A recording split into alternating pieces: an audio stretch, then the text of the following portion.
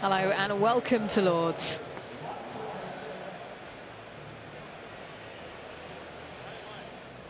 Wherever you're watching around the world, Lord's looking resplendent today, an absolute picture. Where would you rather be? The final one-day international between these two teams. And we've been here before, 4 years ago. Different scenario though, England winning the toss and electing to bat first. They're 2-1 up in the series, a chance to win outright.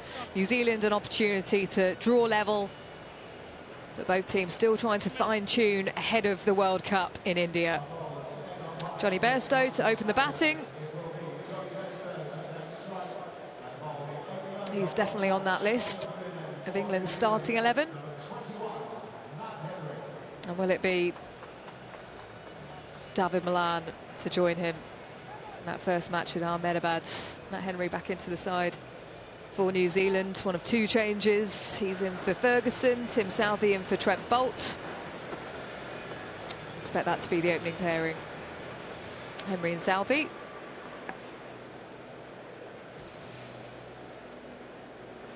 And a welcome along to Kumar Sangakkara.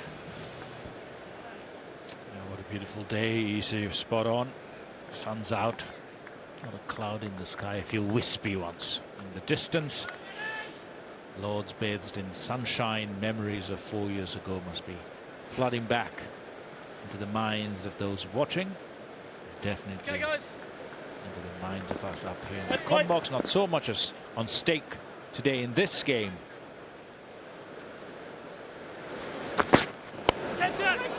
Oh, it's in the air straight away. But he'll get lucky here, Jonny Bairstow. Well, there goes hoping for a nice, calm, sedate start. He's beautifully bowled on the stumps in line. Jonny Bairstow being Jonny Bairstow. Well, that's how he started his career, predominantly leg-sided. That's how he was dismissed in the last game. He actually hit it to a fielder at square leg. This time it catches the top part of the bat, so perhaps a signal is to maybe just grabbing in the pitch. Of course, there's a slope to deal with here as well.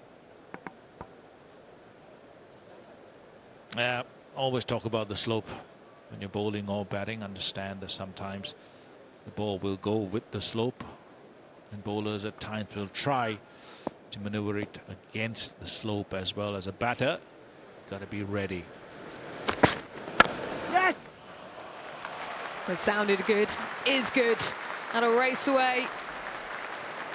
But while it teased Southee for a while, it will go for 4. England's first boundary. Beautifully played. I was here yesterday, taking a bit of filming for MCC for next season 2024, and the outfield was cut like a snooker tabletop. It was just beautifully manicured, and I did in my own head think this is going to be a quick outfield. Not the best of contact, but enough. And the ball rolling away.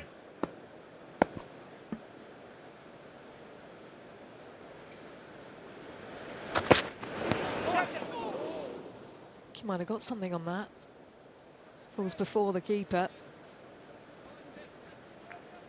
Taking a bit of pace off that.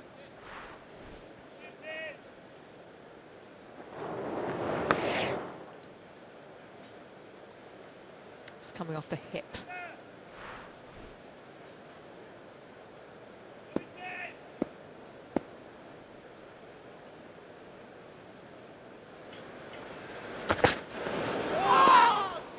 Good leave. This is Matt Henry's strength, isn't it? Quite surprising when Jonny Bairstow leaves one alone just on that line. Usually he throws his bat at everything, especially in this series, and that's the way England play. Beautifully bowled, coming in with the slope. Yeah, that's the danger ball, the one that cuts back down the slope. Good judgment in the end. Even though you know it's coming down the slope at times, and the bowler might be trying to do it, it's just in your own mind understanding how much it can. And sometimes the balls in that channel that you do leave can cut back a lot more than you think and take They're off stump out.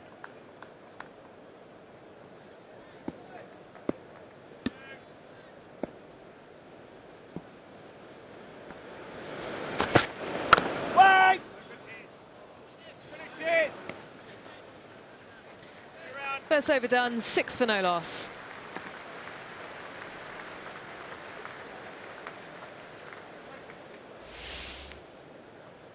Mentioned a couple of changes for New Zealand. Henry and Southey back in, and for England, 3 changes. Willie in for Chris Wokes, who's having a rest.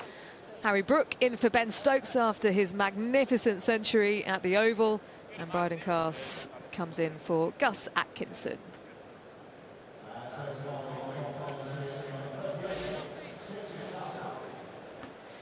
Jason Roy still having problems with his back, and so this partnership resumes Bairstow and Malan.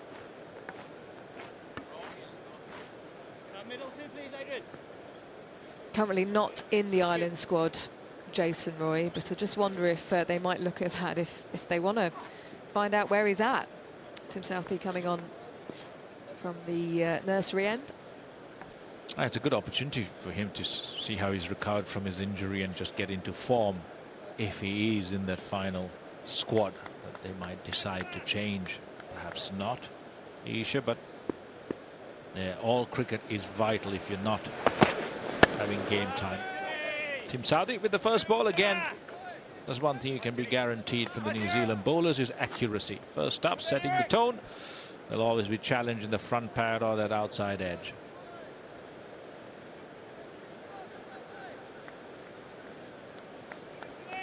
Oh, David Malan, there's no questions about his consistency. Nearly 5 centuries this year already, averaging 58. 96 in the last match at the Oval. Wonderful partnership with Ben Stokes, who dazzled us all. Yeah, incredible stats. 57 plus average, 94 plus strike rate. Wonder why we're still talking if he belongs in this side. He absolutely does, and every single time that he's provided an opportunity, he delivers. We've talked a lot about partnerships in this series, and Jason Roy, Johnny Bairstow, they very much feed off each other. Well, we've seen this so much this series. He drives beautifully. And not an easy shot to play. We've seen a little bit of shape and swing from Tim Southey, bringing the ball back in down the slope in the air more than off the pitch. But this is a glorious shot. Lovely stride in. Doesn't try to overhead it. A little step forward to meet it at the top of the bounce and hitting it on the right. Exceptional. We've seen in swing from Tim Southey really change his grip and get one to go across and feed that first slip.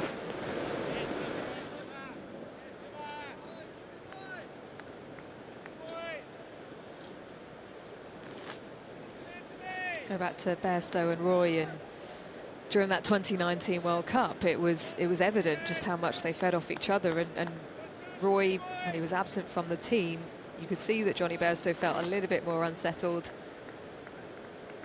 And then when he came back, he was able to click once again. So these two, Bairstow and Malan, if they are going to be the opening pair, just leans on it, gets the width, and it's the balance and timing that allows him to play it away for 4 once again. It looks a fantastic pitch. Good bounce, good carry, good pace. Just enough movement to keep the bowlers interested. But then if you're a batter, when it's coming onto the bat like that, you don't need much effort, just good contact, a little extension just beyond that forward defense. And if it's in the gap here at Lord's, it's 4.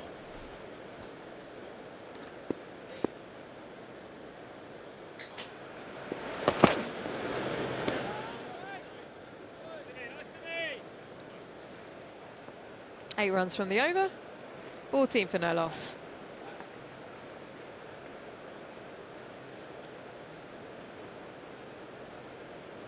Just the 3rd time that these two have batted together opening, Bairstow and Malan. So how long does it take, Kumar, to find that chemistry with your partner at the other end.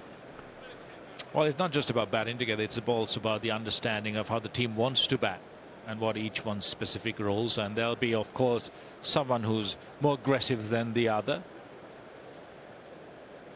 And there'll be other days the one that's not so aggressive might have to take the lead, especially if your partner is finding it difficult. You need to have chats out in the middle, assess conditions together, and then talk about who's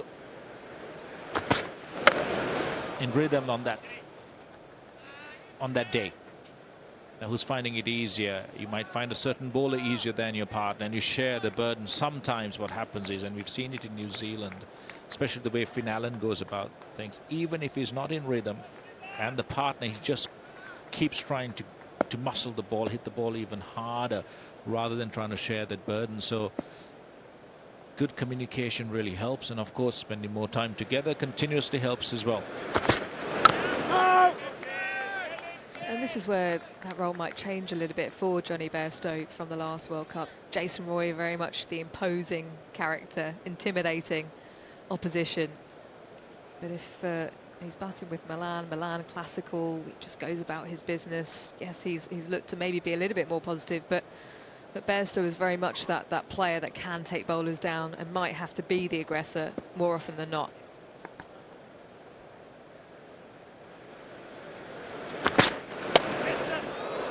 He goes for it, bit of width. Not in control. He's going to push back for a couple. Needs to be quick, but he's fine.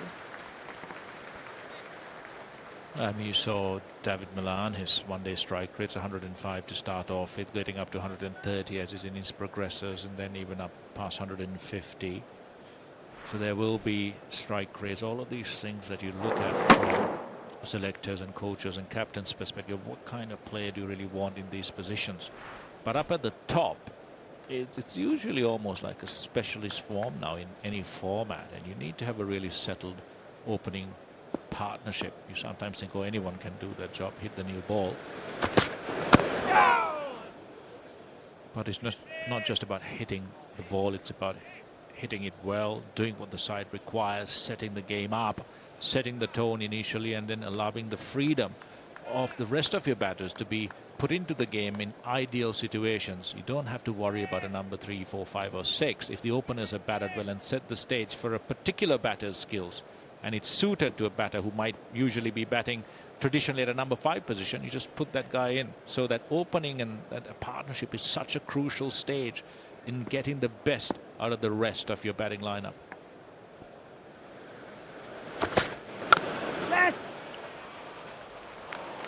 Gets a hand on it. Trying to penetrate that field once again. Generally good judgment from that end, Johnny Bairstow, with that slope coming into him. Knowing which ball to go for and not. Yeah, there's a bowler to Johnny Bairstow. You want to concentrate in that channel, cut the ball back in continuously, making sure that the length is right so that Johnny Bairstow actually has to reach out to make contact, as he's tried to do. There's extra nip, big gap between bat and pad, LBW or bowled. Yes, yes, yes. Okay. Oh, a forceful drive. End of the over 19 for no loss.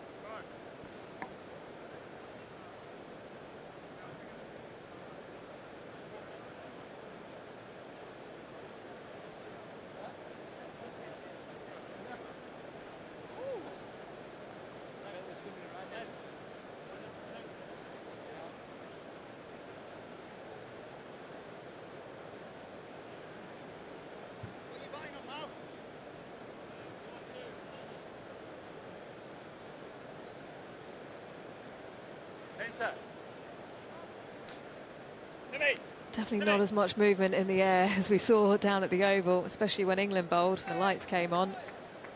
Southey is someone who can get the ball to shape. That one slip in play, but a packed offside field, all those drives. Southey has two things that he will try and do here, Isha. One is use the slope. He's got good swing, so let the slope exaggerate the swing off the pitch. And then, of course, he'll change his grip and do a wobble seam off cutter that nips back. So he'll be trying to set Johnny Bairstow up. Oh, again, he goes for it, but catches the outer part of the bat. Hasn't looked convincing, Bairstow, although pretty clear where his intent lies. That's one thing that never goes out of fashion, isn't it? If you go hard to get an outside edge, it's most likely to beat a fielder and fall into space, as it's done quite a few times for Johnny Bairstow.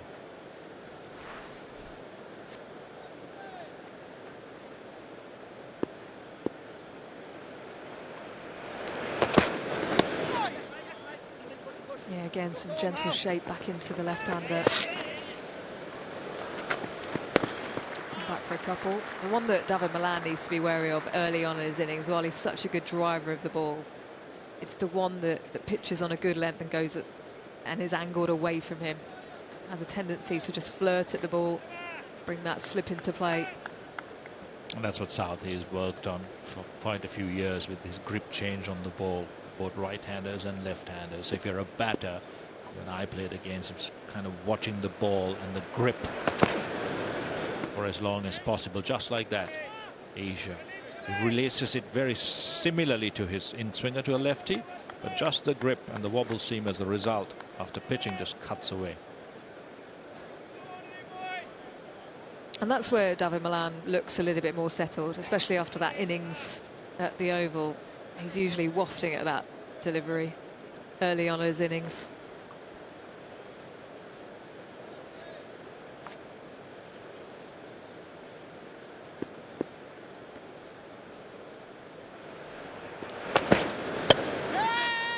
Chipped. And safely again. Another New Zealand bowler who did something similar, but in the opposite way, was Shane Bond. It's very quick. He used to bowl a big hooping in-swinger at extreme high pace to right-handers, taking it away from left-handers. And because with his action he couldn't get the ball to swing away, he would change his grip to almost a cross-seam ball, like the Mackay-Intini used to do that as well. And then bowling it into the pitch where it just holds and straightens. And that's enough to take the nick or to get a left-hander LBW.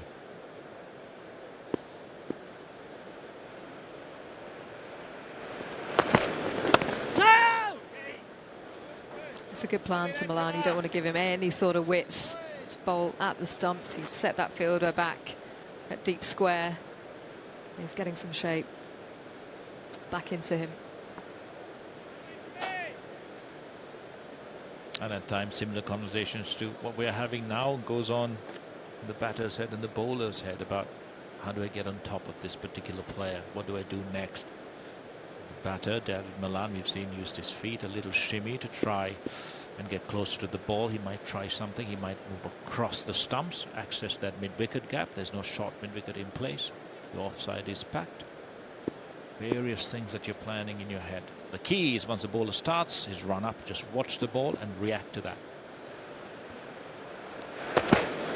Yeah, run. That's exactly where he was searching for.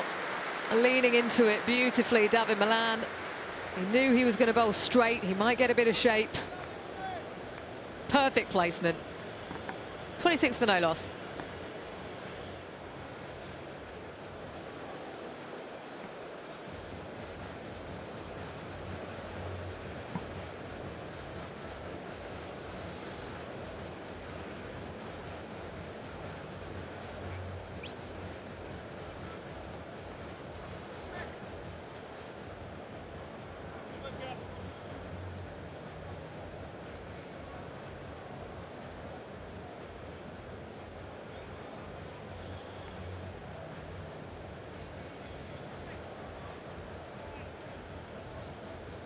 England travelling nicely, 26 for no loss. David Malan's looked pretty fluent. Johnny Bairstow's looked to be imposing.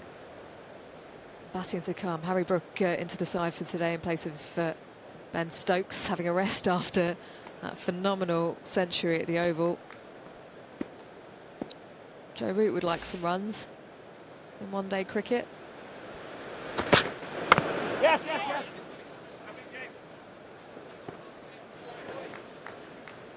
Last 50 in one-day internationals came last year, although he hasn't played a lot. And that's the challenge, I guess, for players these days, because they don't play a lot of one-day cricket, is just getting back into that rhythm. But although you might know what mindset you want to have, it's still different, Kumar. You just need to play enough, isn't it, to be able to shift your, not just your mindset, but your rhythm, your attitude, the aggression with which you play, all of that in terms of what is required in a slightly different format. There are nuances that you need time to kind of get used to, even though you're a very experienced player. Red ball to T20 to one-day cricket.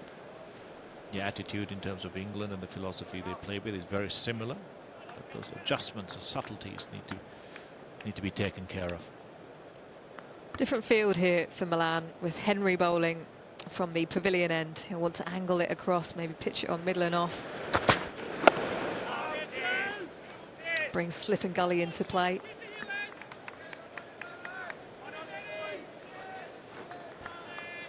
You're talking about Johnny Bairstow and most of the bowling meetings, and you're talking about Johnny Bairstow, what are we going to bowl? One is use high pace, and the next one is challenge that off-stump line on a length and trying to cut the ball back in. You see Matt Henry relentless at Johnny Bairstow.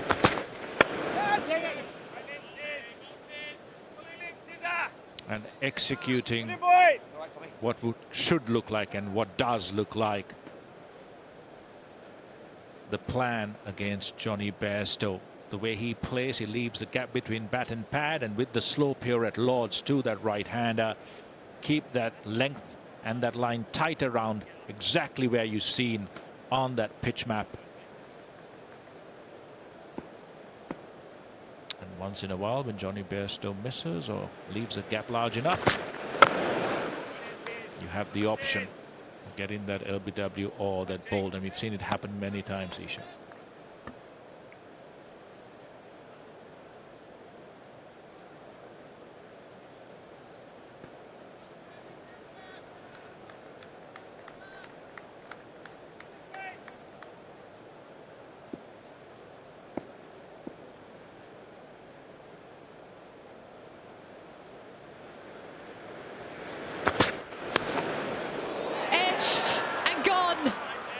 That relentless line and length from Matt Henry.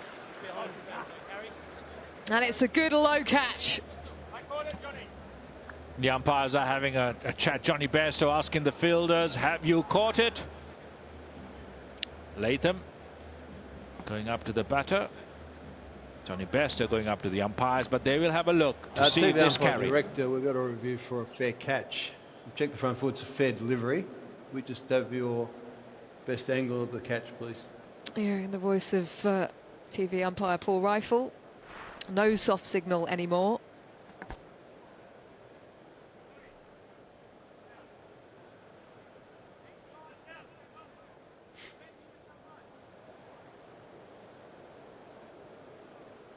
Yeah, clean catch. Okay. Looks like it's clean.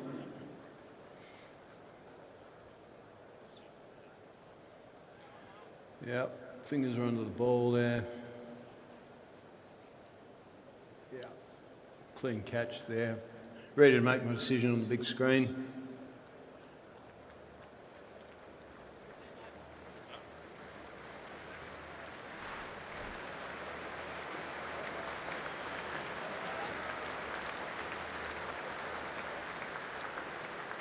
Confirmation coming then. Pretty easy decision for Paul Rifle. Johnny Bairstow will head off. Nice battle between him and Henry, but Henry wins. He's out for 13. England 28 for 1. We talked about the slope as well, Isha. It works both ways, and if you are good enough to continuously put it into the batter's mind that I'm coming for that off stump and that front pad, if it holds against the slope, the batter's going to continuously try and play, ensuring that he gets bat on ball, and it creates opportunities on either side of the bat for the bowler. And in comes Joe Root.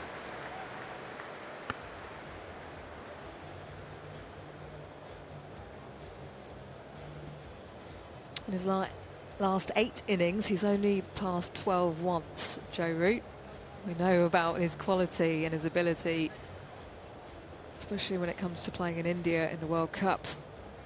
How he plays spin, just sheer quality, and he keeps getting better and better as well when you think about how he played in the Test matches. Plays 360, can impose himself on any opposition, and he just keeps the scoreboard ticking. But he loves some runs in this match ahead of the World Cup campaign.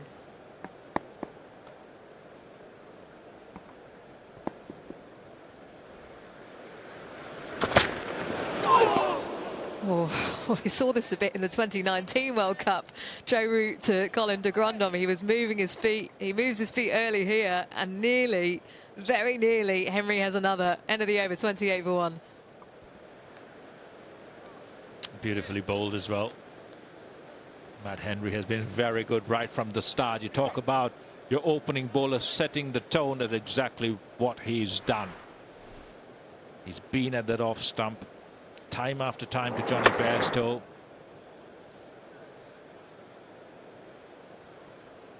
And Daryl Mitchell, a good low catch, but that could have cost him a little bit. He's off the field. And Matt Henry just concentrating on hitting the seam. And when he does, it can move either way. Might have just popped it out as he took it. And to get some running repairs.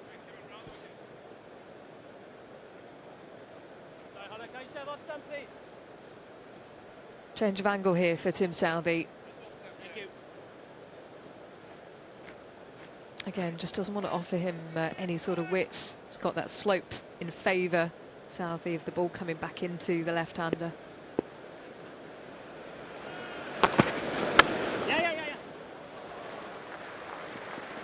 This angle can work either way. It actually brings the ball back into the hitting area of a left-hander.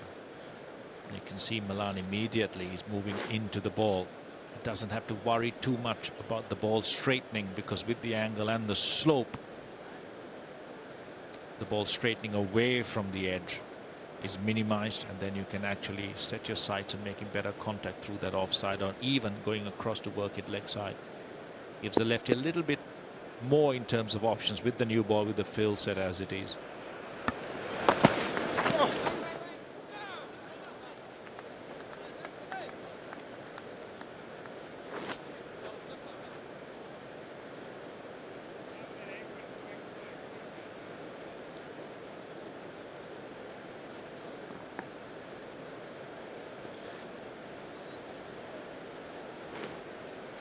Seven out of the last 8 matches here, Kumar, have been won by the team batting first, aside from that World Cup final.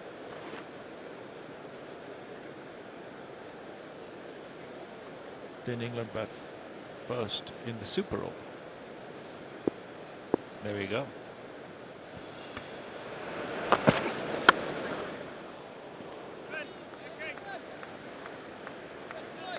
Always finding a way to spin a narrative. Always, always.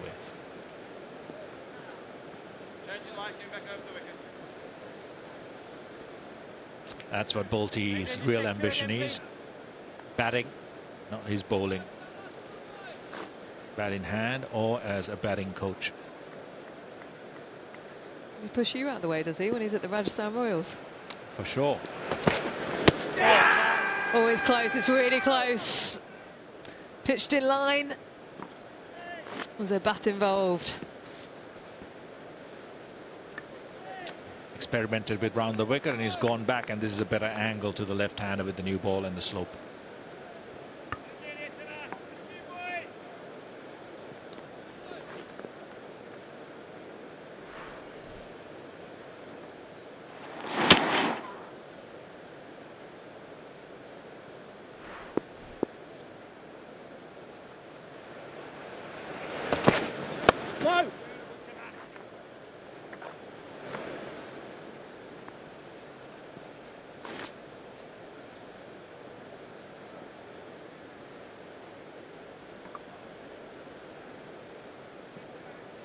Let's have another look at that one.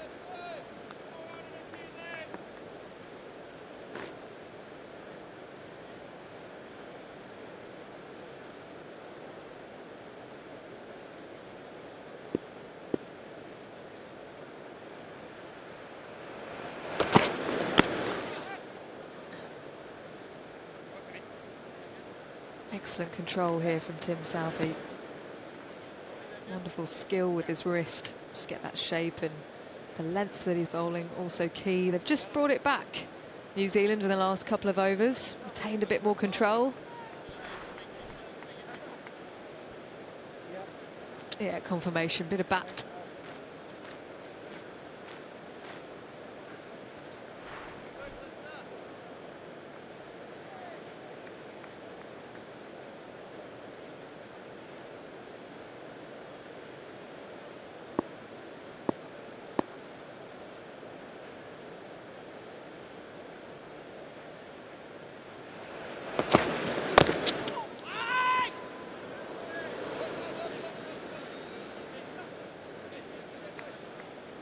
End of the over, 4 runs from it, 32 for 1.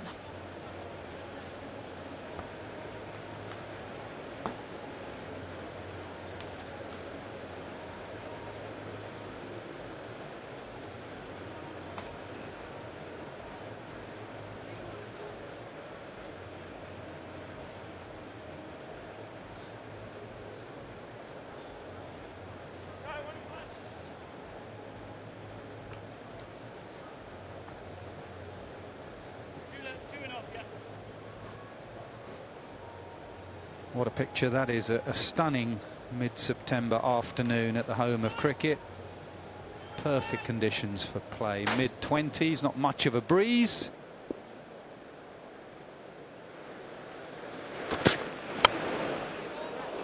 Just past that fine gully. New Zealand have been pretty good. Even the early runs didn't really come off the middle of the bat. Malan cracked an excellent cover drive. And then the wicket of Bairstow, a good catch from Mitchell. Henry's line to Bairstow has been excellent, really. Bairstow trying to work to leg. Holding a line just around about off stump, just outside. And that's the one that nipped away and found the edge. No!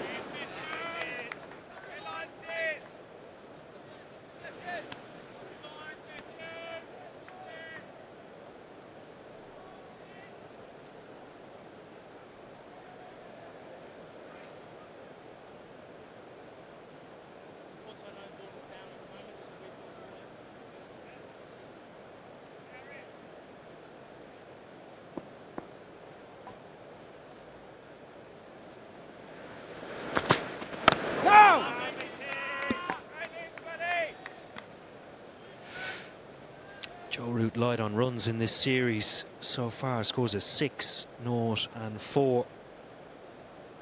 Looking to capitalise on good batting conditions today. When the sun is out at Lord's, is the best time to bat.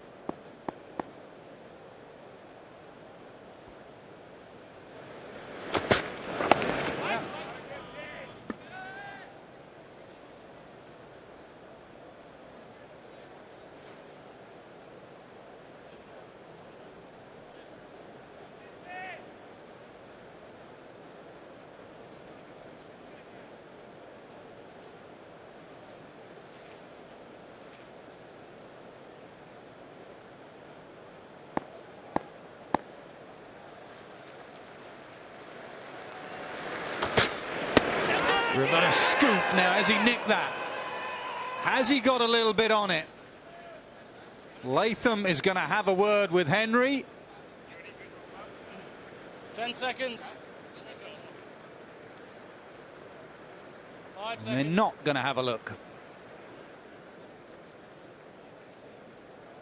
Well, there was certainly one really loud noise, and I think it was pad. Root going for his reverse scoop.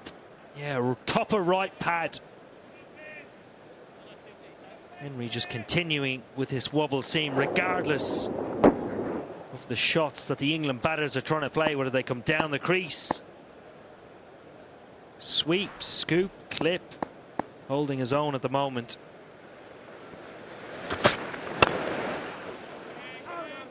Very good from Henry. Just one from that over. 33 for 1. I think the debate was more whether there was something before the pad. We had a couple the other day at the Oval, Mitchell being one of them, where he nicked it onto the thigh pad and then on review. So they were debating, was there anything there? And there wasn't. And then obviously the big noise and deflection. It was this bit that New Zealand were interested in, and he missed it.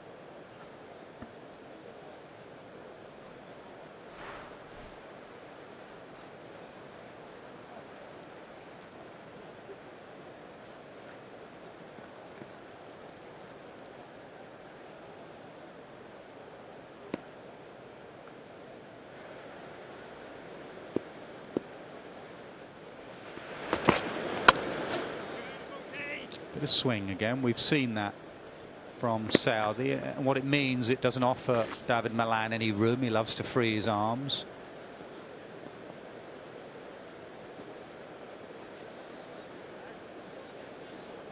Jofra's had a hit. He was having a bowl early. He's been having a bowl the last 3 or 4 days with England.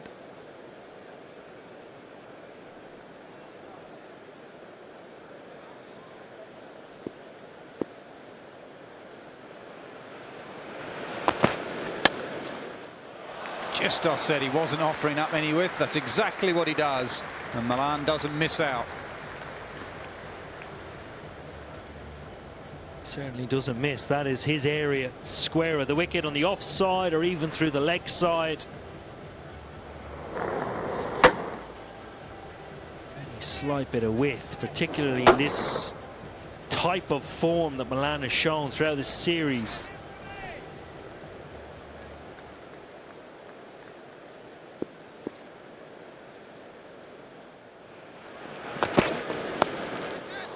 Short ball, fine legs up, back-to-back boundaries.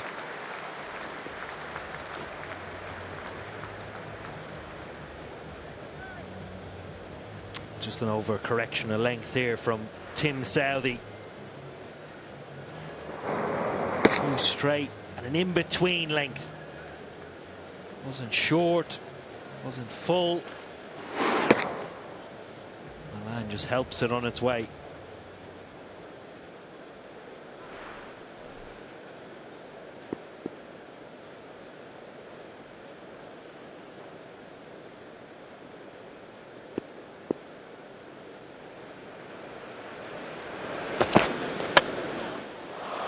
Is 3 on the bounce. Behind square, then the pull, then in front of square offside. This is excellent batting from David Malan. First boundary of the over has earned him his second and now his third. Southee just not finding his length after being hit off it. Excellent cover drive. Beautiful swing of the bat.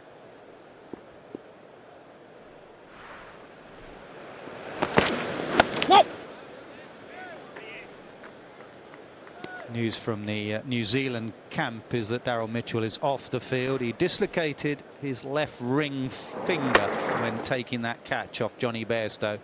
It was low down and he's dislocated his finger. As you can see there, he went straight off. Looks like he's already got it taped, and Finn Allen's on for him.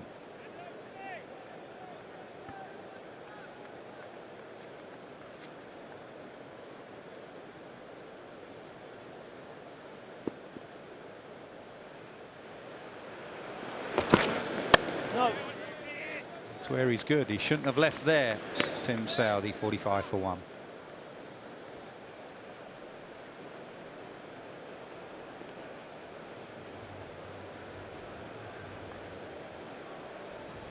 Change of bat, I think, for Joe Root. 0 from 7, just searching. Not often we've said that about Joe Root. Searching for a bit of form in this series, in this format.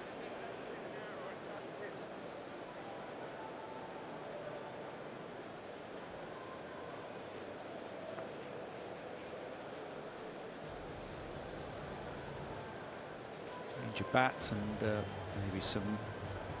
Find the middle. He's tried a reverse scoop, he missed it.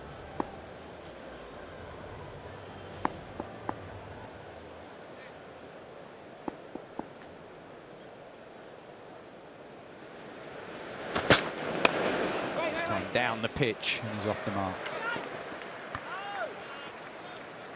Okay. No touch.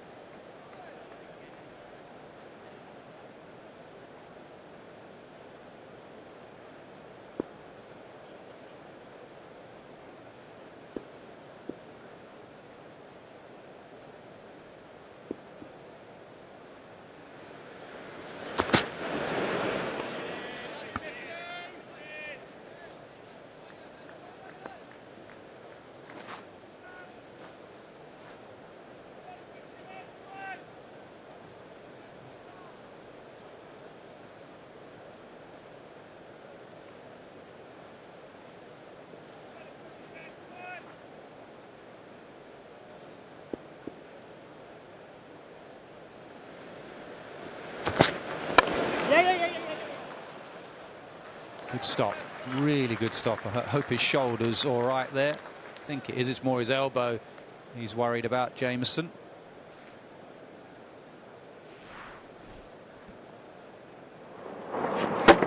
Really big man, Kyle Jameson. This is a long way down. Excellent work.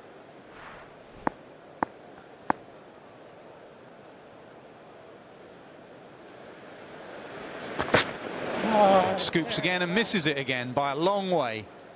Now there is a third man and a slip. 2 slips. Root backing himself. Yeah, he certainly is his favoured go-to shots, and we very rarely see him miss it. Miss the opportunity to score. Normally gets something on it, and very often times it for 6 regardless of the format. You can see that vacant spot right over the keeper's head.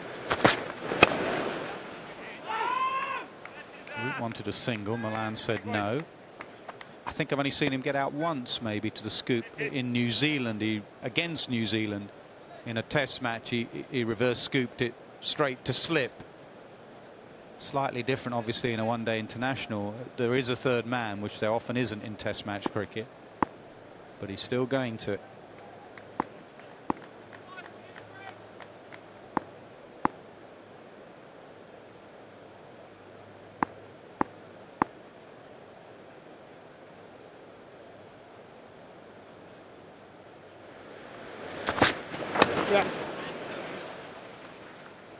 Should just be one.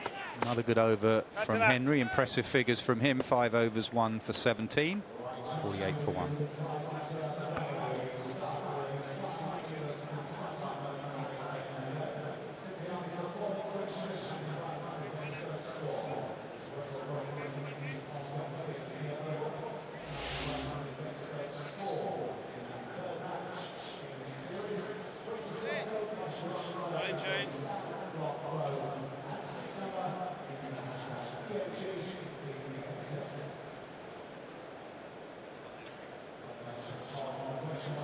Three changes for England.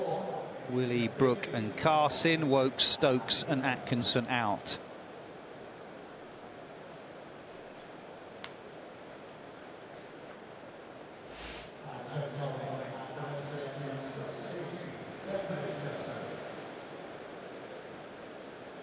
Ben Lister into the attack, bowling from the nursery end. Usually a left armer will bowl from the pavilion end, but he's a slightly different type of left armer. Yeah. Pulls it into the pitch with some variation.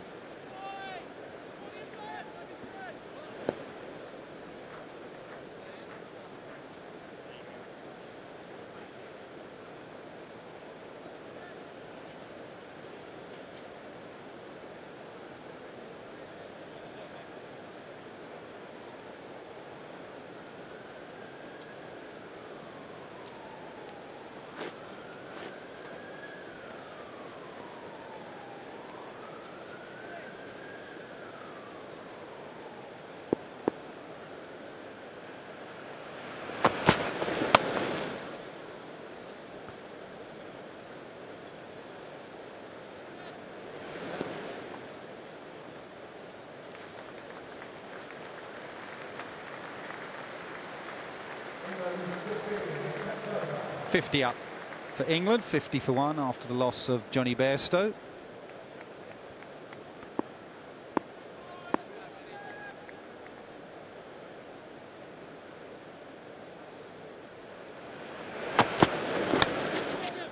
Edged and past slip. Root looking to work to leg, and Lister just taking it down the slope.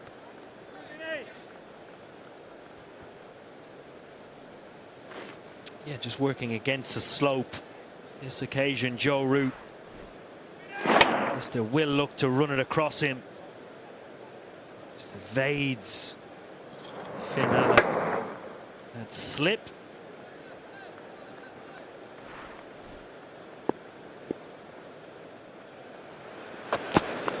No!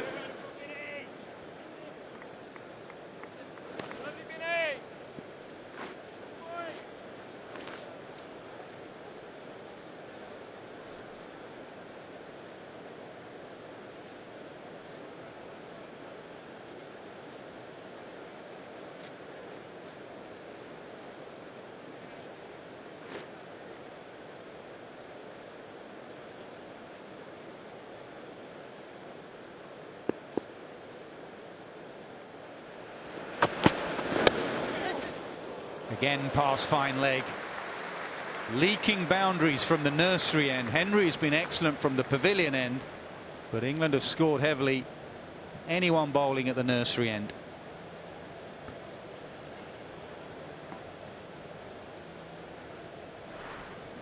It's just a change of angle from right hand to left hand. It's only a slight variation. You're bowling down the slope. That is the side you tend to miss.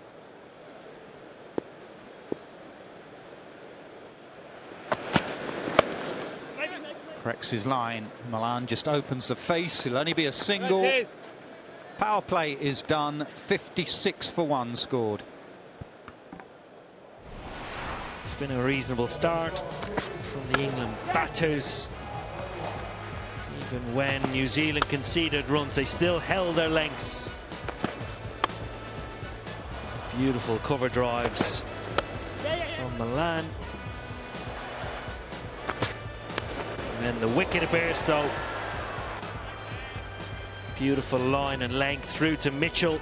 Dislocated one of his fingers and is still off the field.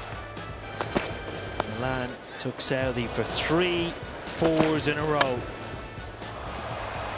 Wonderful shots. There we go, confirmation. Start of power play 2.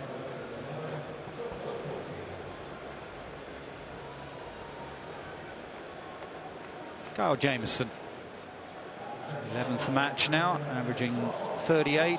Economy's pretty decent.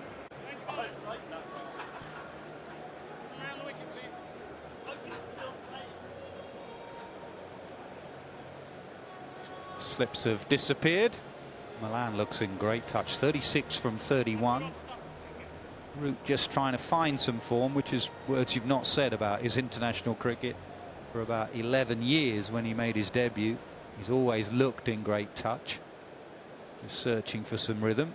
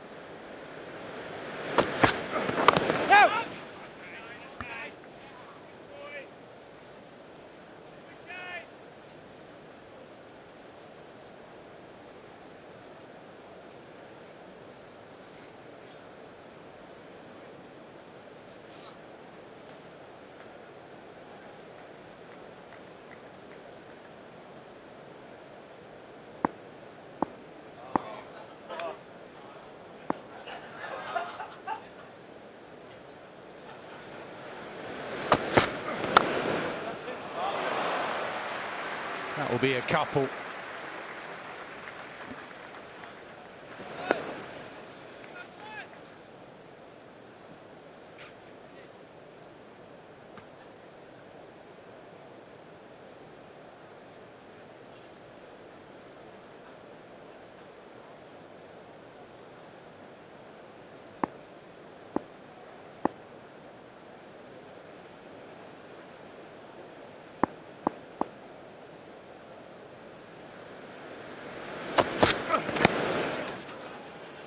It may have just flicked a glove, didn't carry through to slip, it just died. Yeah, again, it's the length. It's making Joe Root play this shot. Just looking to work it between both men. It's a second slip, Finn Allen. And a wide fly gully. There is a gap. Man goes out leg side now just to protect. Down the hill it runs away. Good start from Jameson. 3 from that over, 59 for 1. Yeah, absolutely fine. Yeah, yeah.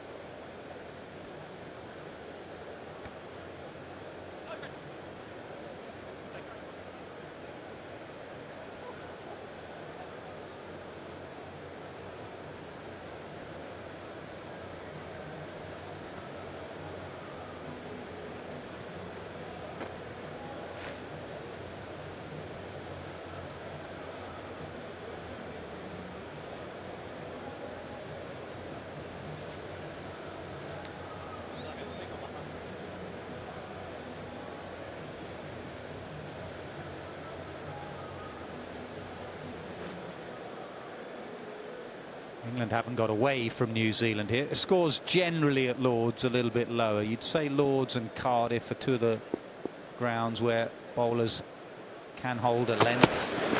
Yeah. It's not a bad pitch by any means, but it's a bit lower and slower. And if you can just bowl a length and make the batters hit on the up, it's slightly harder. And that's what New Zealand done so far today. You can see there, no drive balls. Just the one that's between 2 meters and 4 meters, and you can see where the wicket is. Bowl length 65%. No need to change from that yet until they hit you off that length.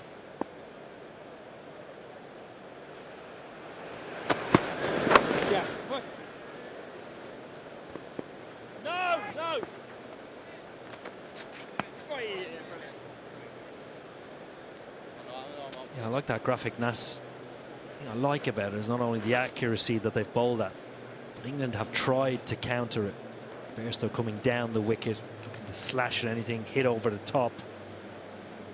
Malan just looking to hit square the wicket. Root looking to go to his reverse scoop. Again, advancing down the wicket, but they've held their own. Stuck to what's worked. Yeah.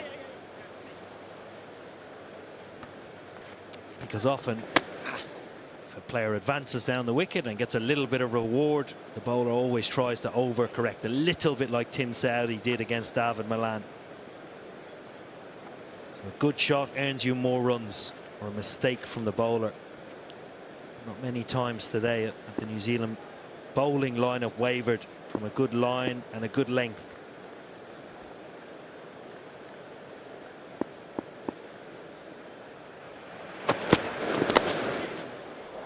Again, he's trying to get it past that slip.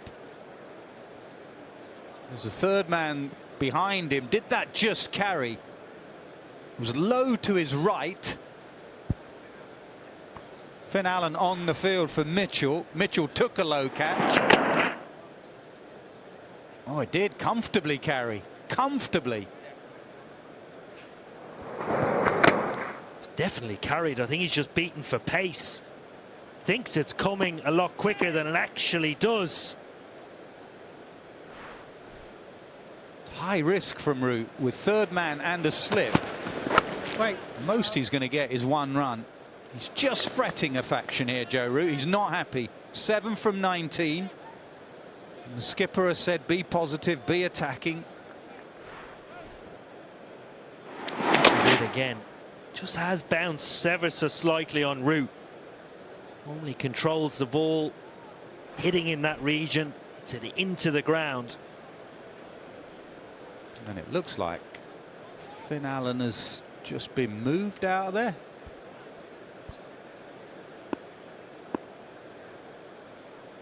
Phillips might have gone in there.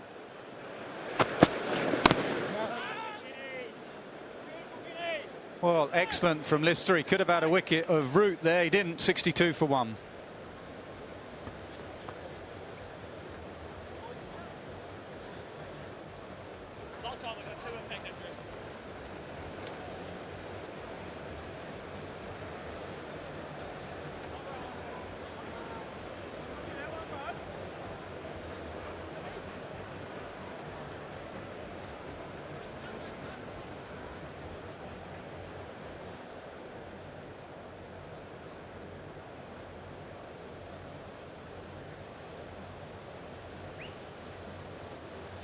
Beautiful sight on a late summer's day.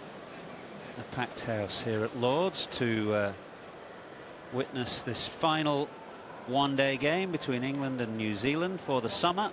England 62 for 1 in 12. It's very unusual actually to see Joe Root bat scratchily, but you'd say he's looking scratchy right now. Last over, he was put down by Finn Allen. It was a strange shot, because Finn Allen is there, but there's also a fielder on the boundary behind Finn Allen. So it was an unusual shot to play. It could have been very costly. He got away with one.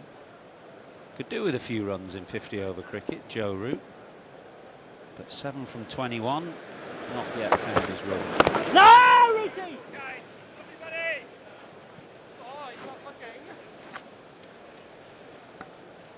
Well, strange shot, Athers, but also a strange attempt at the catch. Very lazy from Finn Allen. Wasn't absolutely flying. It didn't require a one-handed dive. I think he could have got 2 hands to it. He's paid the price. He's now off the field with that finger that's bleeding. Trent Boult has come on. He thought he was having a day with his feet up. Not to be.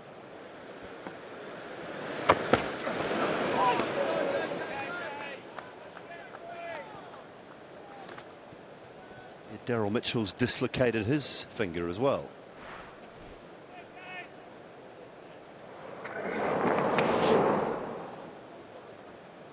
Well, it went a decent amount off the surface.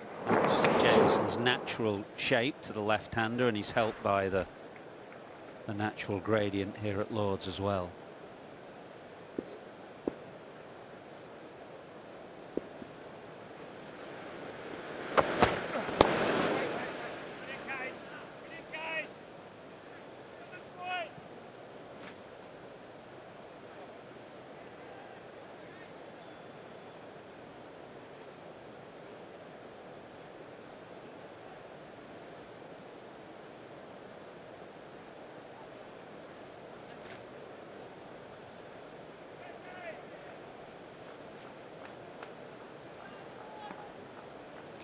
Still with the New Zealand team. He'll be making his way home with the squad. A few of the squad that are going to the World Cup will be going back to New Zealand to spend some time at home before India, and the rest will be on their way to Bangladesh to play a short 3-match series there. Vastly different looking batting lineup. Some opportunities for the likes of Dean Foxcroft. Players you won't have heard of in that New Zealand lineup. A few of the bowlers are going along. Chad Bowes, Cole McConkey on that tour as well. No! One assumes they arranged that 3-match series just ahead of the World Cup in order to provide some kind of experience and practice in subcontinental conditions. It begs the question, why are the majority of those in the World Cup not playing? So it's similar to England and the 3-match series against Ireland. Yeah, I can understand the island stuff because the conditions are not going to be as similar as some of the conditions you'll face in India, but I cannot fathom the fact that a lot of the batters are not going to Bangladesh. 13 overs bowled, 62 for 1. Would have thought as important for the batters as it is for the bowlers to go, but I know they've been away for a while. Had a trip to the UAE prior to coming here to England. 4 T20s, 4 ODIs here in preparation for that World Cup. Just going home, 5, 6, 7 of them I think, and then meeting up with the rest of the team before they head on to India.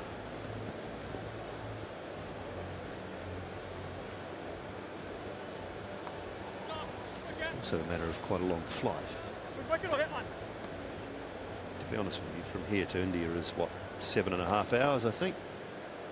Probably 10 flights a day out of London somewhere, going into different cities in India.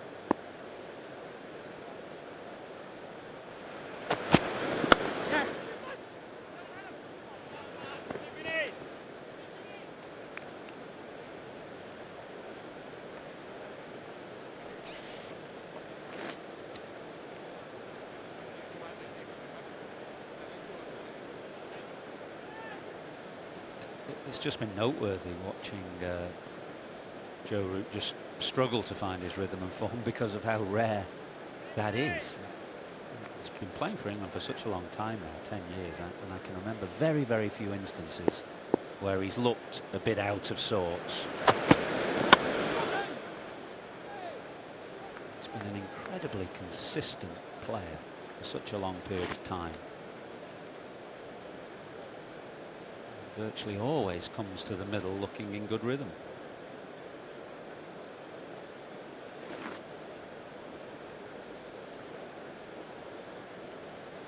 Don't see that too often. 50 over cricket for Joe Root. He just looks like he's struggling a touch as well.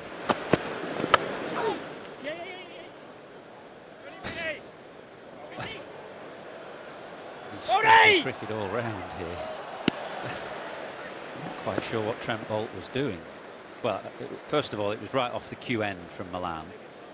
Then there was a bit of bad running between Malan and Root, and then Boult just gave away 2 when it really should have been 1. So Root's not looking at this point, and Boult just jogs after it and lets them get 2.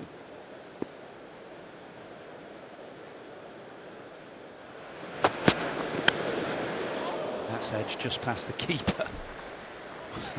It was a genuine edge. Malan was looking to steer this through the covers and picks up 4. The previous one off the cue end, this one off the outside edge.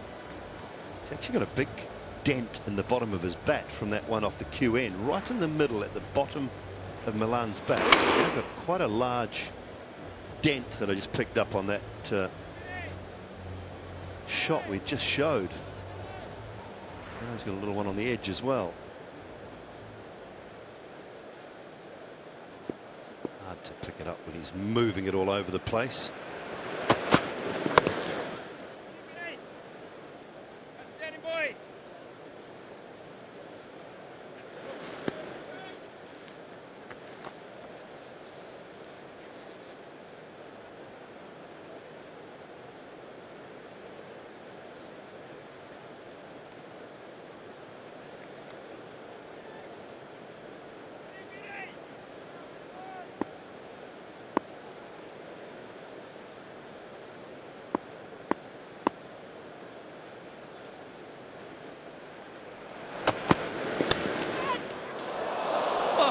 Well, would you believe it? It's a real struggle for Joe Root, and he's been put down again, and this time it's Saudi. We've already had 2. Oh no, we've got a dislocation. Oh dear me. That's not the position you want to be fielding in this game. Fine gully, 5th slip, because if you are, watch out. Get someone in there who can catch, please. Tim Southey's usually very good. People will say he's a terrific slipper. Yeah, this has hit the top of the thumb. A little bit too low on that one. Not sure what that is, but it has now claimed 3 players. Claimed Daryl Mitchell early on at slip region. Away to his left, took the catch. Finn Allen spilt one that he probably should have got 2 hands to. And all the bowlers who thought they were feet up and have a rest day are out there in the field. The question is, who's going to go in that position now? Utterly bizarre sequence of events. Put someone in there who's not going to the World Cup first and foremost. Get Jameson or Nichols or someone in there. It's going to be in the back of every player's mind, isn't it? You don't want an injury at one. Fingers crossed that's not a serious one for Tim Southee. You do not want to get injured right now with the World Cup less than a month away, 3 weeks away. Now, Sachin Ravindra. England 71 for 1. Root is still there somehow. Don't know how, but he's still there. 9 from 23. Desperately trying to find some form.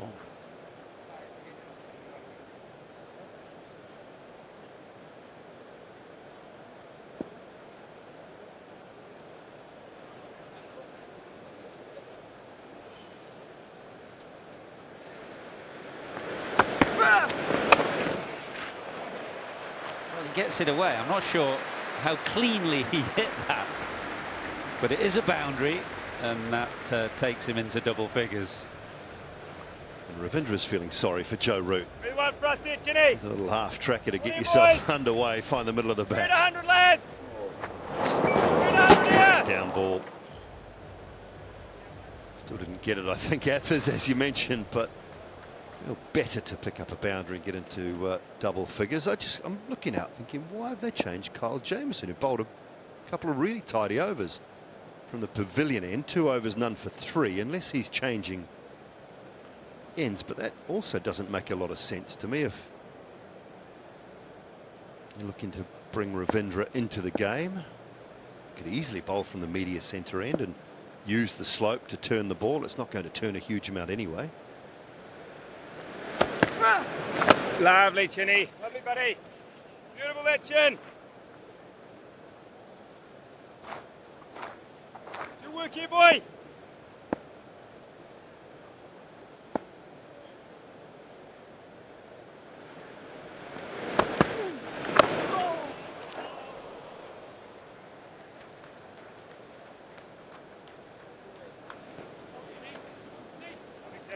Mind the boundary rope at this ground, Trent. 2 points.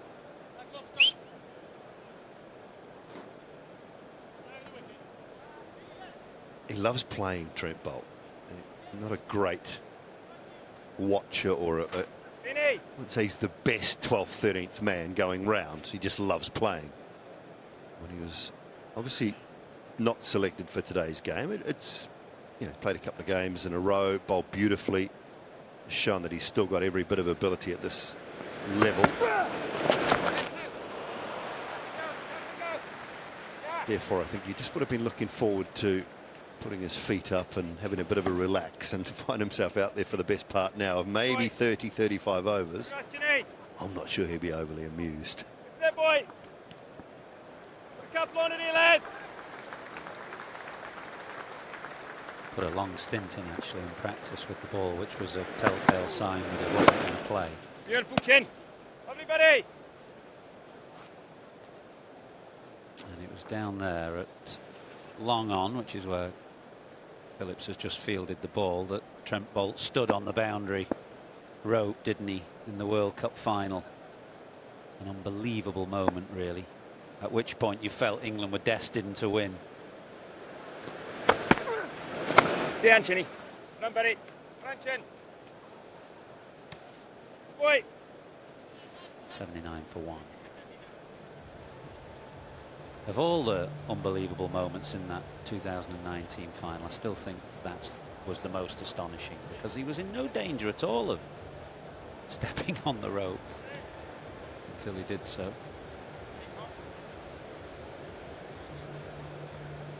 Well, we wondered whether Jameson might be switching ends, and indeed that is what is going to happen.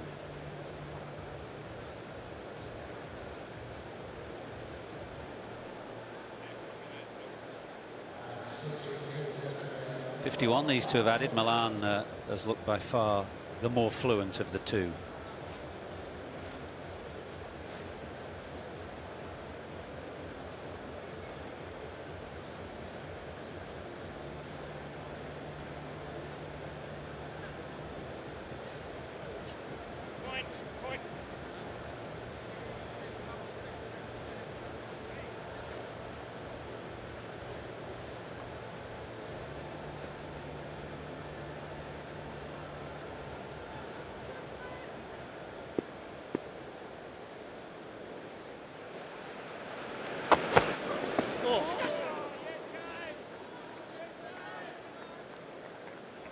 Well, to get that ball leaving the left-hander, he's got to work a bit harder from this end, Jameson, with the natural slope against him. He gets this one to hold up just enough.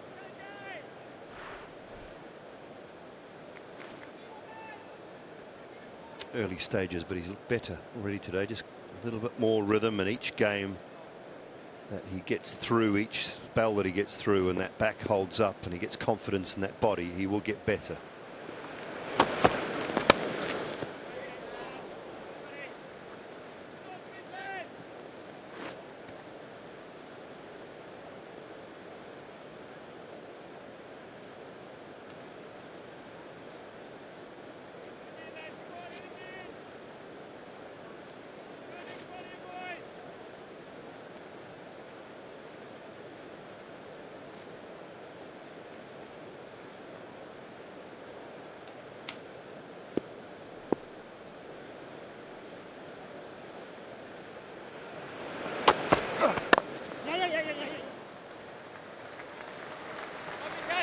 .50 to David Malan.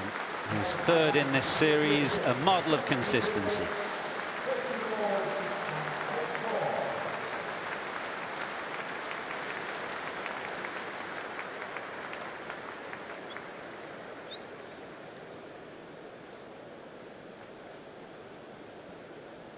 Sixth in his last 9 innings. Isha wanted him out of the team, didn't she? She was dropping him.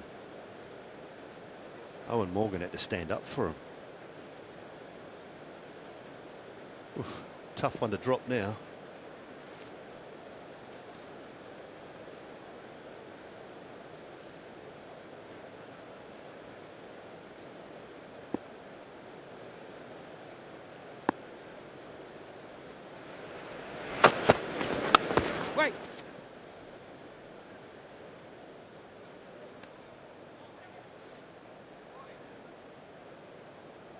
He's a very good player across all formats. David Malan, good first-class record. Obviously integral to England's T20 team. I think you could make an argument that 50 overs is possibly his best format.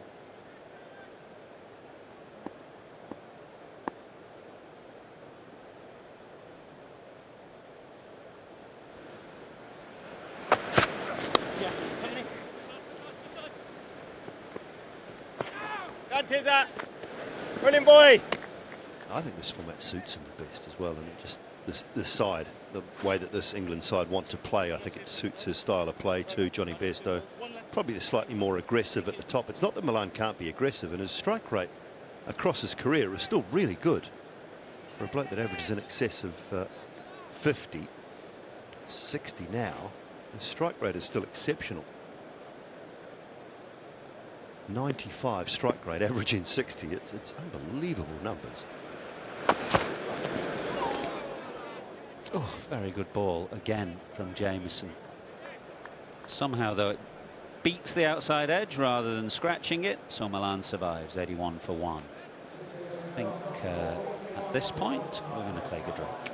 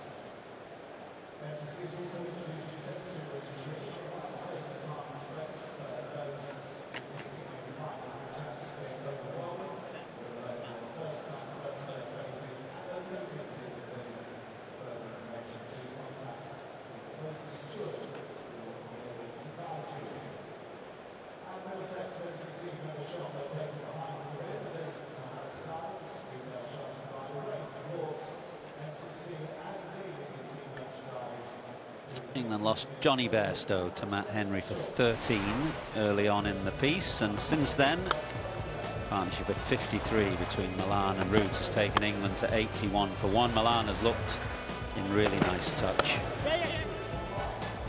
as he has throughout the series. This is his third half century of it. Missed one game, while Root has struggled to get going at the other end. Malan has played quite fluently.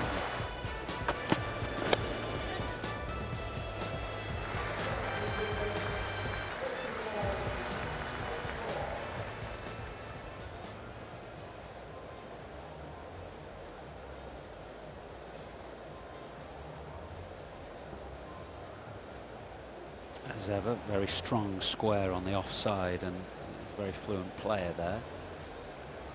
It's been a scrappy old performance from New Zealand, who've given Joe Root a couple of lives in a fine gully position.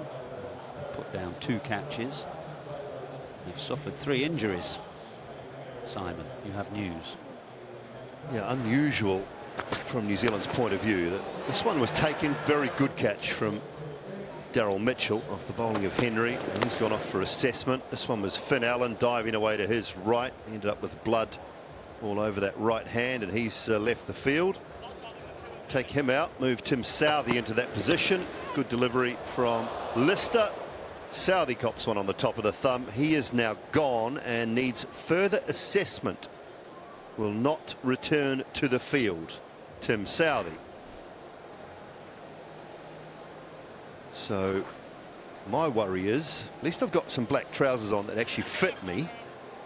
I'd only need a top. I'm not sure how far down the list I am, though, of sub-fielders. I hope I'm a long way. Can you catch? I can catch. I can't get there to catch it. As long as it comes straight to me, I think I'll be okay. Come on! Come through at 100!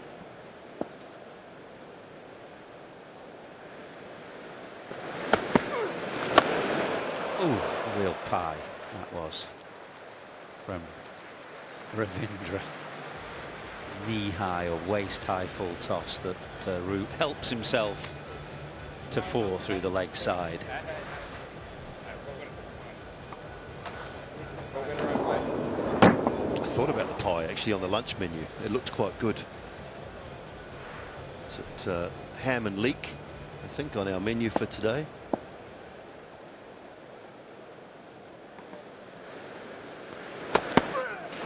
Beautiful, Chinny. Famous, talking about being short of fielders. There's a famous example here, I think, when Bob Taylor, many years out of retirement, came back to keep wicket one afternoon for England in a test match. What other Kiwis are here? You've got Stephen Fleming on the balcony. He could have a do. As Root sweeps, and sweeps well this time, in front of square. Very straight mid-wicket or wide mid-on, whatever you want to call it, but it's 6 to him. Maybe he's starting to flow now. Well, the half tracker and then the full toss just maybe got him going. This is a terrific shot, more like the Joe Root that we've come to see so often. I think he's in front of me. Good hands. Geez, he had good hands, Stephen Fleming. Jeremy Coney next door. Please. I'm not sure, actually, but the two of them have a lot in common, Jeremy Coney and Stephen Fleming. They're very reluctant to buy a drink, I can tell you that much, both of them. But I think Stephen's slightly better. Well, he's slightly younger.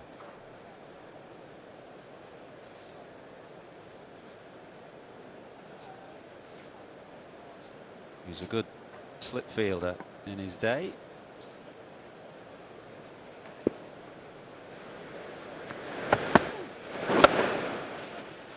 Terrific captain as well, Stephen Fleming. I'm not sure. I always sort of say to people that ask me about captaincy, I don't know that we saw the best of Stephen Fleming as a pure batter while he was captain, because he was such a brilliant captain. I just think it took a little bit of that time away from his batting. He was better than a player who averaged just 40 in Test match cricket, I thought, but he was a terrific captain and a great slip fielder. 93 for 1. Had a slip cordon one stage that consisted of Fleming, Astle and Brian Young, which was just exceptional. That very rarely did the ball ever get dropped when it went through that cordon. They were unbelievably good. He's a great thinker of the game, so no surprise that he's gone on to have a very successful coaching career as well.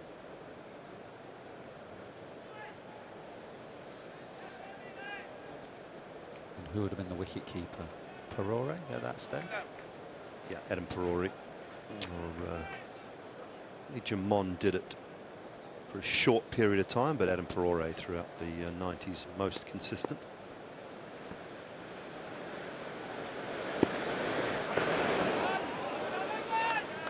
That's the third time that Jamieson, from this end, from the nursery end, has gone past Malan's outside edge. Stephen Fleming had 218 ODIs as skipper for New Zealand. Win percentage just a tick under 47, which is, I think, more than double of any other captain in New Zealand history of 50 over cricket.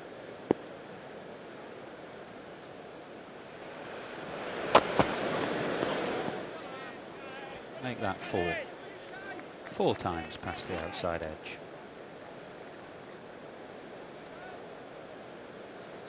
Kind of end of term feeling about this performance at the moment, out in the middle.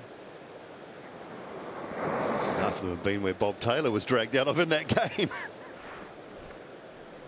The Cornhill box, wasn't it, I think, on that occasion. Dragged out to keep in a test.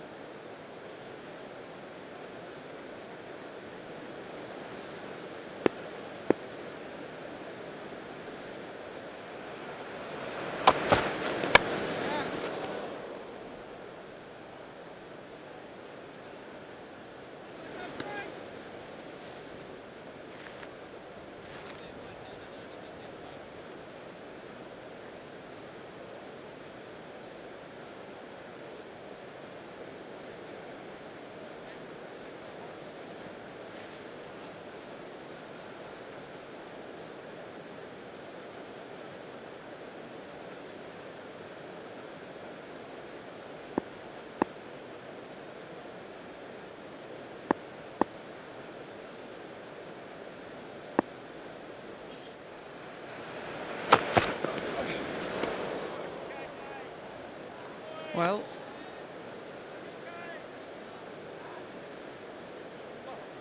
he has played that shot many times over the last year and a half. Usually better than that.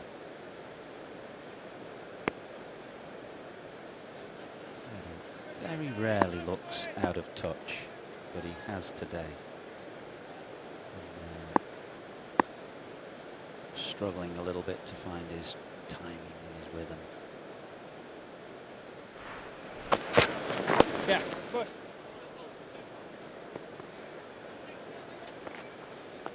That is 97 for 1, not the most distinguished passages of play for the last half hour.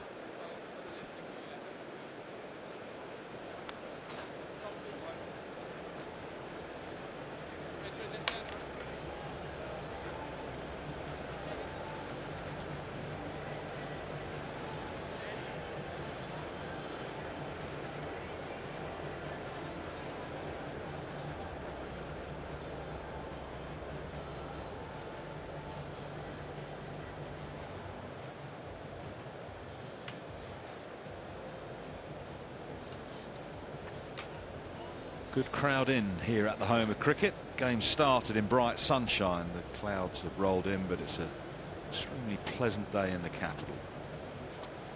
Been a rather bruising first 18 overs for New Zealand, with those 3 players with hand injuries.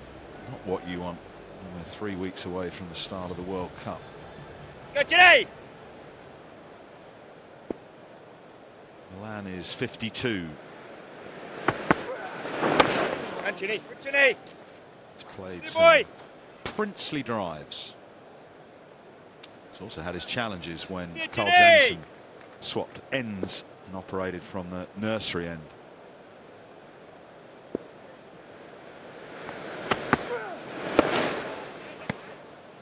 Good Raj, good His Raj! consistency, though, Sanga, has been quite something. Yeah, Malan's been outstanding. Even today, scoring at a good strike rate as well. Some of the others haven't really been as fluent. Joe Root just catching up. Down, Chinny. Well done. Good Raj, good here, Raj. See you, buddy! Root can do some time out in the middle, but the way England players play, they're always playing for the side. The strategy the team has in mind. Won't be too long before he steps on the accelerator. Lovely, Raj. Lovely, buddy. I think England might cut him a little bit of slack, though, in this final game. I completely agree with you. It is about the team and it is about scoring quickly, but they would be delighted if Root can find some of that fluency that we so associate with him. Dropped twice, keeps missing out on his favourite new reverse ramp. Very un-Joe Root-like, but he has time. Down toe. Down toe. And England can catch up as well, Toe. because you've got Brook, Buttler, Livingstone, Ali, Curran still to come.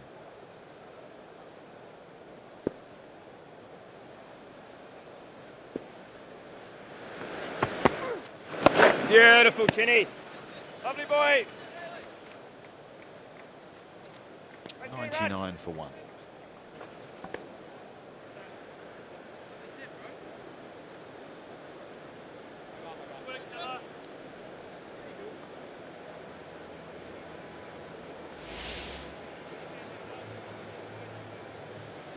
Three changes for England from the other day across the Thames. David Willey in for Wokes, Brook in for Stokes, Bryden Cass replaces Gus Atkinson. So those three changes, but also no sign of Mark Wood or Adil Rashid, who they're being exceptionally cautious with. Jason Roy was running around like a young stallion with the rugby ball earlier, but not quite ready to take part in this one. Potential, I suppose, for him to play against Ireland. Not in that squad initially, but would you be inclined to get him in that squad to play those games against Ireland, just to give him some time in the middle? We've got to balance that with he's got a young family and he's going to be away for a while. Yeah, for sure. He needs time out in the middle. There's no way you can turn up really fresh for a World Cup without actually being confident of your form and that you've done the work to be ready and primed to go out there and hit the ground running from game one. Swung away leg side, didn't get out the middle of the bat, but it is going down the hill and will go for 4. Malan has been challenged by Jameson round the wicket, bowling from this nursery end. He's decided he's got to take the aggressive ploy. World Cups are not tournaments that you have time to play yourself into. So Jason Roy has had very little cricket. His record is solid, but it's been an up and down year for him, so he needs to just get into rhythm. Any sort of cricket has to be taken advantage of, and for Jason Roy it'd be important in his own mind that he feels confident and ready. Malan has moved across outside off stump to get to the line from Carl Jameson. Running Aussie. Lovely catch.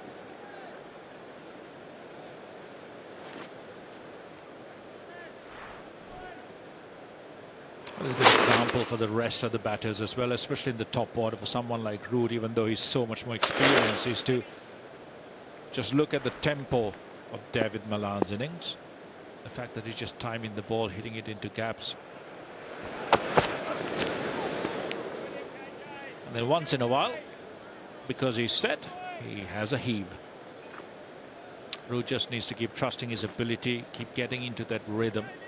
It takes a while sometimes, even if you're in among the runs and in great form. Every game is different, every pitch, the same opposition on a different day. You'll be doing things differently, and you've got to allow yourself the time to fall into rhythm. In a one-day game, you have some time. See some heavy strapping on the ring finger of Daryl Mitchell. Why?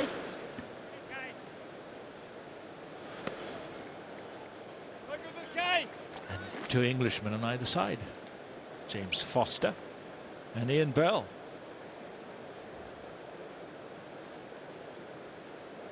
It's amazing when there is World Cup time, the amount of consultants that just come in and sit with the side, talk to players, just the experience and the knowledge that can be imparted.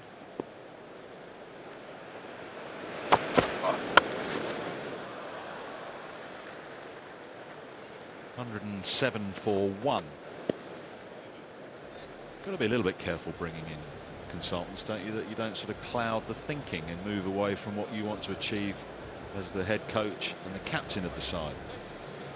It's really important that you're very clear in terms of what the roles are and what they're going to really be specialized in when they do come in, and the access that the players have. Usually they'd have these conversations before bringing them in and have them really specialize in the areas that is required by the team.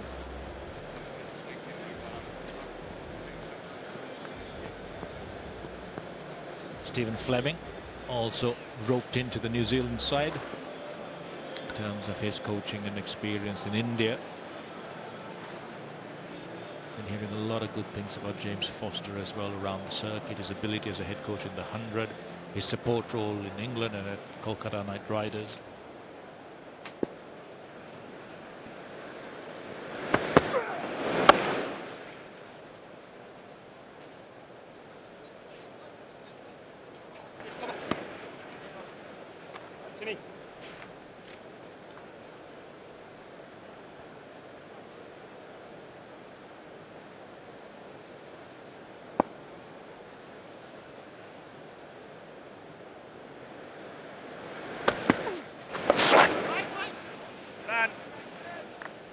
A few more English coaches going around the world in various franchises. Peter Moores goes to the Big Bash. John Batty in the women's side of things is at the Melbourne Stars women in the Big Bash. Foster, as you mentioned, doing some IPL stuff. Ian Bell here with New Zealand. Yeah! Dialed in a couple of times. He'd hoiked Ravindra leg side, a shot he normally plays in his sleep. It's just that Joe Root at the moment is not himself. He's slightly out of sync. Big wicket for New Zealand, nonetheless. Yeah, you can see even by his demeanor and expressions on his face, there's something he's working on in his own mind.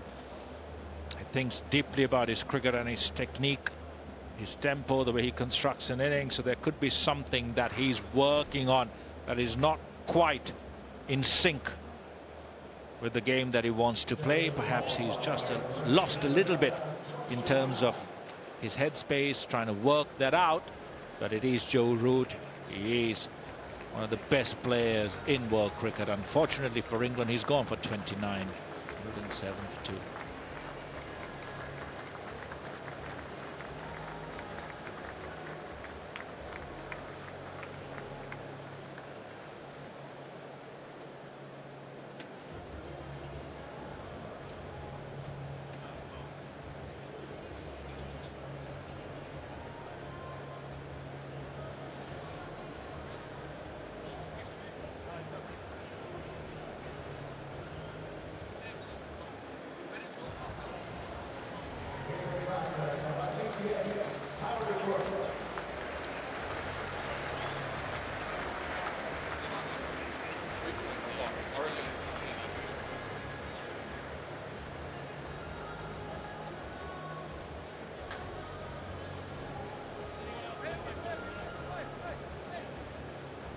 Partnership of 79 between Dawid Malan and Joe Root has been broken.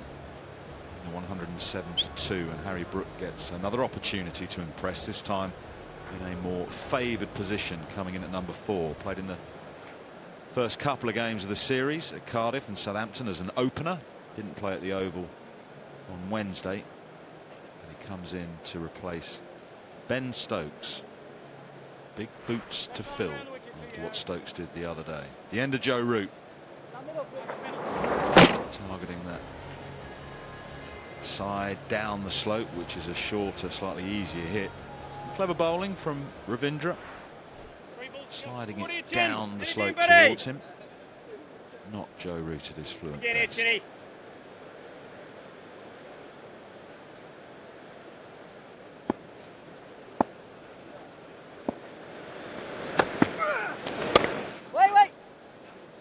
Brook is away thanks to another fumble. New Zealand the other day at the Oval in the field and with the ball, and now here at Lords with 3 drop catches and whatnot. Fumbles not been their efficient self. And injuries as well. Saudi, Daryl Mitchell, not what you want heading into a World Cup. Any cause for concern with injuries is not great news. Square leg. Just behind. Sort of slightly surprised to see Daryl Mitchell on the field. Finger heavily strapped on his left hand. Beautiful, Chinny. Lovely, Chinny. An external injury, so he would be able to bat in his normal position. Doesn't have to serve any time back on the field. You don't want to do any more damage. He's sore enough. Yeah, usually with the dislocation you worry where the bones got chipped or some sort of follow-up fracture. That's beautifully played. Reverse sweep. Malan bringing out a shot that he usually doesn't go to unless he's well set.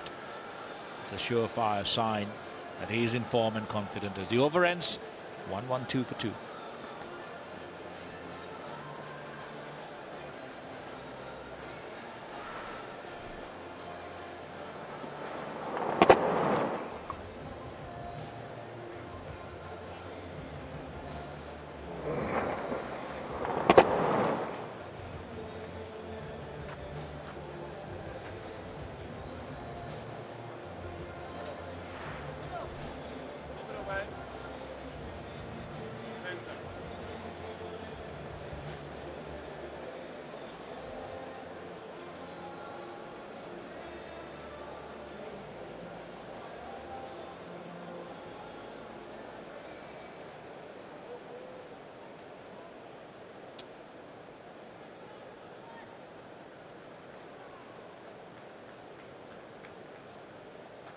Harry Brook will take guard, batting at the pavilion end. Catcher in place. Dangerous position that for New Zealand today. That sort of 5th slip, fine gully. Henry Nicholls, who's the man that's been chosen to go in there.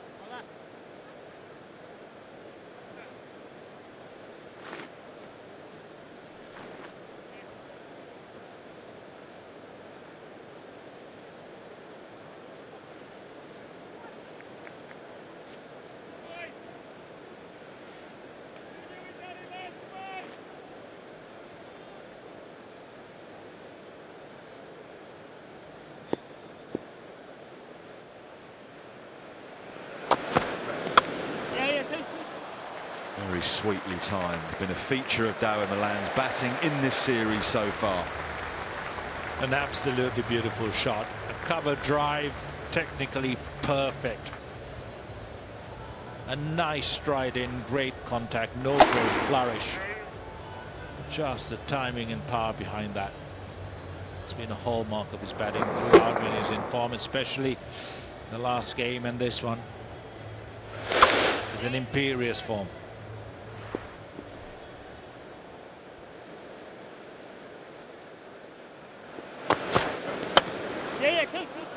Again, half stop, backward point, running away quickly. Oh, it was almost a refusal. It's Conway out there on the fence. I was expecting to see him fling himself at that. He hasn't. I think he's hurt himself. Not another one down. Abdul will be fielding soon. He's just had a really hard impact on his knee. Sometimes when you're not fully committed, you land in awkward positions. See him flying in. Dive, no, not really. A heavy fall. Luckily for him, there's not much to him. It's not the heaviest of athletes going around.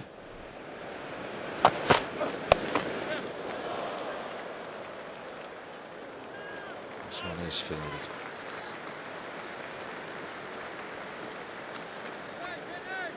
If I were the physiotherapist up in the New Zealand dressing room, I'd be out in the balcony, really worried. In a series like this, so close to a World Cup, while great to understand your players, get some cricket into them, can also cause a lot of worry.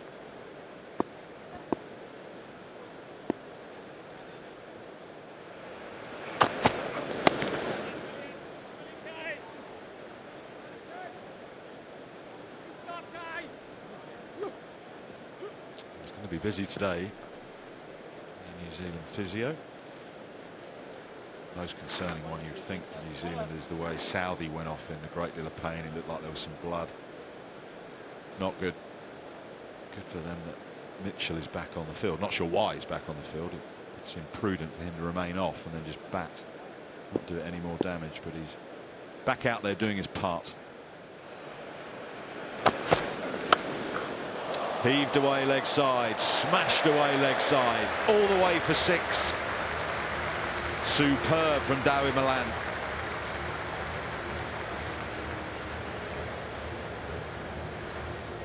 If I were Jamieson, I'd be going over the wicket. We saw Southey try the experiment around the wicket to Malan early on and then quickly settling back to that over the wicket line. It's got to be the same for Jamieson, just bowling into the hitting arc on either side of David Malan. And they're fabulous numbers.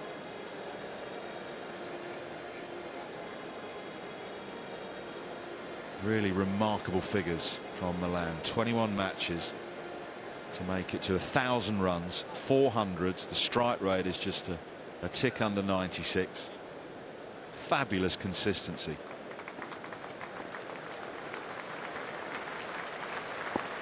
Not aware of it now as it pops up on the big screen.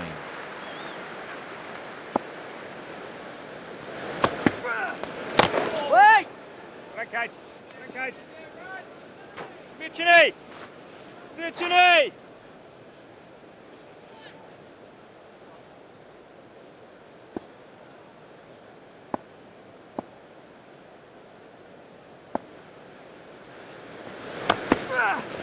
Beautiful, Chinny.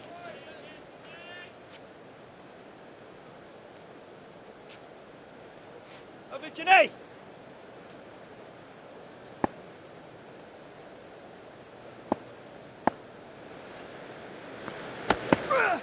Beautiful, Raj. Lovely, Raj. Nice bowling. I think he may have seen Harry Brook advancing towards him, got a sense and just dragged his length back.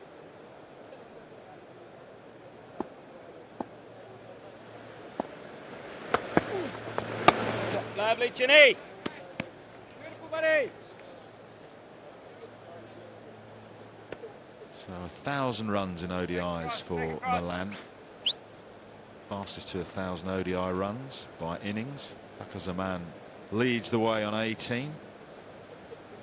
Viv Richards 21. Kevin Pietersen 21. Jonathan Trott 21. Barber 21. And now Malan. Exalted company.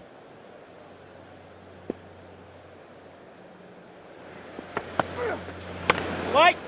Lunches. Run.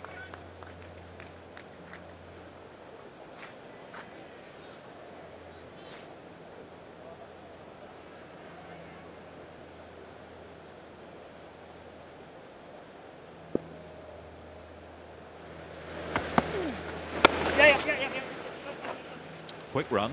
Brook comfortably home in the end. Not backing up. This is uncharacteristically sloppy from New Zealand. Here today at Lord's and on Wednesday also at the Oval. 131 for 2. pick your brains on this, Kumar, because Jameson at times was challenging Malan round the wicket. I reckon at least 4 times he did that with that angle and trying to get the ball up the slope. Malan then countered by triggering outside his off stump to get closer to the line of the ball.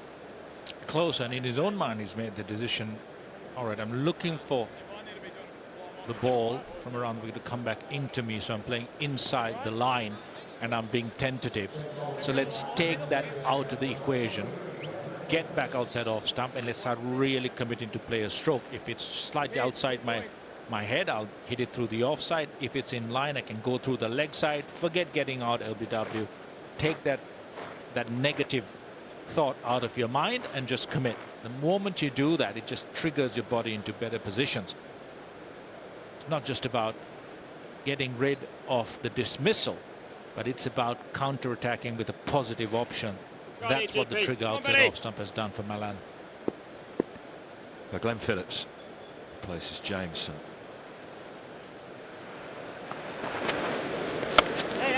Beautiful, GP. Okay, please. It's quite interesting how when you work things out in your own mind about technique, triggers, whatever, especially when the match is on and you're out there in the middle in the white ball format, you must never do it, even in a test match. It's not about getting or minimizing the chance of a dismissal. It's about how do I now score runs and get on top of the bowling, because that in itself allows you to minimize the chance of dismissal. Beautiful, GP. Start, buddy. And stories within stories during this white ball series. Harry Brook being brought in for the 50 over stuff eventually, opening the batting in the first 2 games, batting at 4 today, which is a more favoured position for him. Tries to catch it, but it's going to evade long on just. Neil Young down in front of the media centre. But if Harry Brook has a day out today, that's another question for England selectors going to the World Cup. What a great series so far at the top of the order. Today a different role. Jason Roy here with the team as well. To everyone that's in contention together, Jason Roy must be having conversations with the coach, the captain, senior management about clarity for himself. He's not played in the series so far. What's going to happen to me? Maybe training. Real integral part of this squad. Then you of course have the Harry Brook story, and as his innings develop, so will the story. Pretty much certain on Malan is what Malan can do in case they need that opener, number 3. Can Brook be that utility player they want just in case they need to show up that middle order?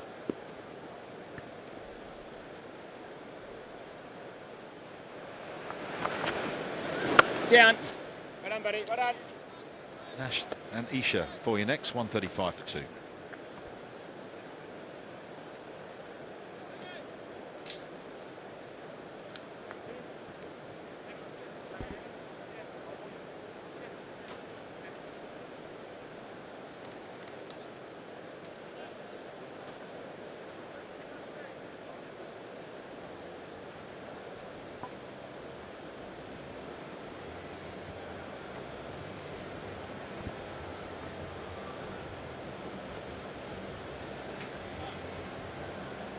England well in control, 135 for 2, 24 overs have been bowled.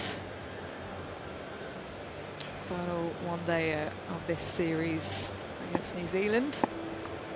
Invader platform, Adam Gilchrist looking super classy. Oh yes, Chinny. Harry Brook with another opportunity, this time in probably a favoured position in the middle order, with a chance to add a touch of magic.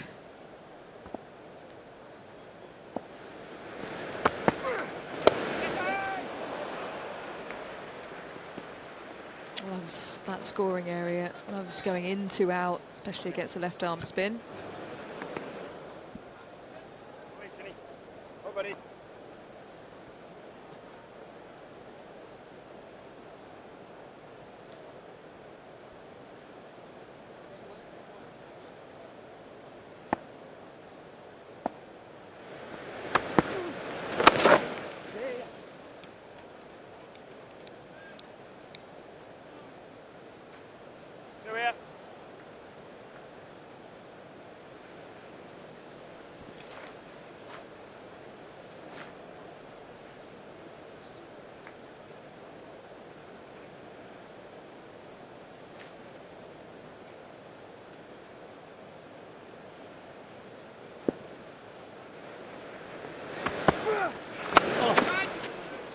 Well, it's a drag down. Just get on a little bit more than anticipated it would, but gets himself out of trouble.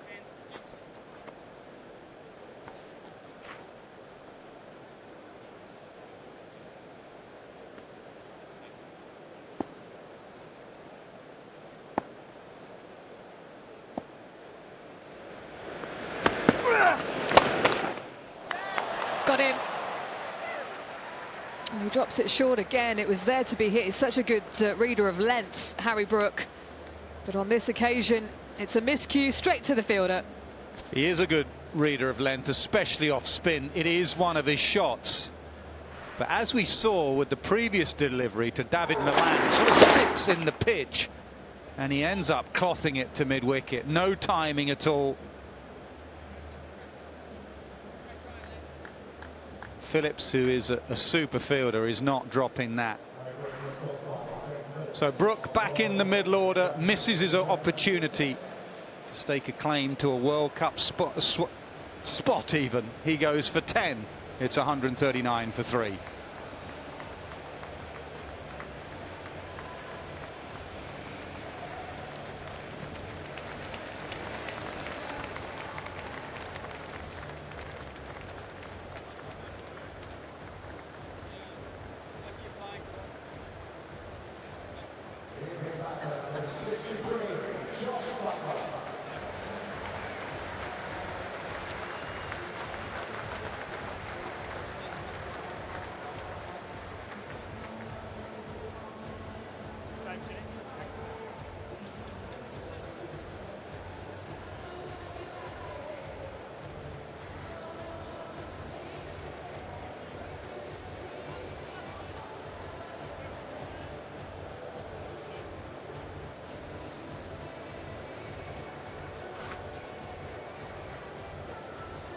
Couple of wickets for New Zealand in a space of 5 overs, but Jos Buttler now in the middle with a fair bit of time to come in this innings.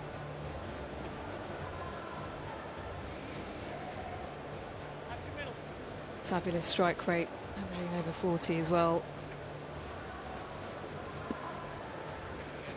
Absolutely vital to England winning the World Cup here in 2019. Think about that partnership with Stokes in the middle, the very same pitch.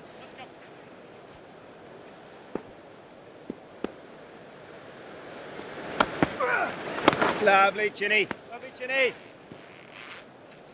139 for 3. Yeah, it's not a poor pitch by any chance, the scoreboard suggests that, but if you just bowl it into the surface as a spinner, it just sort of sits there and doesn't come on. That was the previous delivery to David Malan. We had to wait for it, and then the very next delivery, Brook, who is so good on that pull shot, on that occasion just off the splice of the bat.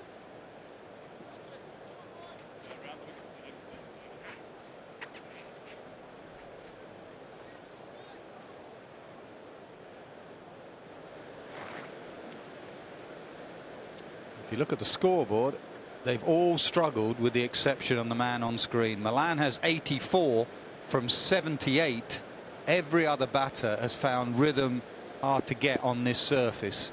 Malan hasn't.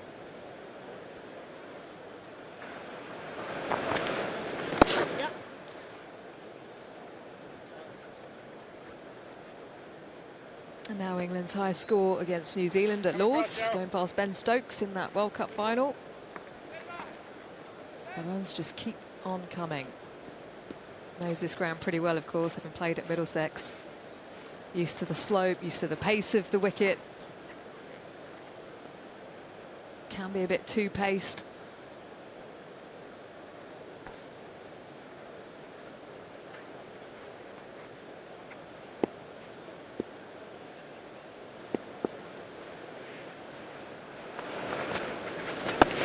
Wait. Run tight. But he absolutely is the man in form, David Malan. Come on, boys, either side of 150, lads. Step out the commentary box for Stop, where you, half GP? an hour now, so the knives are out. That was from your mate Simon Dool.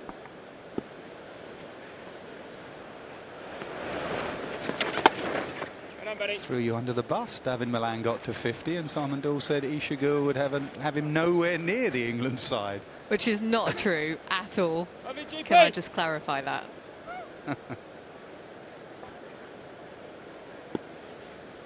He's first man on the team sheet, no doubt now, for that first game. Oh, it's chipped. Jos Buttler not getting hold of it. Just out of reach for that mid-off fielder. Yeah, another batter just struggling with the timing. It's not an easy pitch to start on, especially trying to hit the spinner over the top. Mid-off was up, and it was right off the toe end of the bat. Catch was the cry from Phillips, and it was Jameson that tried to get there, and he couldn't.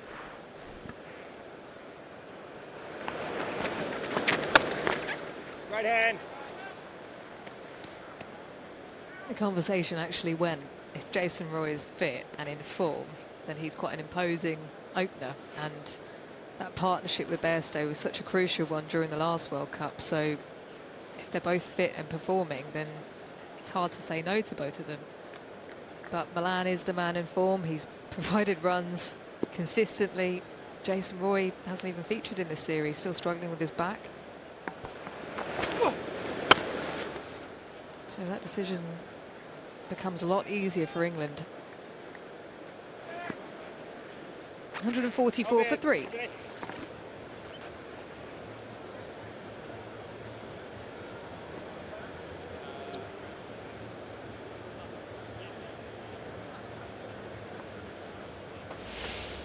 When the side was announced, it was more about the players that weren't playing. Ben Stokes, after that record-breaking 182, he is rested because of that knee. Still no Adil Rashid, he misses out because of the calf.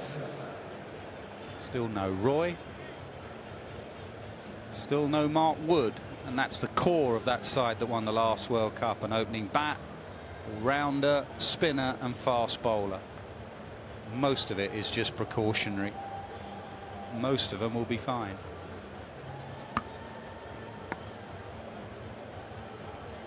What's more important to you now, having a backup opener or someone who can bat in the middle order and open if necessary if one of the openers go down? I think it's a good question. I think the most important thing is get your 11 spot on. Don't be confused by that 11. I think the 11 is now the fact that Malan and Bairstow, I think, should open. They've gone way ahead of Roy. Roy hasn't been playing. Malan has been getting runs. And then have a backup for each position. A backup fast bowler, a backup spinner. Don't have to worry about the backup keeper because of Bairstow. And then a backup opening batter. Now, whether they feel Brook can do that, whether they feel Stokes could do it, Root could do it, if someone wakes up with a dodgy tummy or a stiff back or whatever. Personally, you'd like Roy there as the backup opener. But Roy now hasn't played 4 on the bounce and a back and back spasms. Flights in India, hotel beds. It would be a bit of a risk and a gamble. And then, of course, if you are taking Roy, is there space for Brook? No, I wouldn't fudge it. I'd make a decision because you'd want an extra bowler because of the same reasons of flights, and you know the likes of Wokes and Wood and Topley have had long-term injury problems. Get on a flight, they can't play the next game, get out of bed sore. I wouldn't fudge it by saying, "Oh, we'll take them all." Make a decision. It's what you're paid to do as a selector. Make a decision and stick by it.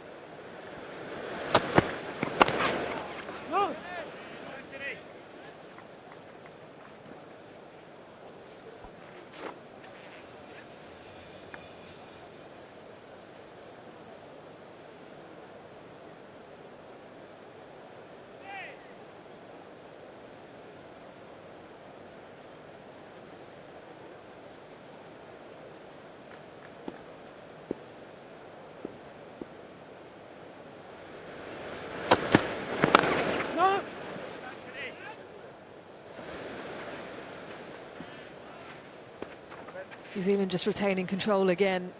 It's been push and pull throughout this innings, although England will feel in a more comfortable position at 145 for 3.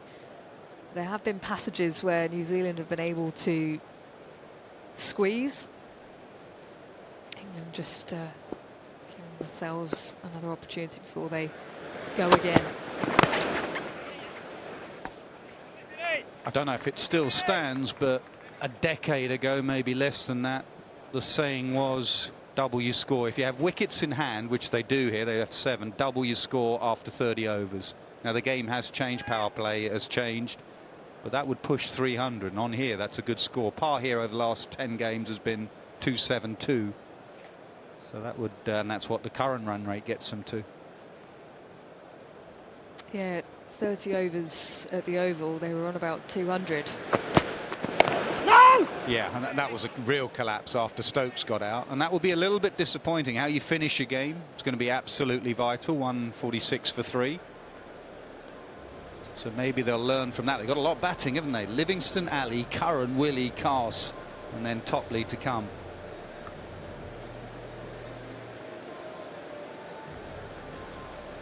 Now the question is, how big can they go in the last 10 with 5 out on the boundary? The difference in one-day cricket, only 4 out overs 10 to 40. So batting teams feel they need to make the most of this period. And England have been the best in this period, this phase, 10 to 40, since the last World Cup.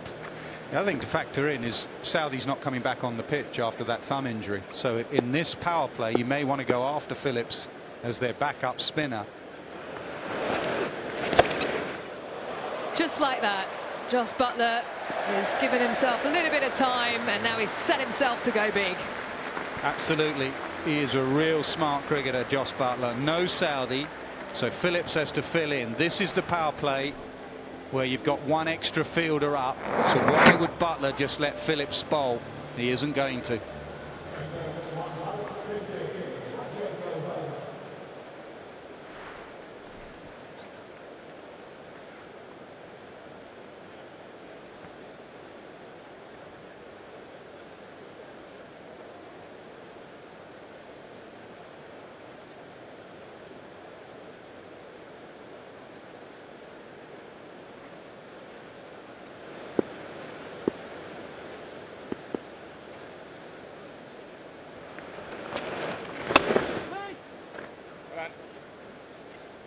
Well, he just hung back that first ball, and on this occasion, moving his feet, getting his dancing shoes on. So good at intimidating bowlers and imposing himself. Messes with the bowler's length. Nice Jeep, nice Jeep. Good boy.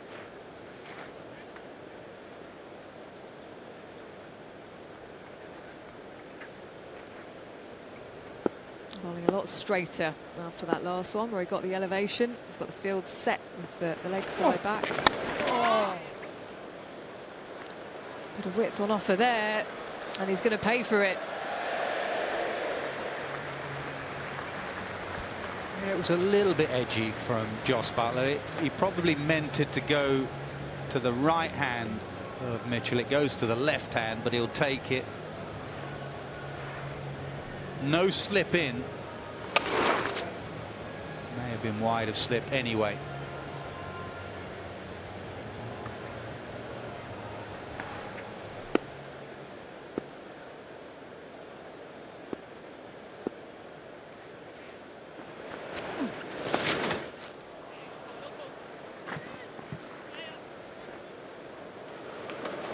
Oh, it's tight.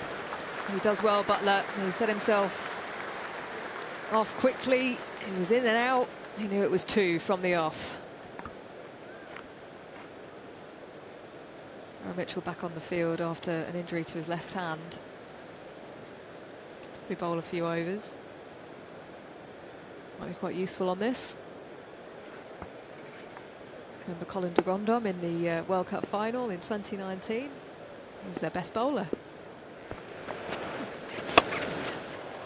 And again, it was in the slot. It was there to be hit. Jos Buttler is not going to miss out on that. Big over for England. 16 coming from it. 162 for 3.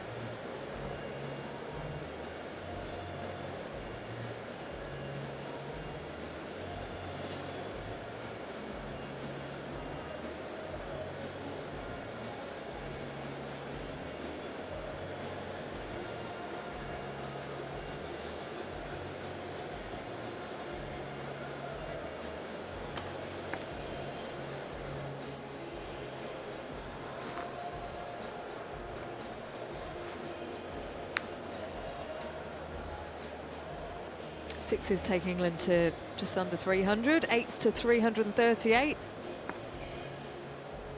Batting to come, Livingston, Ali, Curran. Suggests they'd be looking past that 340 mark.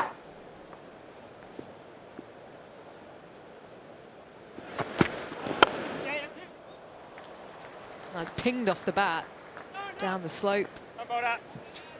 Watch yourself in the outfield there. Dropping like flies at the moment, New Zealand. It's been like an episode of Casualty today, it really has, whether it be the England side before the game, working out who's playing and who's not playing.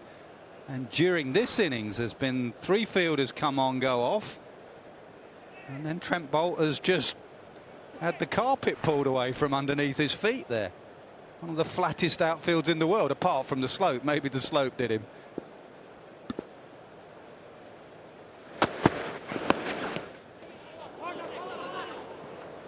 Get back.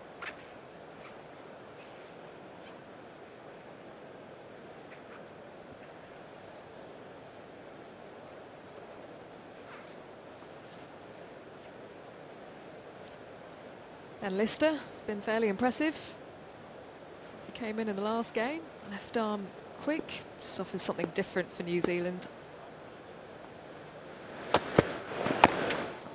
No Trent Boult today, different sort of bowler. Will just jam it into the pitch. Had some good Yorkers towards the back end of the game at the Oval. Here he's just changing up his angle, not giving Buttler any sort of width.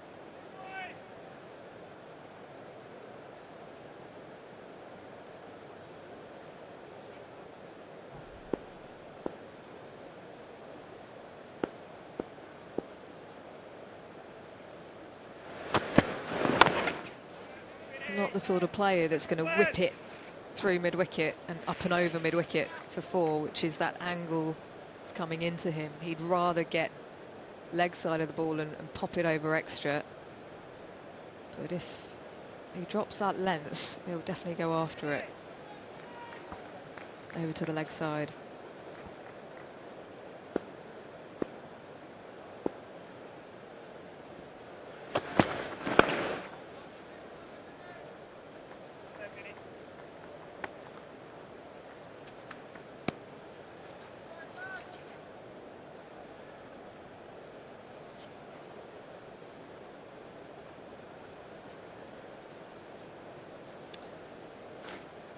Malan's been going through the gears. What gear would you say he's in at the moment, Nas? I think he's just milking it, basically. He's in good nick, he's in good order, he knows this ground, there's boundary options for him. Buttler will take the aggressive route at the other end. He's looking for yet another ODI 100, 164 for 3. Missed out by 4 runs at the Oval. A bit of a strangle down the leg side, wasn't he? Nicked one down the leg side. You always feel a bit hard done by as a batter. Doesn't strike me as someone that will want to miss out again. He is ruthless with his batting. He is consistent with his batting. He is a run machine at the moment. Operating in cruise control. 88 off 85 deliveries.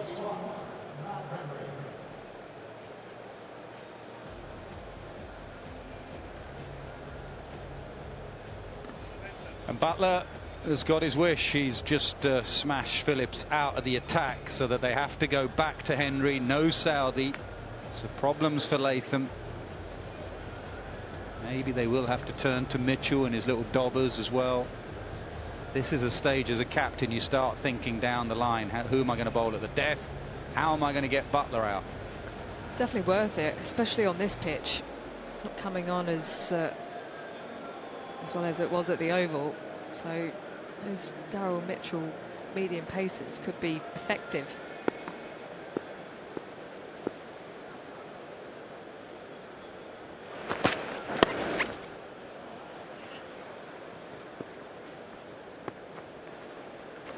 Haven't seen a lot of slower balls in this innings, so I just wonder if Matt Henry might just change it up a little bit.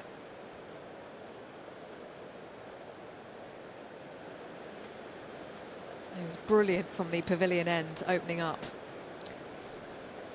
Excellent control when you have to. If you're not swinging it, you have to have that relentless control.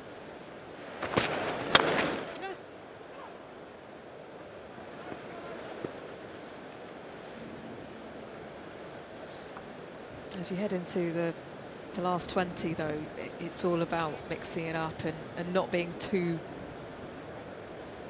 predictable. He doesn't want to be bowling in the same area, in the same spot every time.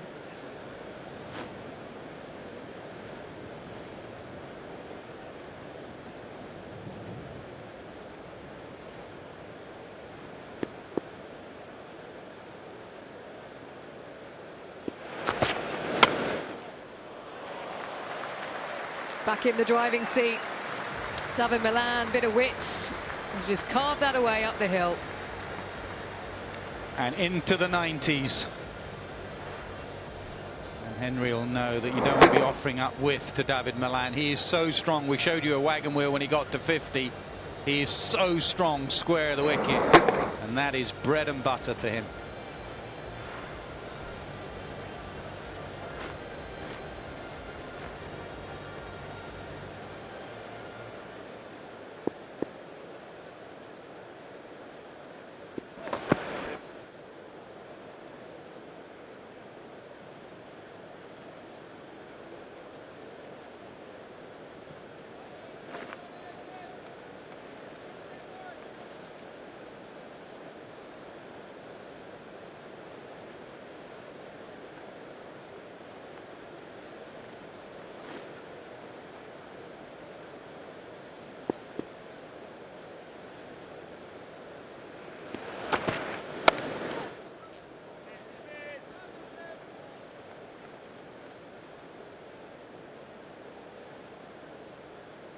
A change of angle just means that if there is a little bit of width, it makes it harder for him to get his hands through it. So that's the plan here, is to try and zone in on those stumps. He's got that protection in the deep on the leg side.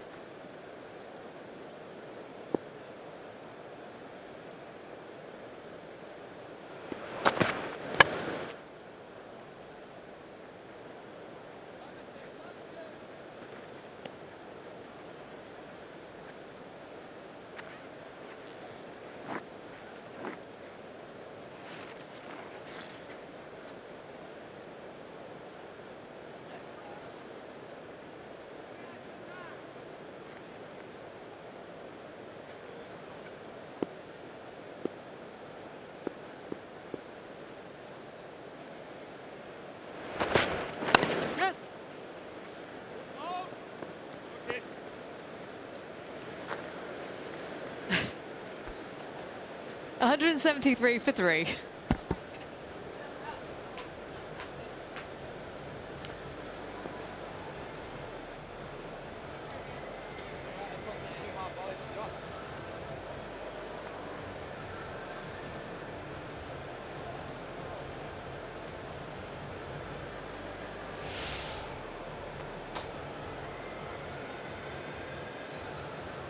Strength and depth for England.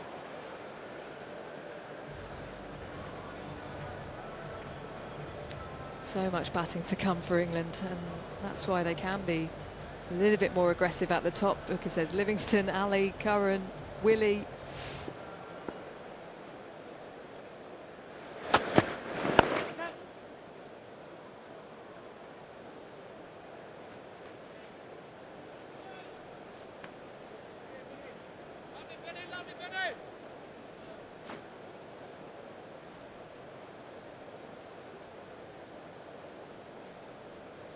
Who was shaping up nicely for you, Nas, ahead of the World Cup? I think India, obviously, home nation. The last 3 sides that won it have either hosted or co-hosted the tournament. England here, Australia and India. It's nicely timed and nicely fielded. Malan moves to 94. Australia look a top side.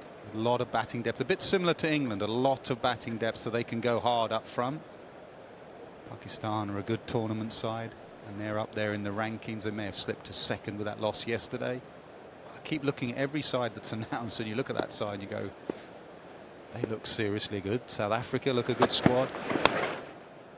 But I would go India as favourites, and that's tickled leg side. That will go for 4. India are the side to beat. You're going to have to beat them to win the World Cup. haven't mentioned New Zealand. I'm already getting stick from the back of the box because I've mentioned 7 sides so far. I could sense you were feeling the pressure. That's why you had to pin your hopes on India. Yeah, Sri Lanka look a good side. They won recently.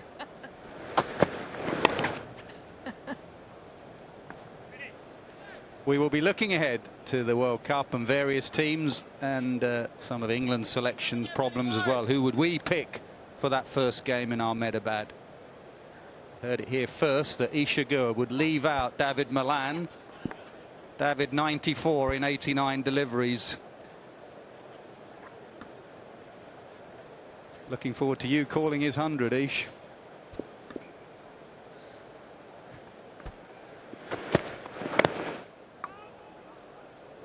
I'm going to clarify once again, I did not drop David Malan.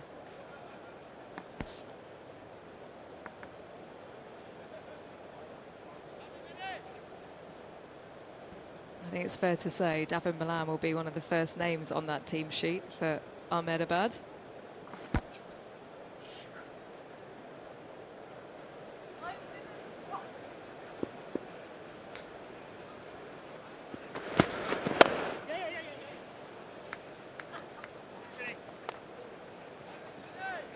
Time for a comms change, I think. 181 for 3.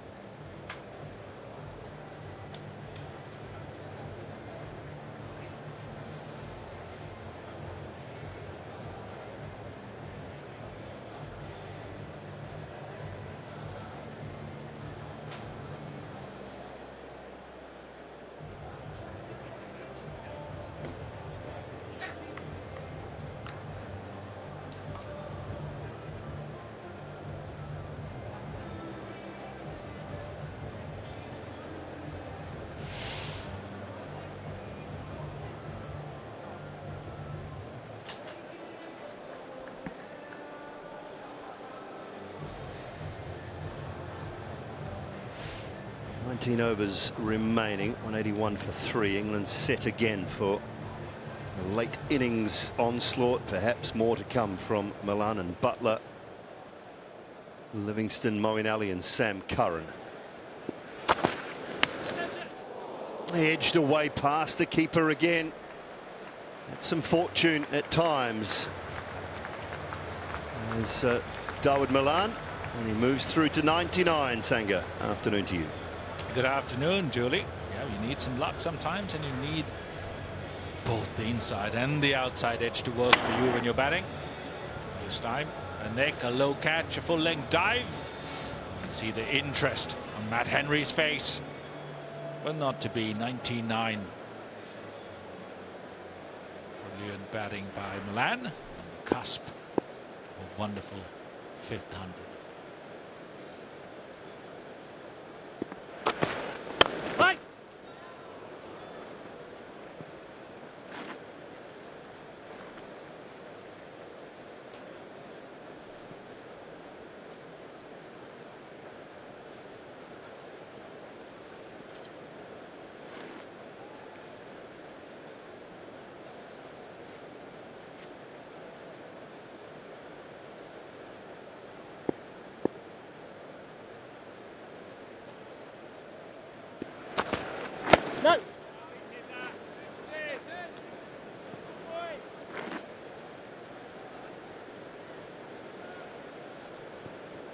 Looking to keep it nice and tight. Field and close as well, cutting off that single. Malan out for 96 in the previous game.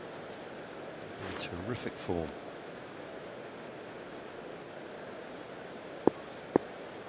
Average now in the 60s. Strike rate just under 96 or around 96. So just an incredible start to a career, and I say start because he's still only in the early stages of his ODI career.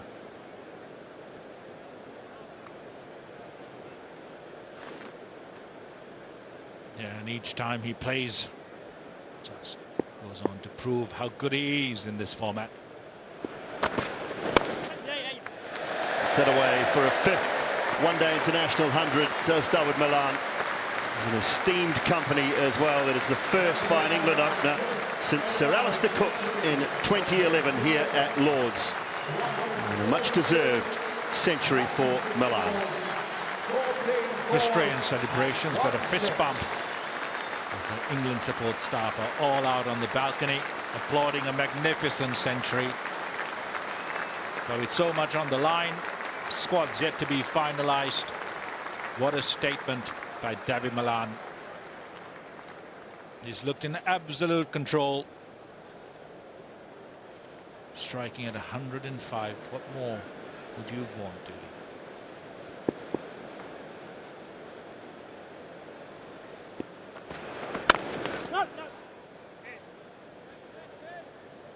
And that 4 that went past the keeper, pretty tidy over from Matt Henry. 187 for 3 after 32, and pretty sure I heard umpire say that is time for drinks.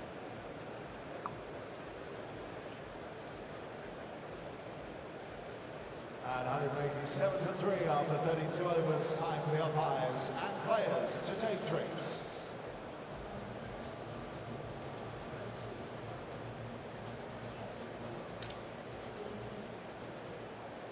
Drinks break sound just for players. Remember to face yourself at the cricket. Visit drinkaware.co.uk for the facts about alcohol.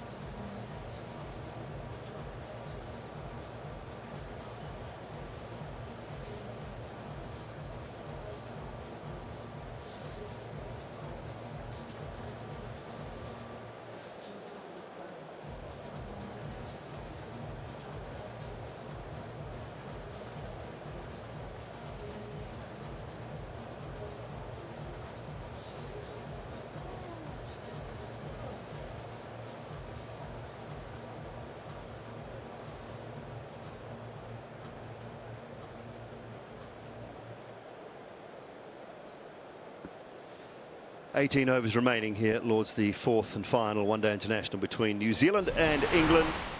England 187 for 3 on the back of David Malan's 5th one-day international 100. Just his 21st game, averaging 63 now at a strike rate of 96. It's a magnificent start to his international one-day career. He has stood tall for England today. Especially when you contrast it to the other 3 batters, except for Buttler. It's batted with him. He's made it look easy. It's been in rhythm. Well, the others have struggled to find any on a pitch here at Lord's, bathed in sunshine. David Malan has been fluent and imposing.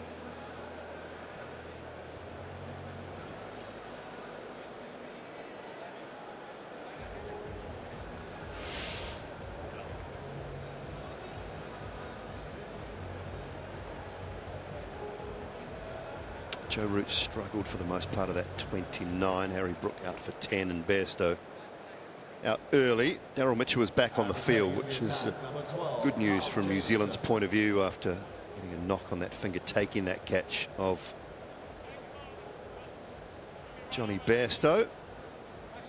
Still got Livingstone, Ali, Curran and Willie, who's more than capable as well,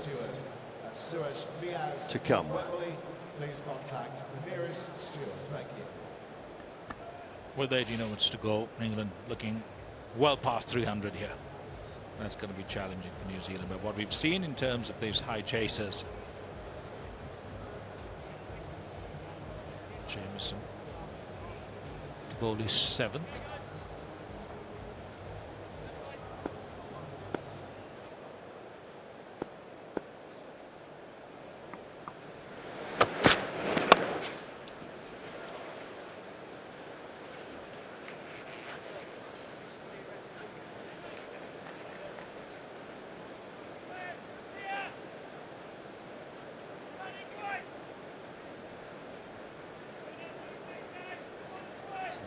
Don't imagine Tim Southey will be back to bowl at all. When does Tom Latham look maybe to turn to Daryl Mitchell for an over or two? Would you bowl Daryl Mitchell? He's in the line of fire on that follow through, especially if England are trying to accelerate. Surprised he's back at all. He's warming up. You're right, Dooley. He's going to be such a key figure in the World Cup squad. Perhaps treat him a bit gently.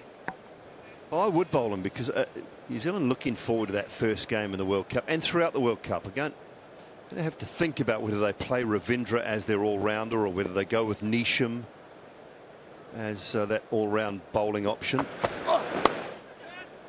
Leading edge just flies away towards backward point. So I think Daryl Mitchell is a genuine option for 2-3 overs, 4 overs maybe at the most. Yeah, absolutely. It's heavy strapping on his finger though, Dooley. You would pick Neesham over Ravindra, wouldn't you? I mean, more experience, a lot more power, different bowlers. A left arm spin option is brilliant to have. Can New Zealand afford that luxury?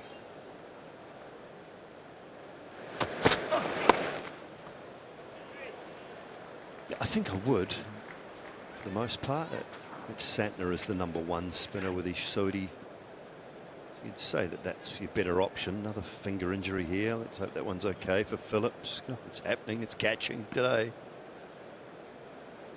But they do have that option, and I think if they want to look at that option, then Mitchell has to be a genuine bowling candidate as well. Even, I'm not saying 8, 9, 10 overs, but he's got to offer 2, 3, 4 overs. So make sure he's still comfortable doing that. Hasn't bowled a lot of late, although in domestic English cricket this summer he has bowled quite a bit.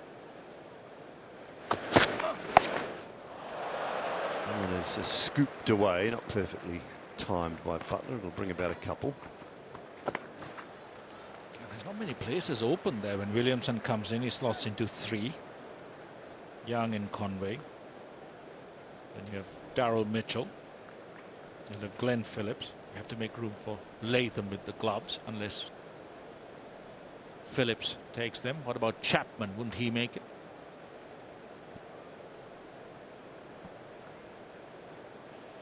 It's an interesting one with Chapman. I don't know. I'd like him in the lineup, but I just can't find a spot for him in the lineup.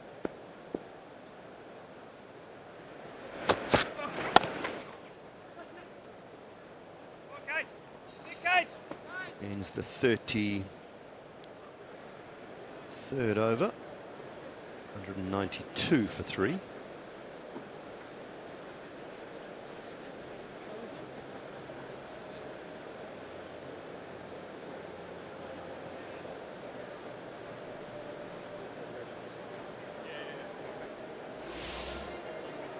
This is where I think New Zealand will start. This, to me, would be the team that lines up against England in that very first game at Ahmedabad. So you start with Conway and Young at the top. Kane Williamson obviously comes back in. Mitchell at 4, Latham 5.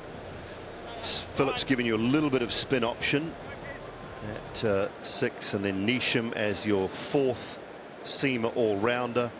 Santner, your number one spinner, Henry, Ferguson and Bolt. I haven't got Ish Sodhi in that side. I would say he'd flit in and out between the Lockie and him, depending on how the form is. Conditions wise and form wise, absolutely Lockie, Ferguson and Ish Sodhi. Mitchell's in now. The surface at Ahmedabad, and you know it well. He played some games. He has got some pace and bounce, doesn't always turn, and a big outfield. Big outfield and a movement as well. Mohammad Shami, when he plays there, gets extravagant movement. All the seamers do with that new ball. So the ability to really move the ball off the pitch and in the air will be critical for early wickets. At the same time, it offers a little bit of spin as well. Yes, that would be game number one for me, early season. Ahmedabad, I just think that it covers a lot of bases for New Zealand. If they did go down the Ish Sodhi route and wanted to play two genuine spinners, then you do have the option, as we looked at. I mean, you could play him for Neesham and just move the batters up a little bit higher. Santner, Henry, both more than useful with the bat. You just decrease that batting ability and that power in the middle. Yeah, you would probably want to ensure that you got your batting stocks primed and ready, and depth in the lineup is absolutely crucial in a World Cup in India as well, especially if the wickets are flat. You need absolutely 5 gun bowlers. If the wickets are even flatter, perhaps you could drop a batter and say, okay, 6 batters plus Thunder more than enough to do the damage. It's an interesting choice, isn't it, playing in India on those grounds, to ensure that you have the right balance. And the more all-rounders you have, and all-rounders not just for the sake of it, but who are actually adept, specialized in one, but really adept and competent in the other skill as well. And you ask for Daryl Mitchell, and he's ball one into the slot, and Jos Buttler will be livid. He was trying to go over mid-off, but hits it too flat. Can't get under and get the elevation, and he's gone. Just a little bit too full to get that elevation. Just drifted late. He's tried to get underneath it, hit it straight to Trent Boult, who takes a good catch at mid-off. And that is why Daryl Mitchell should bowl more. He's pretty happy about it. Jos Buttler is on his way. He's out for 36 off 31 deliveries, and England lose their 4th at 195.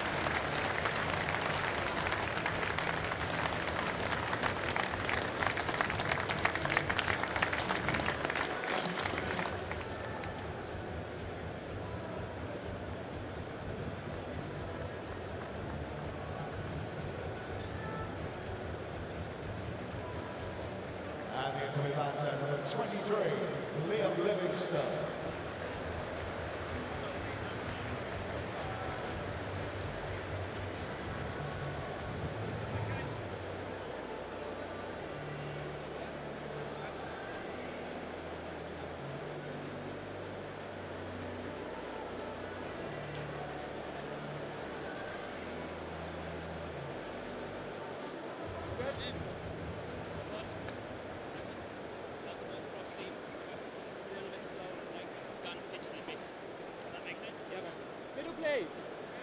Ian Livingstone, strike rate is always something talked about highly when he walks out to bat. 121.8, best of the 95 coming in this series. And Southampton backing up the 50 in game number 1. Daryl Mitchell in his first over has picked up the wicket of the English captain.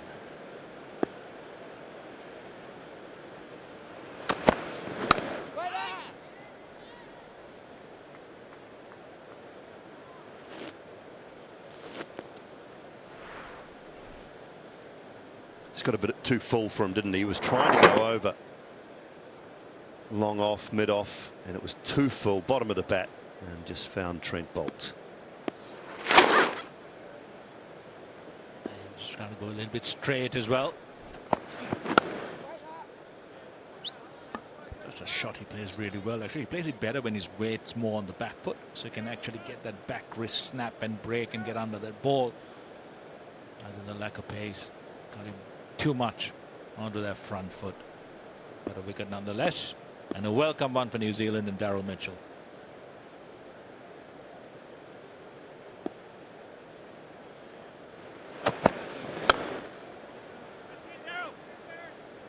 Livingstone's underway.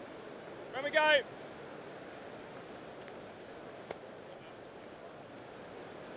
End of the Mitchell over, 34 gone, so 196 for 4.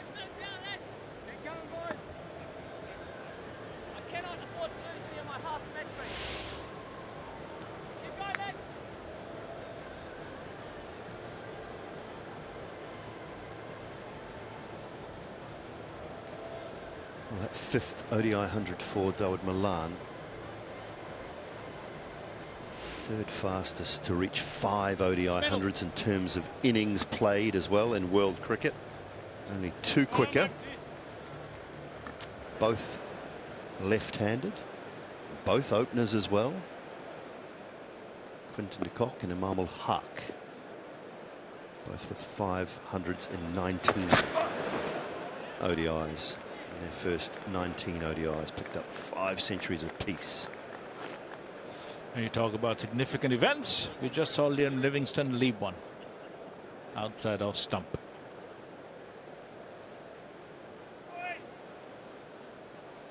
This innings from David Malan would have definitely helped the selectors with clarity, wouldn't it? Julie, I mean, he's just been outstanding. I think the debate probably will end there.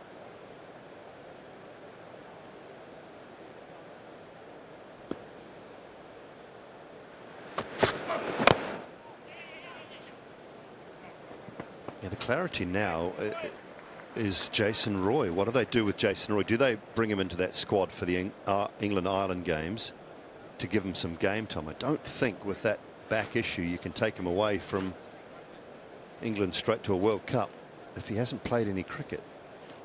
Been brilliant from Milan, and you think that he and Bairstow have now cemented that 1 and 2 spot.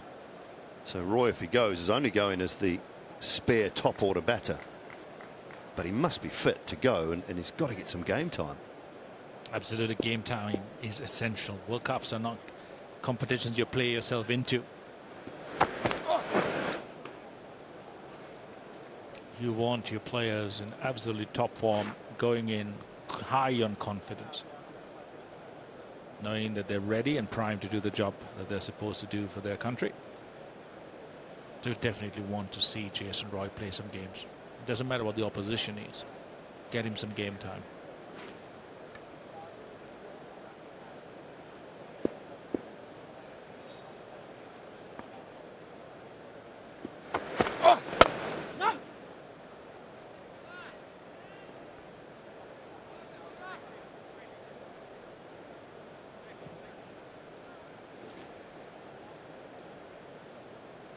And those that were shouting from the rooftops about Harry Brook.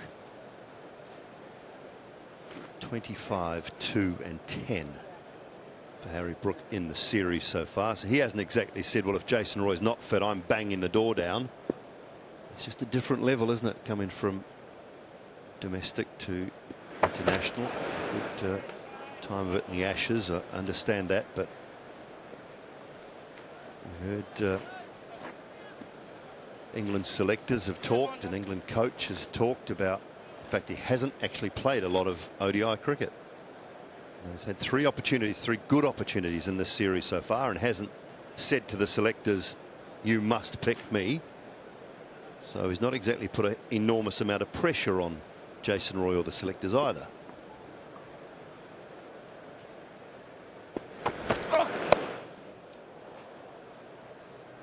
And if 2 cricketers are looked at, you will look at what role will they play in the side, where would we want a spare player to really be strong in terms of possible injuries. Do we need all those fast bowlers that we're taking? Is that a must?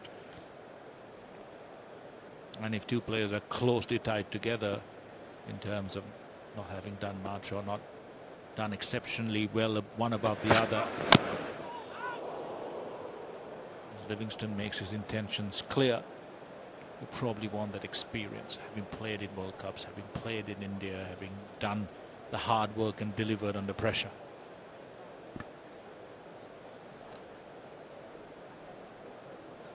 Yeah, that's exact words that we've heard from coach, captain and selector as well. So the messages are very clear, I think. That's all you can ask. Change of field courtesy of that attempted shot from Livingstone. Third has come up inside the circle and Ravindra, and mid-on's gone back to long on. Yeah, the thing with Livingstone with that, it's definitely not a bluff to get the field change. He won't care. I'm just going to keep going if it's there, and there's only one way I'm going. So as a captain, if you are looking to read a batter, it's pretty easy with Livingstone. 202 for 4 as the over ends. Head office behind the mound stand. So Suresh Viaz, please report to the nearest steward or head steward's office behind the mound stand as soon as possible. Thank you.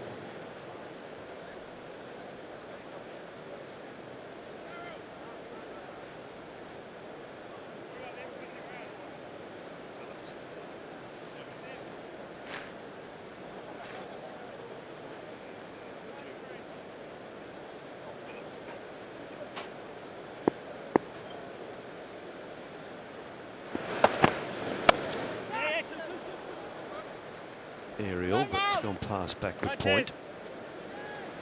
Up, Chris. Young, you're still on one, mate. Make sure you're on one.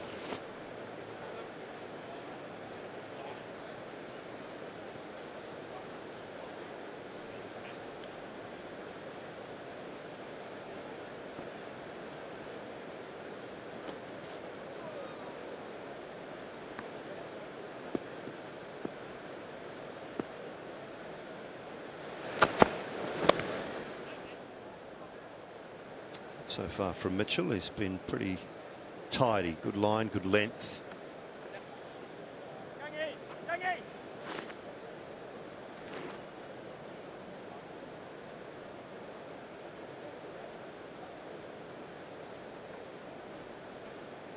Did a bit of bowling for Lancashire this year. A little bit of bowling for the London Spirit as well in the 100. It's cross seam at the moment. We saw, dare I say it, success in that World Cup final for a number of bowlers actually. It's on the way leg side. Should just be one, might come back for two, no. And Plunkett in particular had success in that World Cup final, bowling cross seam hard into the surface.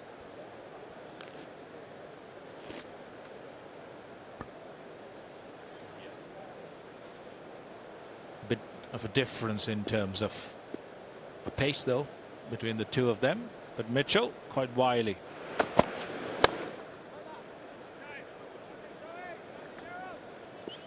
Just a couple of concerns for Ben Lister. He wants to go off.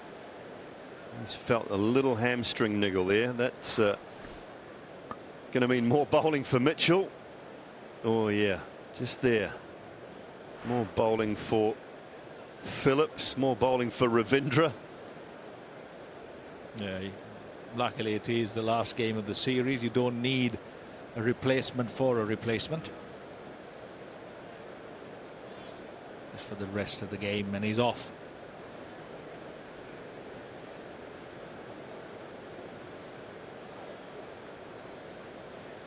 So Lockie Ferguson back on the field. So they've got Trent Boult and Lockie Ferguson on the field. What would Trent Boult be thinking of this tour? It's come a long way. Probably expected to have his feet up this game. Really? He's had to do the fielding work.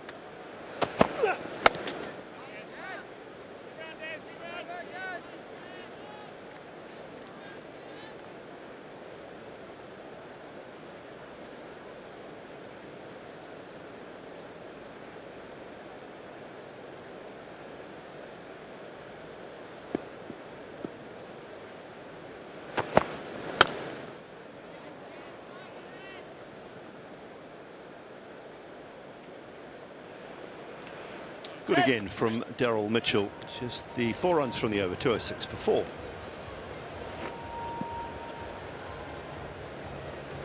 Answer to your question about Trent Boult, I don't think he'd be overly happy. He just thought he was going to sit around and have his feet up for the day, maybe carry a few drinks here and there. He did a quick stint as a batting coach down on the line when he was off the field. And now he's back on it. He's doing a good job of looking very, very interested. Brody, go! Okay.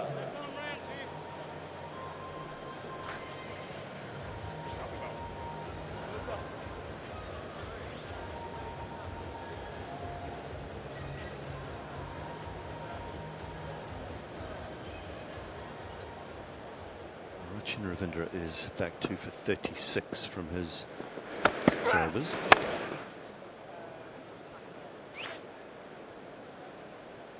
Lister and Southey about 10 between them. Just surmising, I guess, that Livingstone went back after looking like he's twinged a hamstring or done something. We're moving okay running off the field, but that sprint, when that time comes, is when things are told a little more. 7 overs left for Lister. He was going to bowl his full quarter. Ravindra's got to bowl his 4 out. Mitchell and Phillips will have to make up for Lister as well.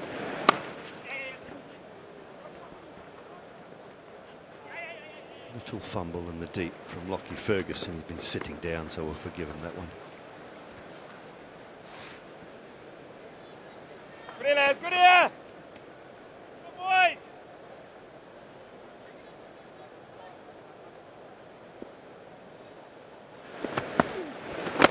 Nice chinny, nice chinny. See boy!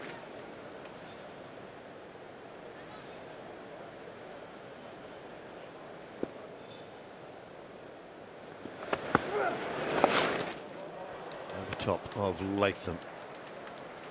Chase for Kyle Jamieson around the boundary.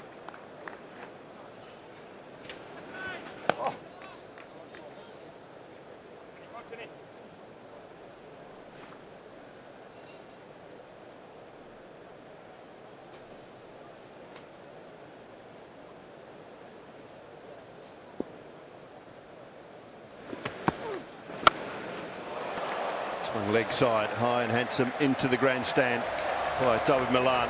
Last ball of Ravindra's over. Sure whether it was a crowd catch or not. 37 overs gone, 212 for 4.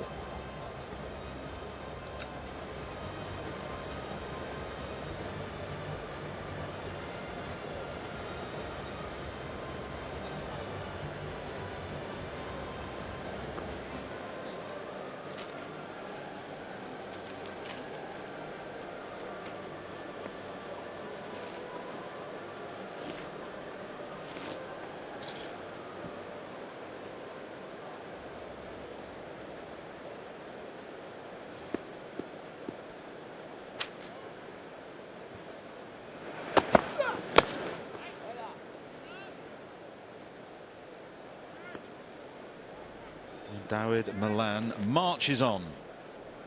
His second 6. Hit off the last ball of the previous over. Sweetly struck. Up the hill. A harder hit here at Lord's. And they made a meal of it in the crowd. At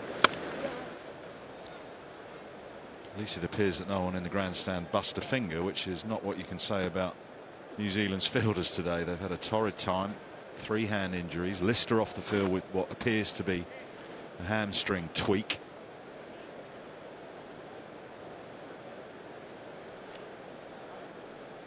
So Tom Latham has to get his thinking cap on as to how to fill the overs that won't be bowled by Southey. We don't expect to see him again. Lister obviously just limping off. So between them, Southey and Lister are bowled 10. 4 for Southey, 6 for Lister. That's one chunk. We'll complete the rest. captain's nightmare, Rowan. Yeah, it certainly can be. Things are going against you. Injuries do not help, particularly to bowlers. When batters go down, you can make up a certain performance within the role. Saudi and Lister. No Trent Bolt today, 5 in the last game. The attack, only real impact for New Zealand.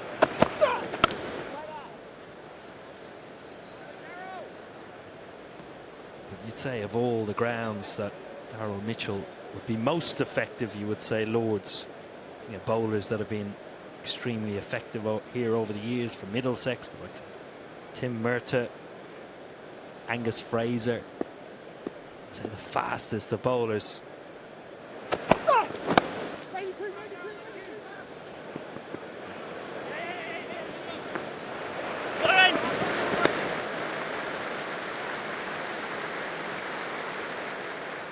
Good running. If you rewind the clock to the World Cup final in 2019, say New Zealand's best bowler on the day was Colin de Grandhomme. Very, very effective. Stood the seam up. The pitch normally offers just enough here at Lords for bowlers.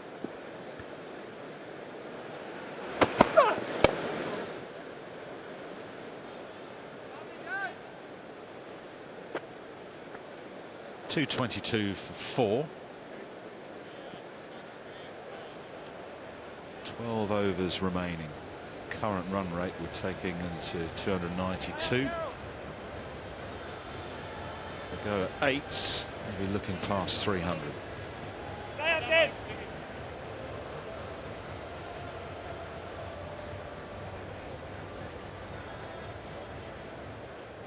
Returning at minute end number 21, Matt Henry.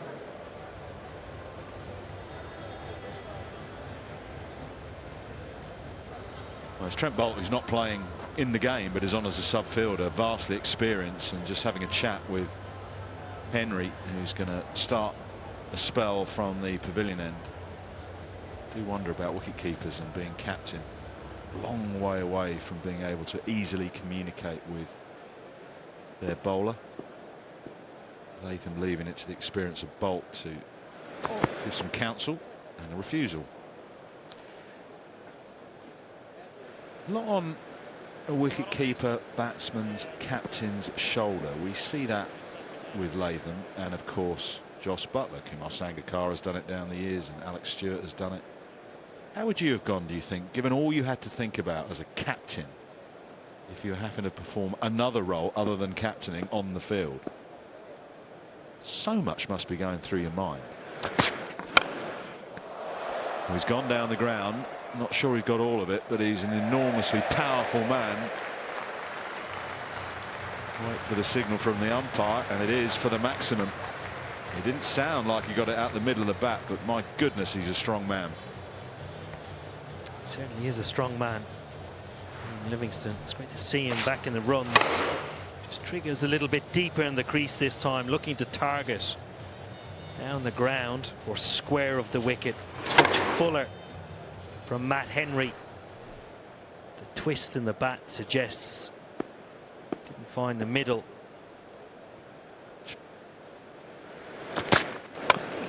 Again goes deepish. This time just a single. Funny how things change, isn't it? The boundaries are brought in. We see some seriously athletic fielding and fielders throwing themselves over the boundary. Back in the day, they played all the way up to the wall here at Lords, so that would have fallen well short. Certainly would. During the early days of T20 cricket here, the boundaries were as close to the pavilion as possible. I've been caught down there a load over the course of my career, and actually the reason I... And now leg side. He's played that shot a few times today with success. That's another one. He's played it a lot over the course of his career. Certainly at Middlesex on this ground. Shorter square of the wicket. Come over to my side, lob it into the grandstand.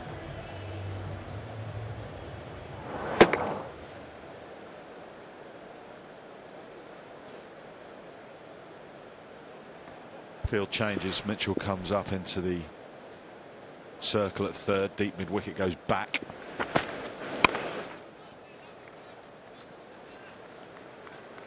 What about that challenge then of keeping and captaining? It's a huge challenge, I think, and one that Tom Latham has done a reasonable job at so far. I'd argue that he probably hasn't got the volume of runs that he's had over the course of his career, but it'll be good experience for him. See England going through various phases at different stage where they rest their captain, bring in their vice captain or stand in, preparing every eventuality of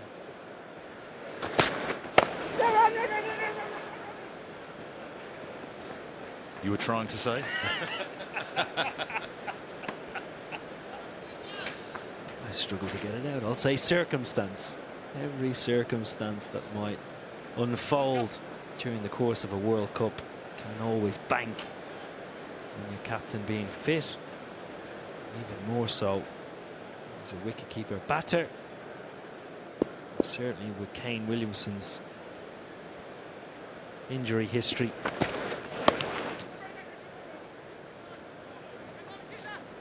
.238 for 4.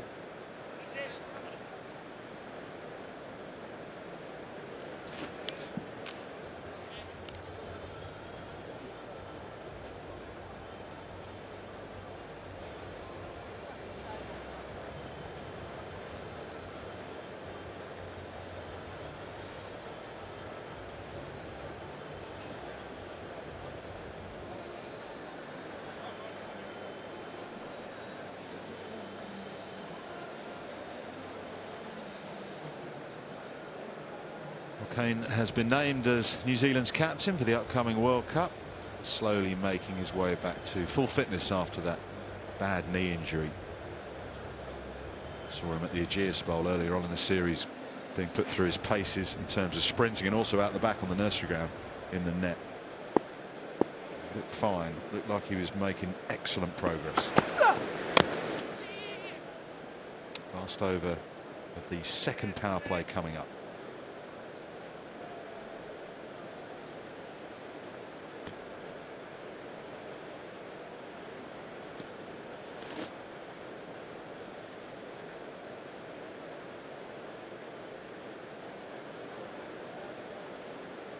So 10 overs and 5 balls remaining in the innings. Malan well set, 126, and Livingstone is there now. And if he starts to fire big time, England will sail past 300. He's a beautiful ball striker named Livingstone.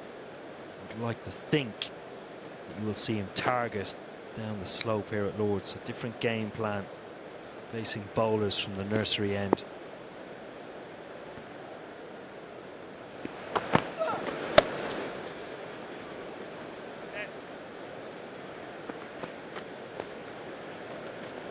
Go.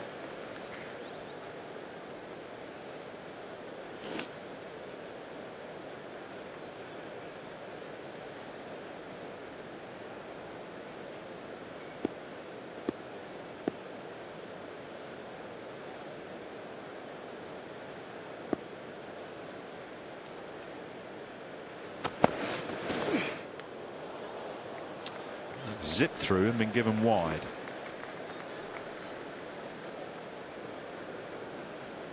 Don't get too many high scoring games of ODI cricket here at Lord's. England are set for a very good total, and you hope that New Zealand can give us a close contest. It's what's been lacking in the white ball series, both 50 over and 20 overs so far between these two, which is unusual. Well bowled.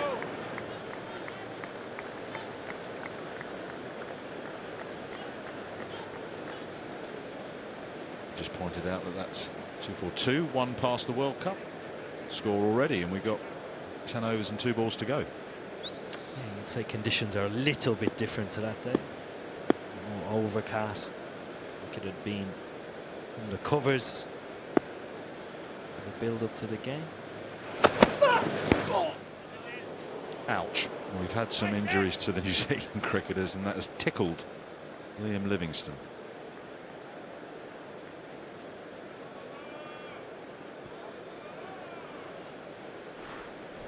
He's mixed up every delivery he's bowled pretty much so far. That's cross seam into the wicket. Perhaps not catching the seam. Skidding through.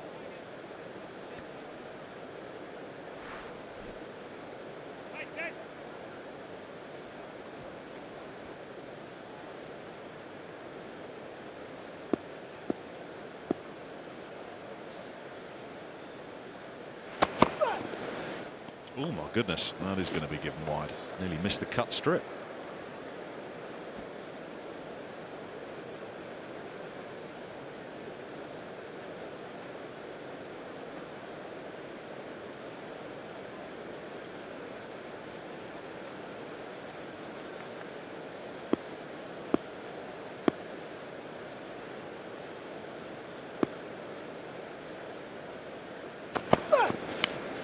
Nick, and it doesn't carry,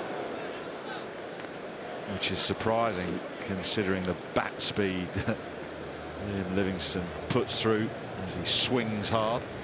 243 for 4. It's another variation from Mitchell. Looked like an off cutter. Liam Livingstone throws the kitchen sink at it. Just loops through and bounces before Tom Latham can grab it yet. Cutter slower ball. There's no pace. It hits the wicket.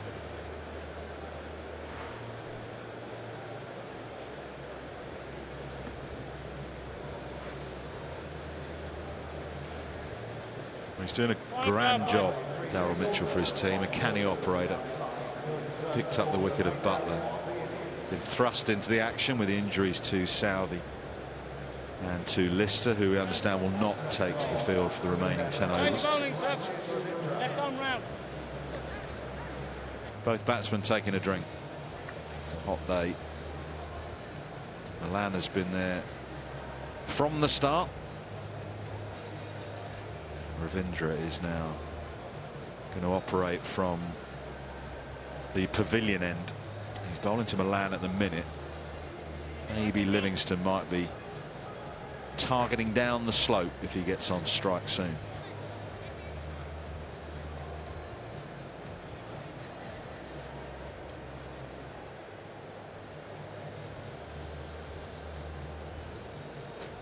Just a little delay as they sort the sight screen out at the pavilion end.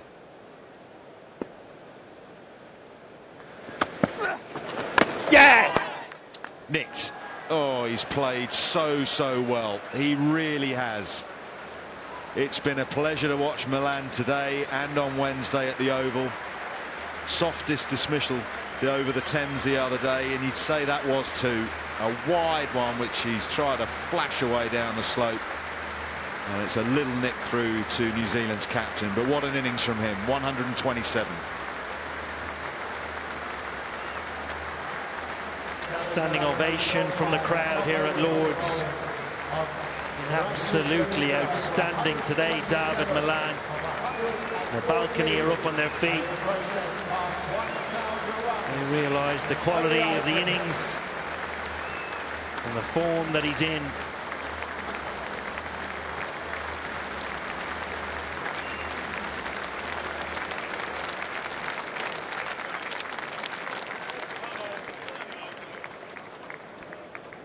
Well, his stats are absolutely incredible, David Malan, and that was a joy to watch. 127 from 114. Left-hander replaces left-hander. Here comes Moeen Ali, and you'd think with a licence. Doesn't need much encouragement to play his shots, Mo. No, he certainly doesn't. Even when their backs are against the wall, Moeen will still come and play their shots. Default mode. Play with the natural ability that he's been given. Beautiful striker of a ball. Neil Field just under 10 overs left. If he can get himself in, start to take advantage of the bowlers that are missing and off the field for New Zealand, but the platform that has been set by the batters that have been before him. Taken 2 guards there, Moeen Ali. 2 legs and middle stump. One for his back foot, one for his front foot. Bit of a gift to get off the mark. Did you have a general guard you took, or was it very much pitch and bowler dependent? Yeah, I think pitch and bowler dependent. Would always take centre as just a default and then try and adjust it depending on what the bowler was trying to bowl. So for Moeen Ali, left arm spinner on bowling over the wicket. Oh my God. Come as far as you like across your stumps and try and target the leg side. If the ball's not turning, you can still bat on middle, not choose to come across the stumps to open up the offside and target down the slope. So you're adjusting your game plan and your guard according to where you want to score.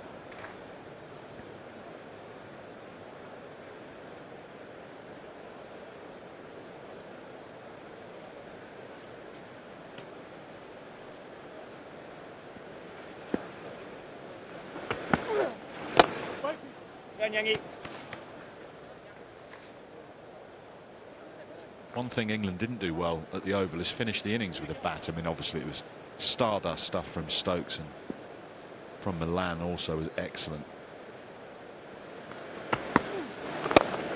But that's an area they can perhaps improve. Yeah, certainly, and you'd probably say that today's pitch wouldn't be as batting friendly. So conscious that partnerships are important, because you can lose wickets in clusters. Get. 2:45 for 5.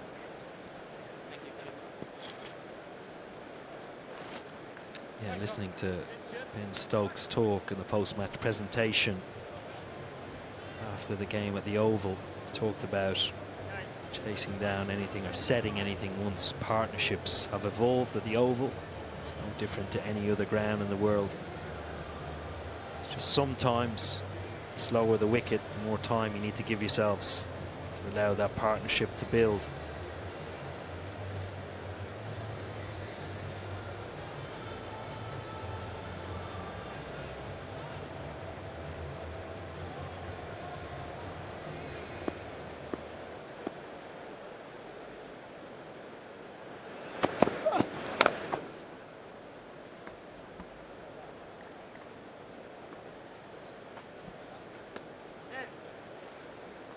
Over, Daz.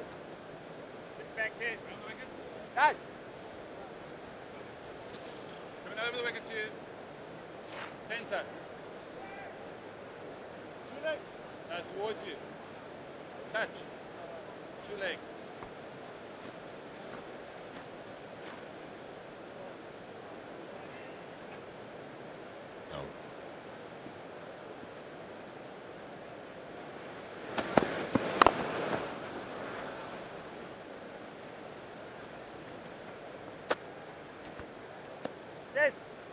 Behind you. Sorry, mate.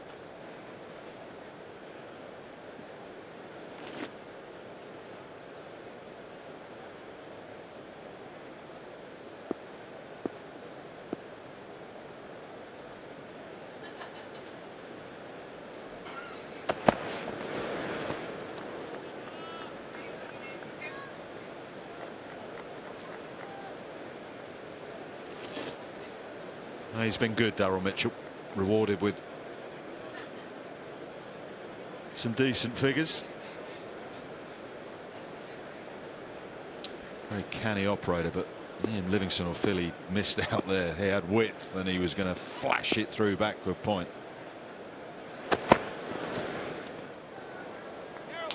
A little bit of movement. Can't quite get it, Liam Livingstone. You can see he wants to really push the accelerator. The harder he swings, the less return he's getting.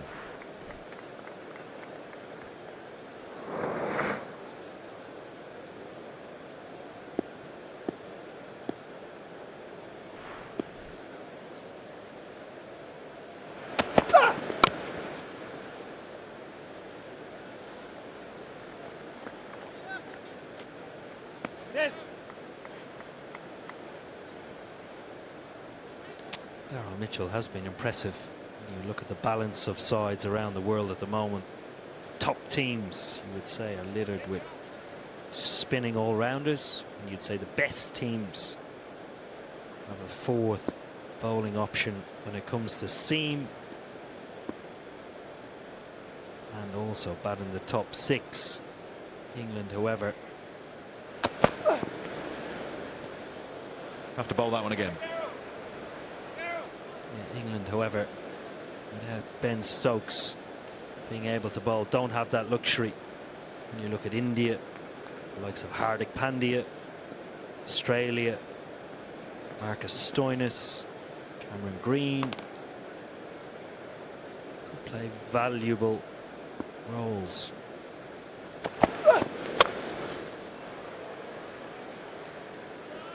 .250 comes up for England. 250 for 5 with 8 overs to go.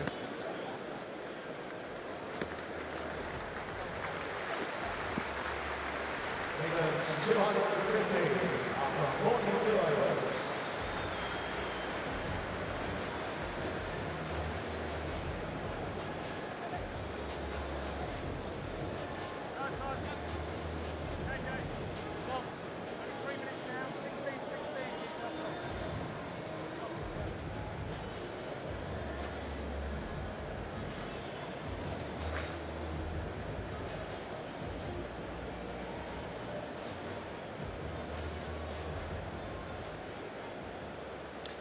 England should push past 300 with 8 overs to go in the innings. Ravindra. Bow, Chinny. Bow, buddy. Ooh, tight. Very, very tight to being a wide. Draw for Archer World Cup final. Oh, that's gone straight up in the air. He really had to reach that Moeen Ali. And it's cost him his wicket eventually. A little fumble from Trent Bolt. The smile says it all. But any damage that Moeen Ali could have done to New Zealand has been snuffed out by Ravindra. Well, it's an excellent piece of bowling. Moeen Ali looking to target the leg side. Ravindra just taking him wide. It actually might have been a wide. He had left it alone. Very similar line to David Malan. Ball just settled under it. Oh, oi! Nearly an ice cream cone. Manages to grab it. Acknowledge the crowd. No worries. At least he didn't tread on the rope. Moeen Ali's gone for 3. 250 for 6.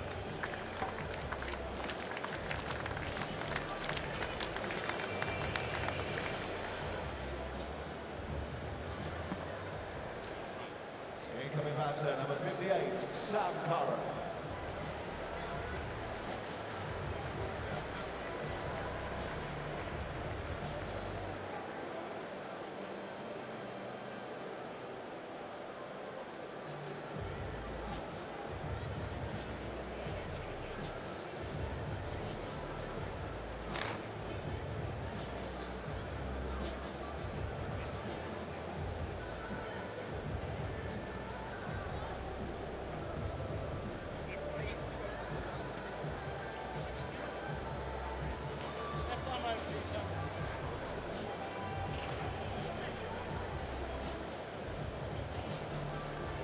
Clever bit of bowling from Ravindra has brought New Zealand and him the wicket of Moeen Ali. He now has 4 for. First time he's taken 4 for in an international. Brings Sam Curran to the crease.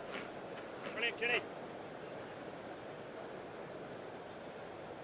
Batted really well in conjunction with Liam Livingstone in Southampton in game 2.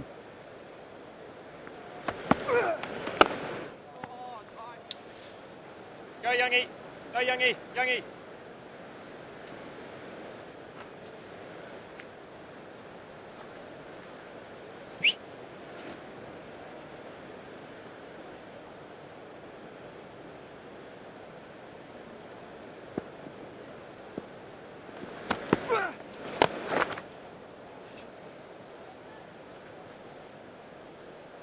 Just can't get going, can he, Livingstone? He's trying.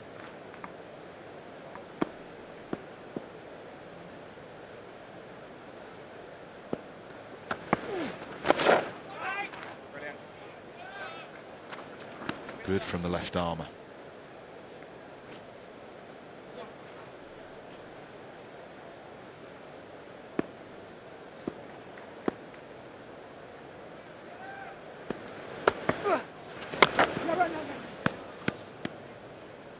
Excellent from Ravindra. 252 for 6, just 1 run and the wicket in that over.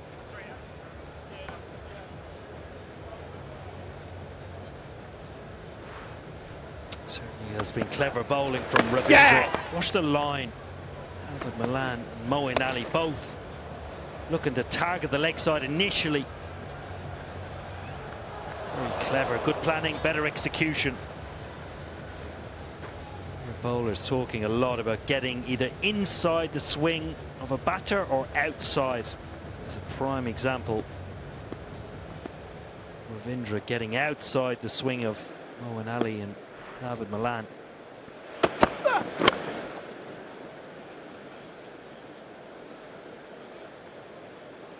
Go, Youngie, please. Yes.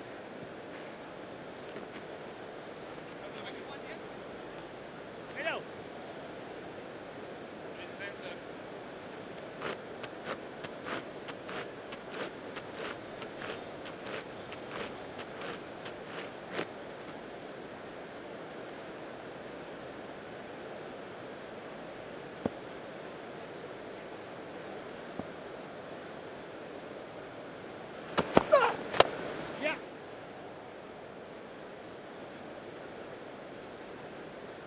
Bit of news from the England camp. Obviously, once this game is done against New Zealand, that concludes the series before they go and take on Ireland. It's going to be led by Zach Crawley. Ben Duckett is the vice captain. One change because Somerset's Craig Overton has been ruled out injured. So Lancashire's Tom Hartley has come in to replace him. Livingstone does get one away, but finds the man in the deep, Conway. Yes. Go. So at the moment, that is the squad. I would wonder, Owen, if at some point another name might be added. Jason Roy. Yeah, I foresee the same thing. Find it hard to justify one of the spots in the World Cup 15 be taken up by a player. Put away by Sam Curran. Beautiful shot, little bit of width on offer. Mitchell continuing to go through his variations. This looked like an off-cutter, trying to go away from Sam Curran. Yeah, exactly that. And stayed very still.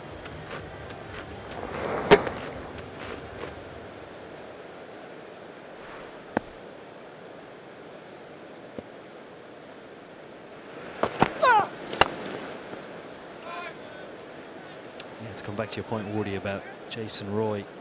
I find it hard to justify his selection, given now that he hasn't played any part throughout this series. All players that are match fit. He was due to play down at the Oval, then recurring back spasm, and yet again today missing this one-day international.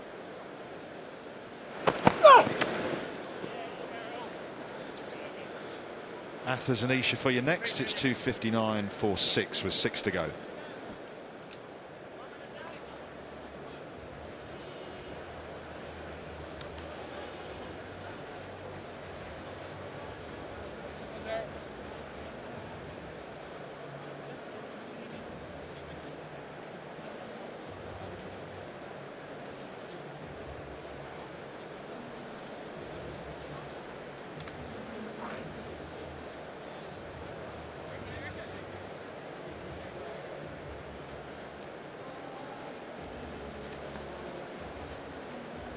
Average winning score here, batting first, 287. England on course at the moment, 6 overs to go.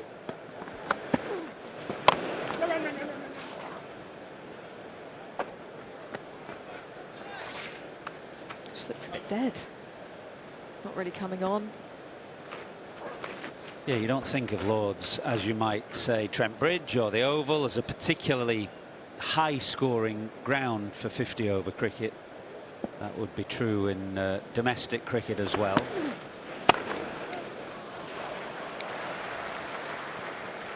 You can sometimes get quite turgid pitches here. I mean, remember the World Cup final in 2019 was a very difficult pitch to score freely on.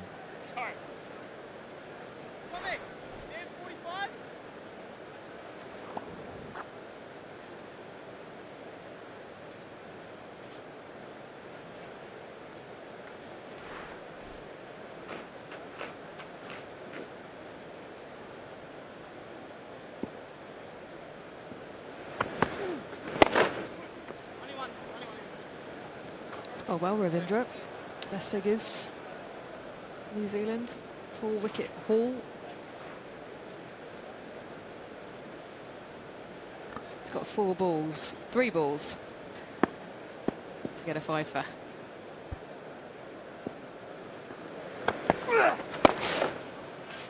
He didn't start particularly well. His first over had that, first couple of overs, a half track and a big full toss to Joe Root.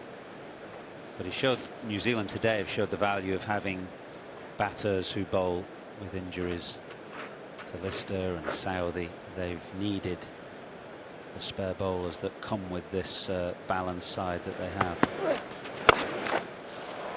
Oh, he had to reach for that one, Sam Curran.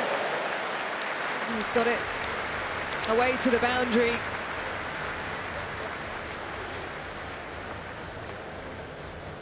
Right on cue after we were speaking about how well he was bowling. Yeah, I don't think he was he saw Curran coming and deliberately pushed it wide. Generally tried to keep it out of the left-hander's arc in any case.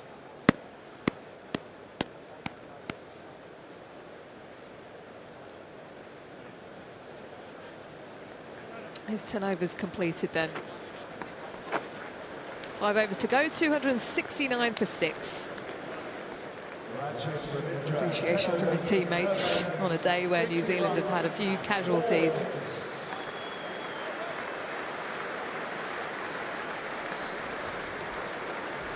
Tim Southey hasn't returned after his 4 overs. After a knock to the thumb. Aaron Mitchell came back on after an injury to his left finger. 4 for 60 then after 10 overs.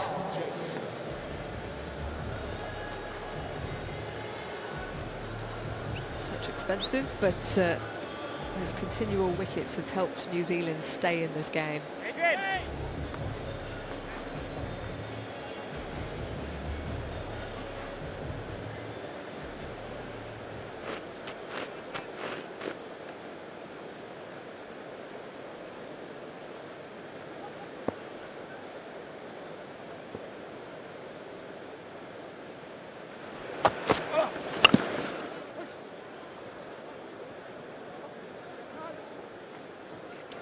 Bowled a bit better actually than his figures might suggest. On for 43 off 8 before the start of this, the 9th over. He began the day at the pavilion end, all a couple of decent overs there, then got switched to the nursery end and looked dangerous past Malan's bat on 4 occasions in that second spell from the nursery end. So he's bowled pretty well today. Well, he's got 2 left, Henry 2. He's got to find 1 from somewhere. That's close, that's really close. And he's been given full on the stumps. He's having a think about it, Livingstone. That looks pretty good. He's going to decide to take it upstairs anyway. TV umpire to director, we have a review for LBW. Written decision is out. I've checked the front foot, it's a fair delivery. Front on first, please.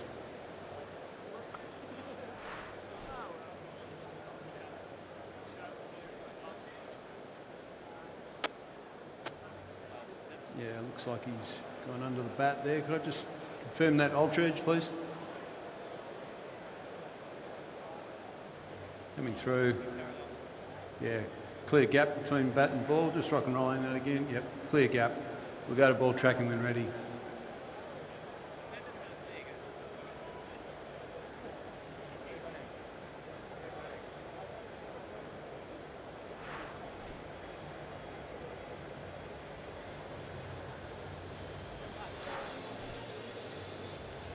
The original decision is out, impacting line, hitting the wickets. Go back on field. You can stick your original decision, Adrian. Signal now.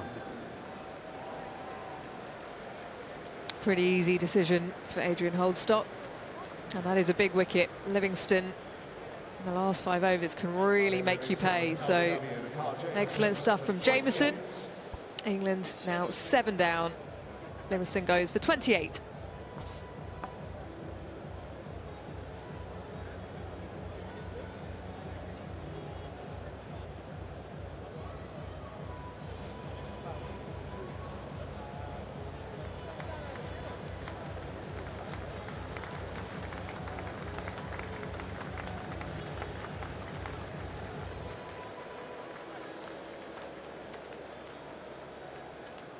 The incoming batter, number 15, David Willey.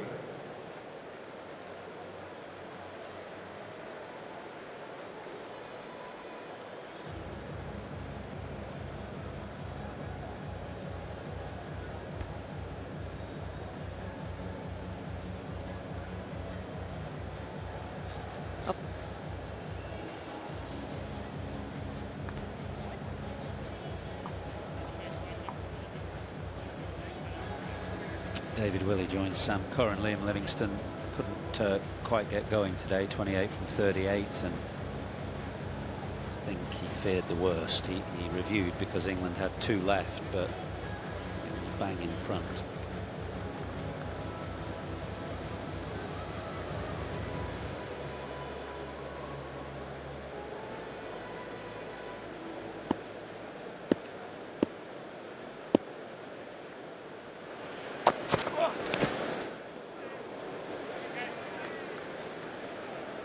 He's just mixing up his pace now.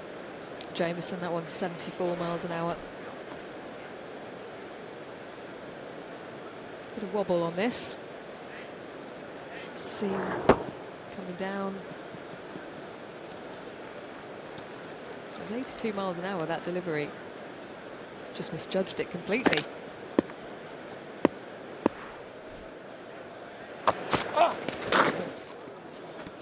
That's mightily close to the top of off. A very hard pitch to get going on, and Jamieson using all his skill, taking the pace right down. That one out the side of the hand.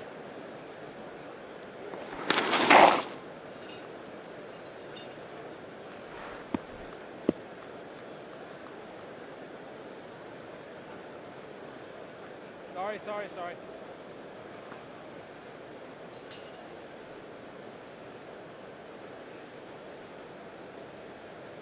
It's been effective on this wicket. Cutters and slower balls. I thought they might have used it a little bit more during the middle part of the game.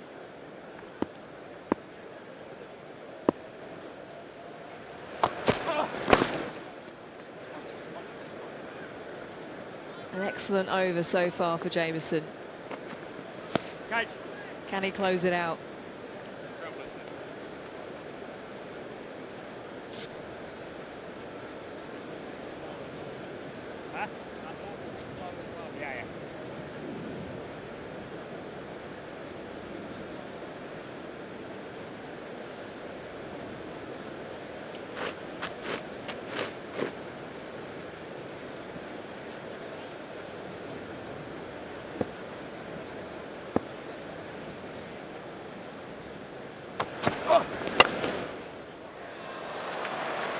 Punished through the offside. Ruins a perfectly good over from Jamieson. Placed that beautifully, Sam Curran. 275 for 7.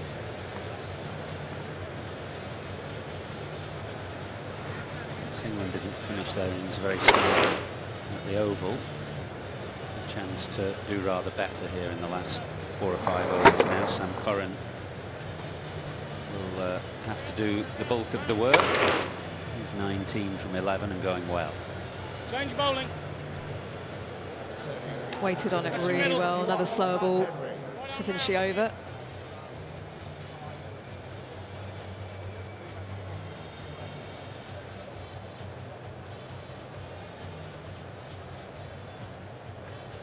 So Henry back on, excellent spell to open things up from the pavilion end.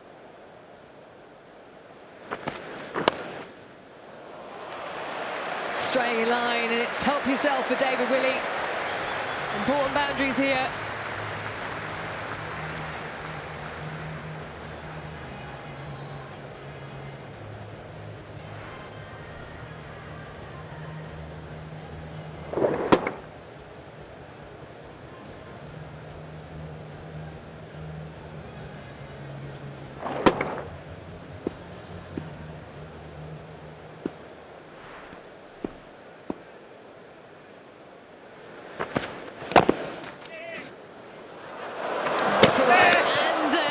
Football skills.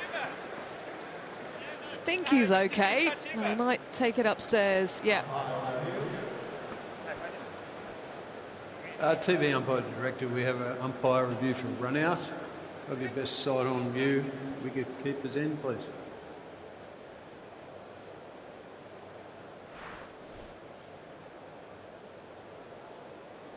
Yeah, bat's grounded. Ready to make my decision.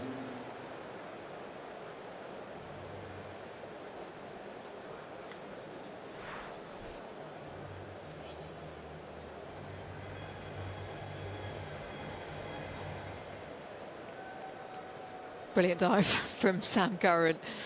If you're watching at home, for any kids out there, that's the best way. Head down, full stretch, as if his life depends on it.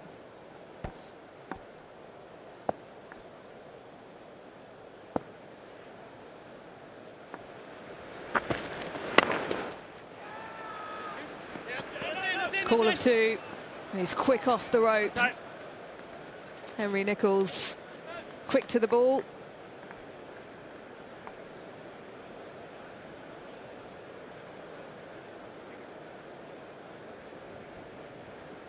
Who's bowling this other over then? And Lister off the field, hamstring problem. No more Tim Southey. Henry's got 1 left. Jameson 1. Mitchell.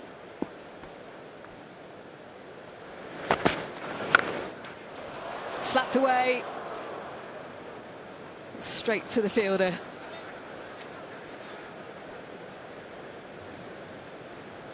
Well, there's been some real pain for the bowlers over in South Africa today. 416 for 5 South Africa. Klassen 174, Miller 82. Lots of their big name players getting in form ahead of the World Cup. A bit of pain there for Adam Zampa, none for 113. Got him. Straight through for Henry.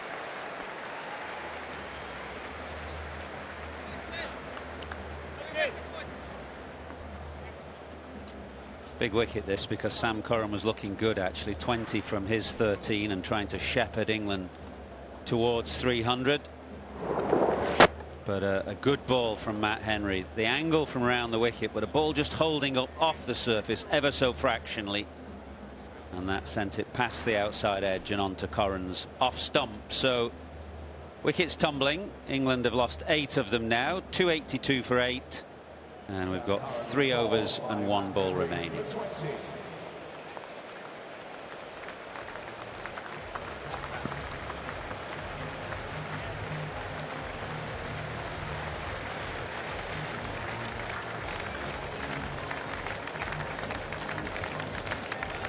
That game at Centurion, always high-scoring affairs really up on the Highveld. You're up at altitude, the ball flies. There was that famous game at Johannesburg when Australia and South Africa put on a world record display.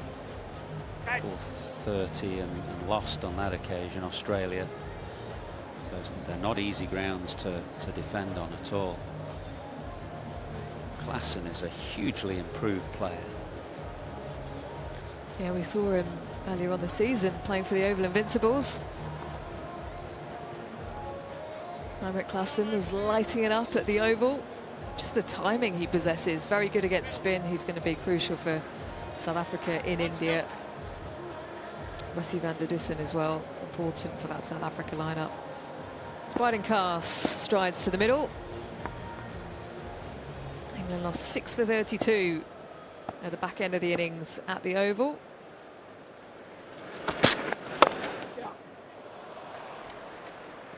Here it's 4 for 40. 283 for 8.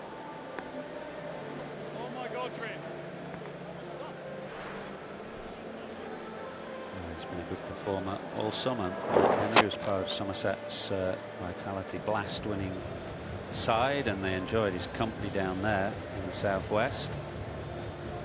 Experienced performer. This is a good ball to end Sam Curran's innings.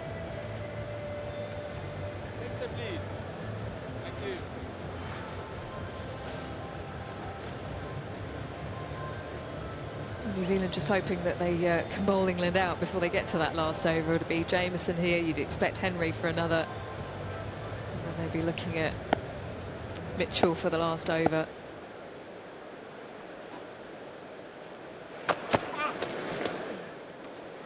It's been effective for him out the side of the hand. Well, there's no mug with the bat, Weidenkast. Got a first-class 100 this year against Derbyshire. Durham, they had a hugely successful batting season. They kind of revolutionised their approach up there. Bought into Bazball, loads of bonus batting points, and Cast has showed his ability on occasions up there.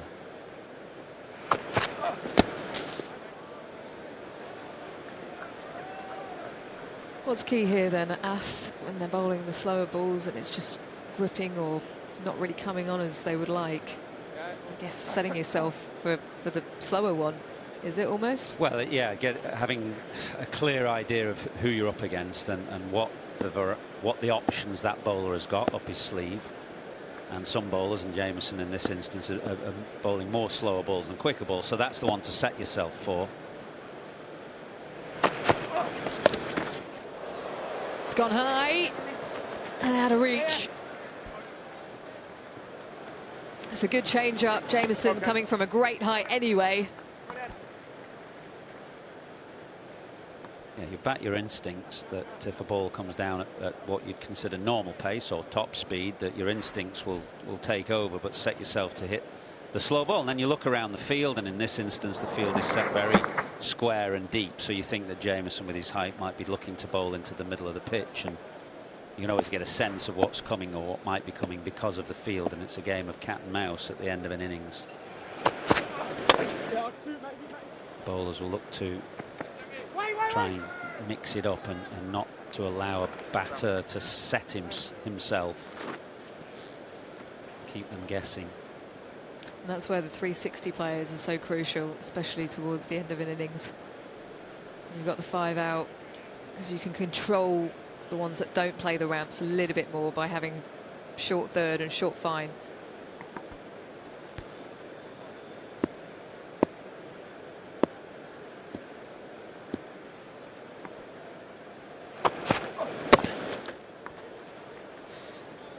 It's a case in point there that third man was up, fine leg was up, and the field, they had long off, long on, and then 2 men set square deep on the leg side. So as a batter, you're thinking yourself, well, there's a good chance it's going to be either a Yorker or a slower ball bowled into the middle of the pitch.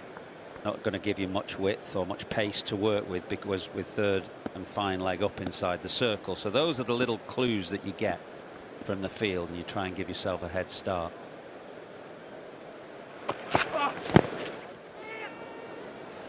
Yeah, it's good, really good from Jameson. He's been outstanding towards the end of this innings. Just 5 coming from that one. 288 for 8. Yeah, he's bowled pretty well today. Kyle Jamieson, just 1 for 53. They don't sound particularly good figures, but the way that he's bowled today, I think he can be pretty happy with that performance.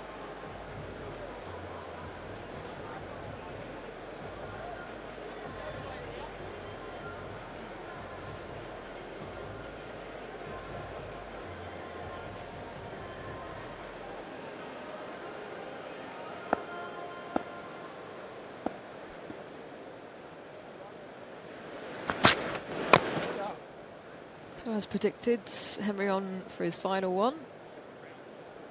And it will probably be Mitchell for the final over.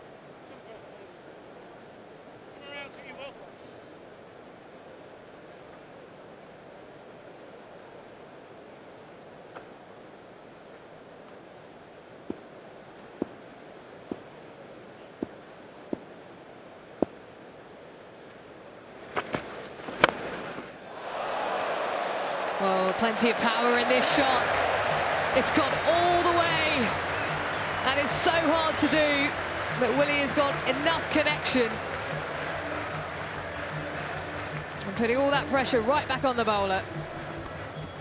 He's an immensely strong man, is David Willey. There wasn't much pace to work with here. It was a slower ball from Matt Henry and quite wide. And Willey just muscled this over long off.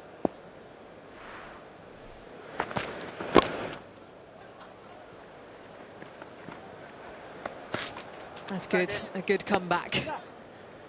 Not able to get the elevation on that one.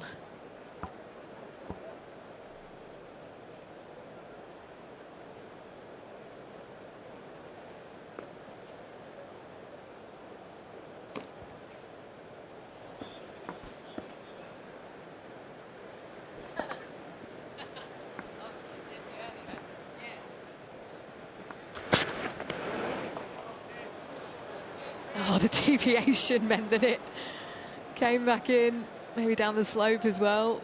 He was looking at that guideline. He's now sternly looking at the umpire. I think the umpire's spot on here. This is an excellent bit of bowling from Henry. He's got it right on that line.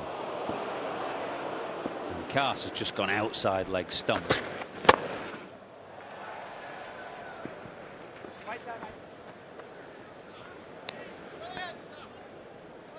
And you feel a little bit more confident and comfortable as a bowler running in when you know the players aren't looking to ramp you, and you can get that Yorker in probably a little bit more consistently.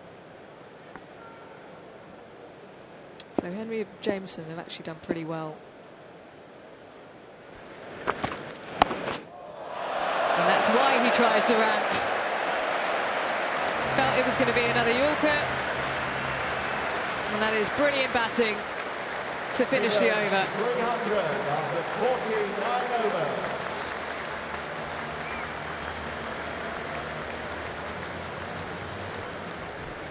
Applause for both the shot from David Willey and a remarkable piece of skill as he sends that full toss over Daryl Mitchell's head, and for the 300 coming up for England. 301 for 8 now. Not many teams chase 300 successfully here in 50 over cricket. But I think it's only happened once, hasn't it, Anne? Once, yeah. A lot to be said about the captaincy in that game. Famous game, India chased 300, the only team to do it against England in 2002. Final over. It's a slower ball again. Back in, back in. Gets lucky, doesn't go to hand That's it. for Cass. He just stepped out of the commentary box at the right time there, Nasser Hussain.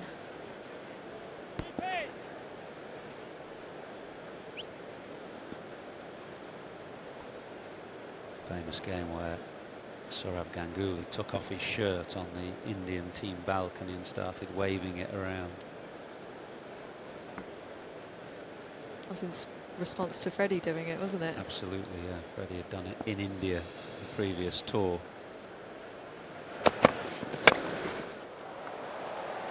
Oh, he's got a piece of it, but Phillips, I think he had it. He's so quick to the ball. I think it was in his hands. And he's parried it. Yeah, he came hurtling in, Glenn Phillips, as you say, very, very speedy to the ball. I fancy you're right. I thought he had made the ground. Wow, it's very tough. Did he get his fingers underneath it? About as tough a catch as you get that when you're running in at pace and you've still got to get low and get your fingers under the ball.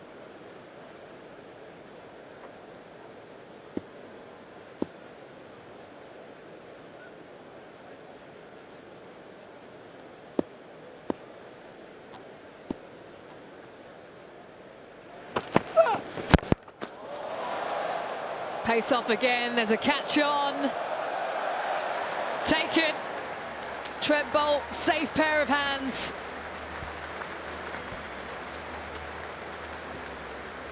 Yeah, slower ball does the trick for Mitchell.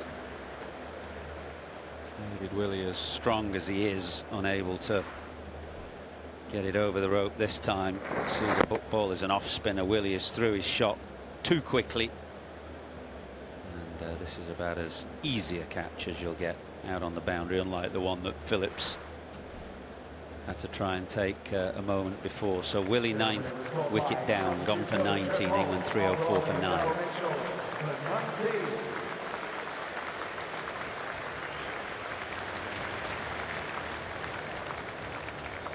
If you're wondering why Daryl Mitchell is bowling the last over of the innings, which is unusual for him, it's because New Zealand have suffered injuries today to Lister, a hamstring strain, and Southey, who injured his thumb dropping a catch at Gully at the start of the day. One of 3 finger injuries that New Zealand suffered today, all in the same position at Fine Gully. And it's meant that they've had to be inventive with their thinking. So Southey and Lister did bowl 10 between them, but would have bowled more. And it's meant that Ravindra, Phillips and Mitchell have become very important today.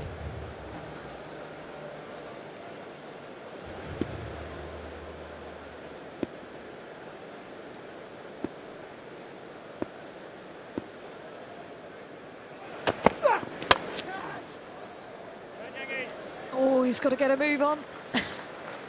Decides to hold on to the ball. I think Mitchell was encouraging him to have a shy at the stumps, and I think that would have been the go, because there's a natural man backing up on the other side, albeit on the boundary, and they wouldn't have been able to get through for an overthrow. So it was probably worth a shy at the stumps.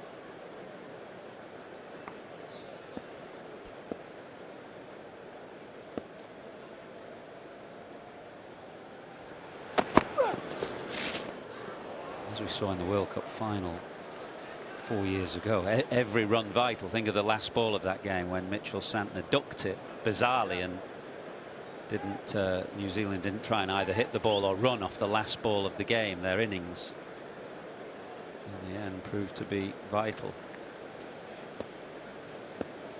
He's done a job for his side. Darren Mitchell picked up an injury himself earlier on in the piece. It's that left hand. He's come in and he's supported the bowlers. Brandon Cast goes for it. Final ball of the innings, and he collects a 6 for his efforts. So England with the momentum going into the break. The crowd appreciate it too. Above par score. It's an illustration of why off that 5th ball a shy at the stumps might have been worthwhile.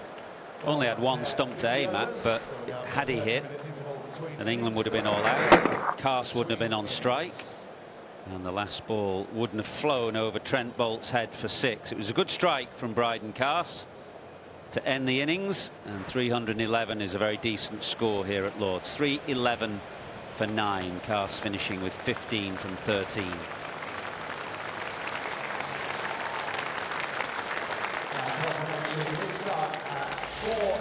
England winning the toss and electing to bat first, going past 300. Adam Gilchrist, the star of the show, 127 from 114. Everyone else chipped in. It was a hard pitch to score on. Some useful boundaries at the end to take them past that 300. injury concerns for New Zealand, so they had to use 7 bowlers in the end. Ravindra, the most successful of them. 4 for 60, his best figures in ODIs.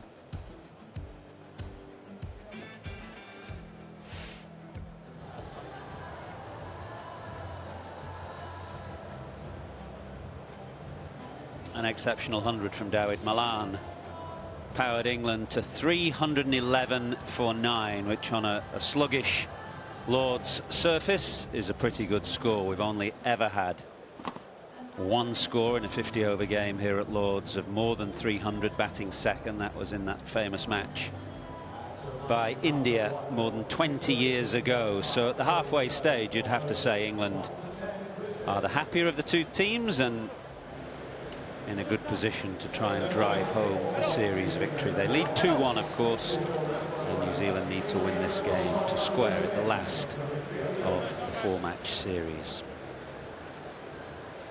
Will Young and Devon Conway are New Zealand's opening partnership in bright sunshine. It's a glorious afternoon here at Lord's. England have 3 left-armers today: Willie, Curran and Topley.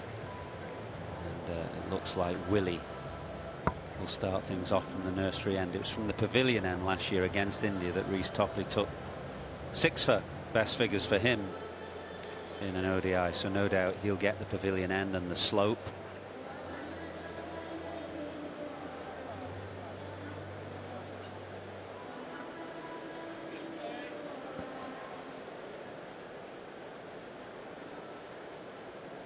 So 1 slip. A ring of 3 on the offside and 3 on the leg as Willie comes into Will Young. Well,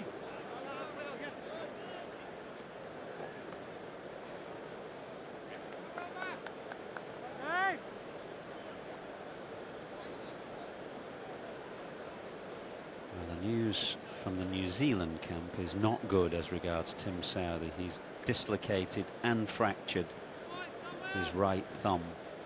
There's no further news around World Cup and availability and how that's going to affect him, but it certainly doesn't sound good.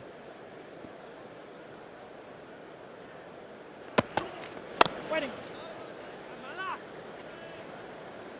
say that the timeline for Southee's recovery will become clearer tomorrow after further assessment, but Kumar, it's always going to be the back of the player's mind, wasn't it? The nightmare of getting injured in a game like this with the World Cup just around the corner. Yeah, absolutely. Series like this just before a World Cup has both positives and negatives, and the negatives are a lot to do with injury. We saw a few scares today, not just in terms of Southee. We saw Daryl Mitchell, a strapped hand, he came back and bowled. A replacement player brought in, Lister, had a hamstring issue as well. Well, that's the drop from Southee. All the problems were in that area, exactly the same position, that all 3 catches caused problems, but it was apparent immediately actually from Southee's reaction that was by far the worst injury of the 3.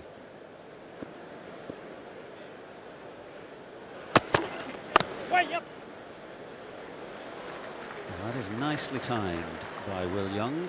No swing for Willie, just on the angle, and Will Young pushing forward and timing it beautifully through the covers.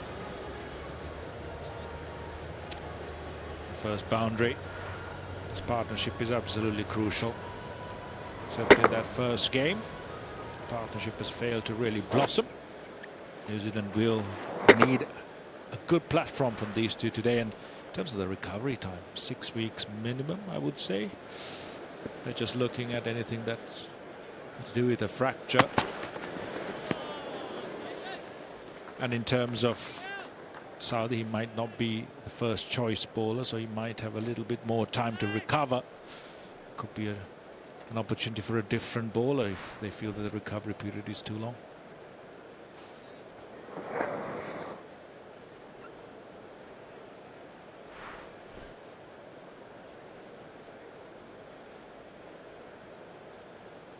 Finalen came on as a substitute for Daryl Mitchell, who'd hurt his finger in the same position, dislocated a finger, but Finalen is fine.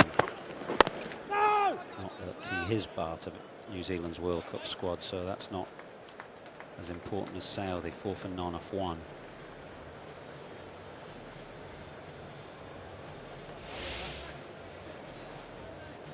If you're just joining us, that was England's innings earlier in the day. 311 for 9. Good score here at Lord's. Dawid Malan played brilliantly for 127 and got a bit of help elsewhere, but nobody played as fluently as Malan.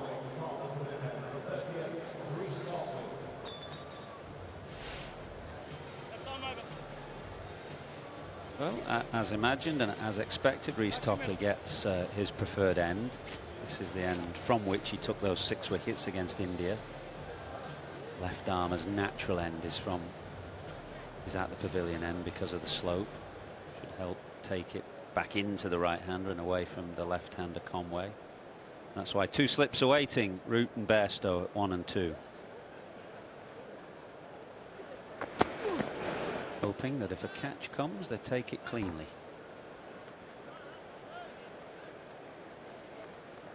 Conway has been a little bit airy in his offside play, especially with the new ball, the ball swinging.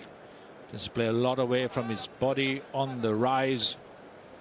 A batter of his quality needs to be a lot more decisive, especially in terms of the channel, being able to navigate the swing. Decisive in attack, decisive in leaving and defense. Well, Topley has got better with every outing in this series. He's been short of 50 over cricket. He's had his injuries to contend with, serious ones at that, and with every game in this series we've seen an improvement in his form.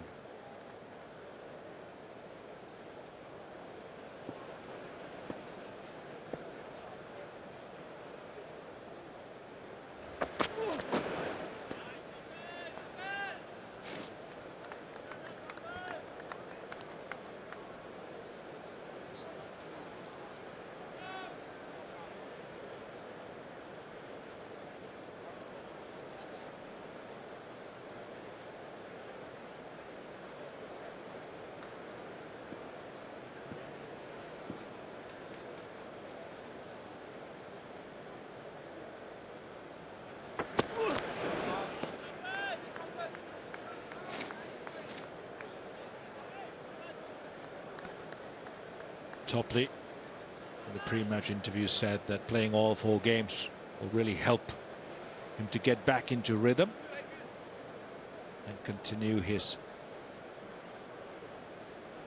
journey in terms of coming back to full pace, full control, and he's looked good. Well, there's a bit of movement there and a bit of bounce as well. Just has Conway rather flinching at the ball.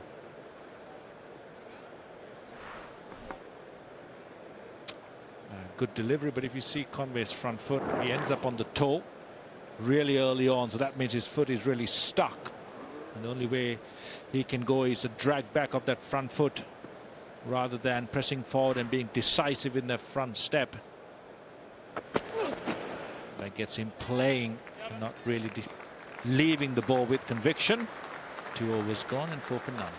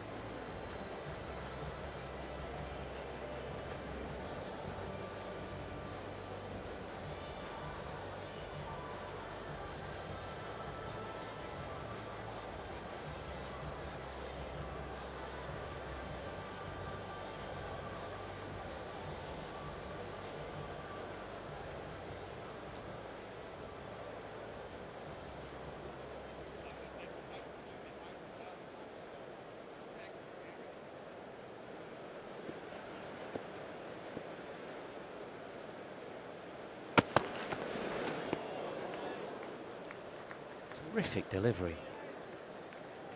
It almost seemed to start curving in the air and then just straightened up off the pitch. Using the slow scramble seam. David really loves a batter who stays static inside his crease. It's just the third over. If I were Will Young, I'd be looking to bat well outside the crease or get to the ball. Whether you're defending, leaving or attacking, for a ball of Willie's pace, you need to get to the ball.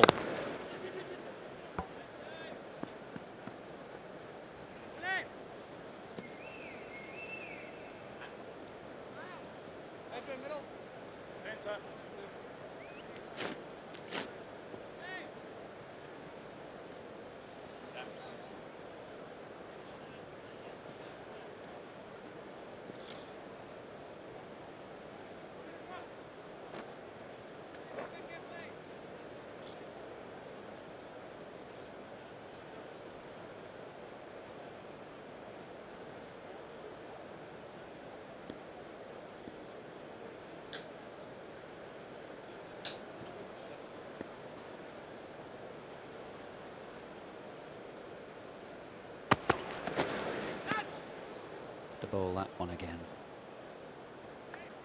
Just about the line that Will Young played and missed at one, but of course it's the left-hander Conway on strike now.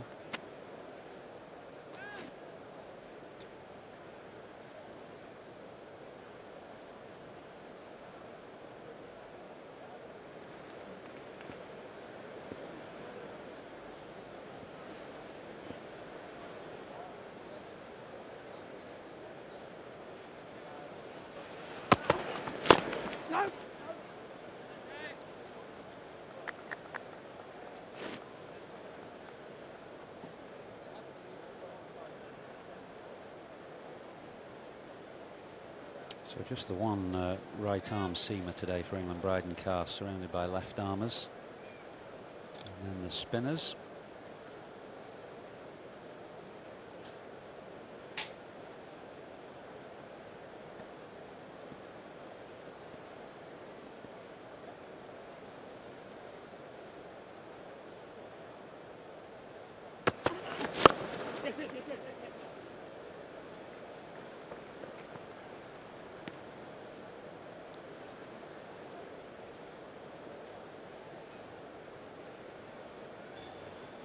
The impression that David Willey was overly enamoured with giving away a single there.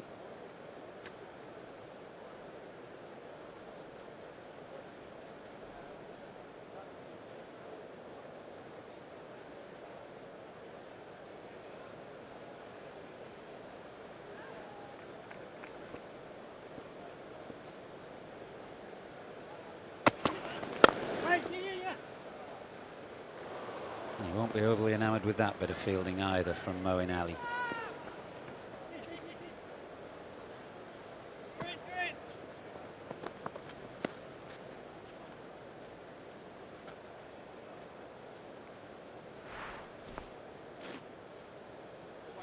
A slide just over the ball.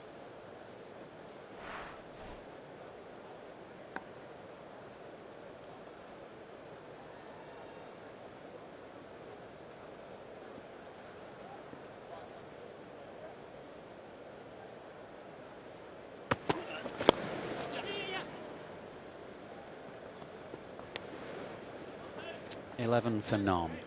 About 25 minutes ago, Tom Moody tweeted, Heinrich Klaassen is the best middle order white ball player in the world. If not, I'd like to know who is. That was the view of Tom Moody, and no doubt on the back of this rather astonishing innings from Klaassen today. In a high scoring affair at Centurion, he smashed Australia for 174 off just 83 balls. Incredible hitting, and it looked like Adam Zampa took the brunt of it. It's not just this innings as well, Arthurs. It's been a year and a half to 2 years of incredible batting from this man. Yeah, I mentioned Tom Moody. He saw it close up at hand, of course, because he was the head coach of the Oval Invincibles, where Klaassen enjoyed himself in the 100. Bit of width and driven firmly and square by Devon Conway for his first boundary. A lot better from Conway this time. You contrast his leaves where he gets stuck on that front toe with a very short front push or forward push. When he is decisive, heel to toe, bigger stride, weight transfer, and much better contact.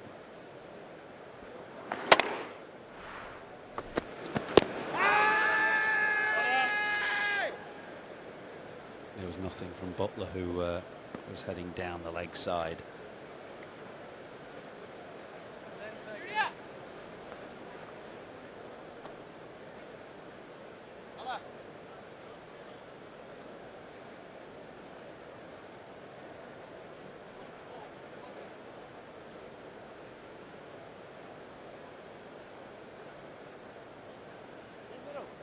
Just a little bit away, not much.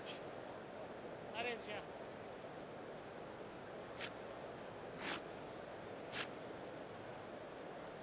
Right, go.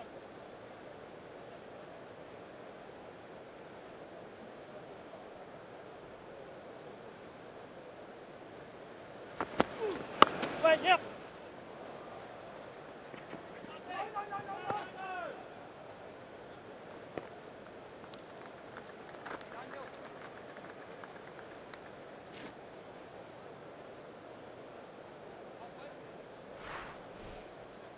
Well, Buttler has the best view. You can see that he was on his way down the leg side. Although there was a reasonable size shout from the slips, nothing doing from the captain.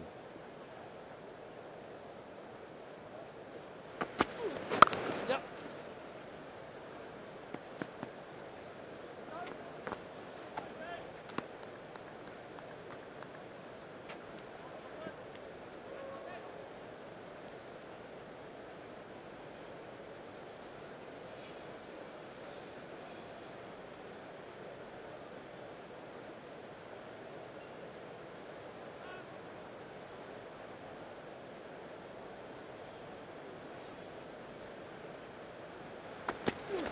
Waiting!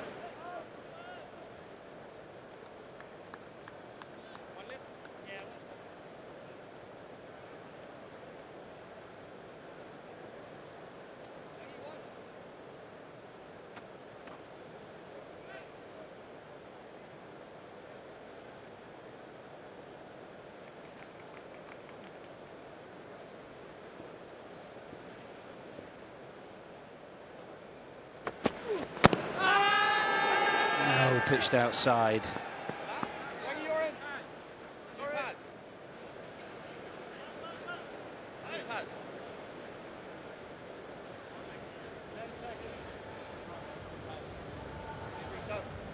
Umpire is just waiting to see what England were doing, but hasn't signalled a leg by, so it looked like there was an inside edge as well.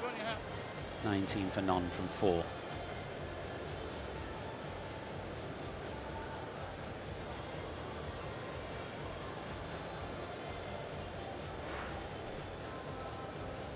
I felt it pitched outside. Topley felt there was an inside edge. Maybe he's more right than me.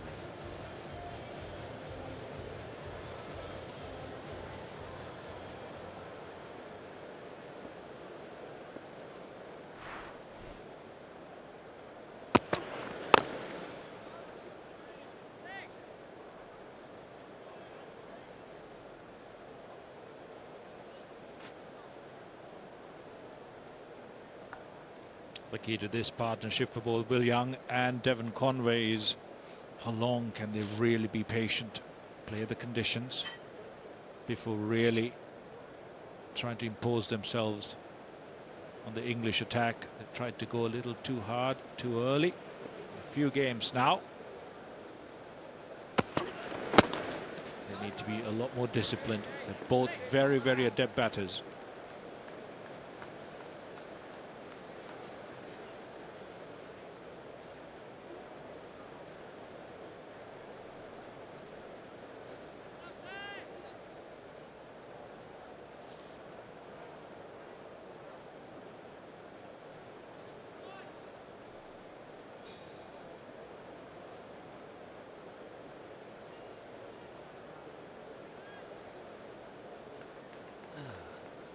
family is in the house. Nice to see them.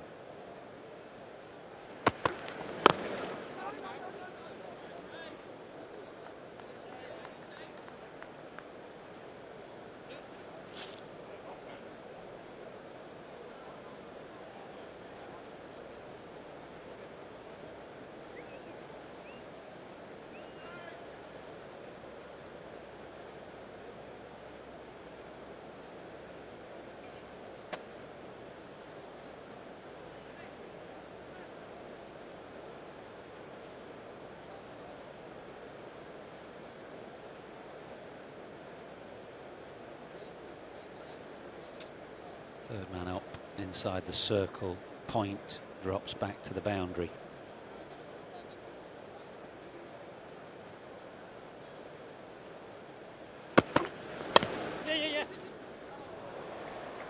And wouldn't you know it? Wouldn't you know it? The moment they made that field change, a thick edge goes right down to the boundary. Really good bowling by David Willey. You wouldn't mind this. Unlucky.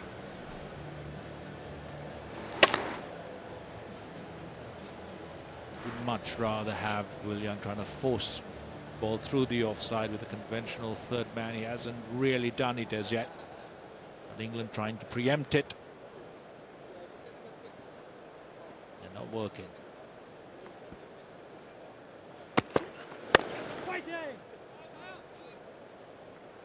Okay.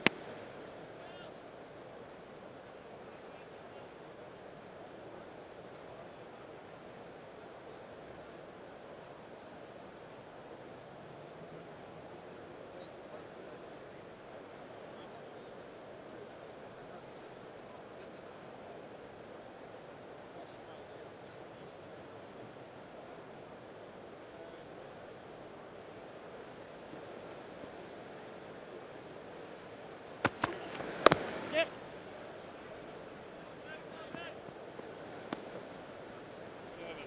24 for none.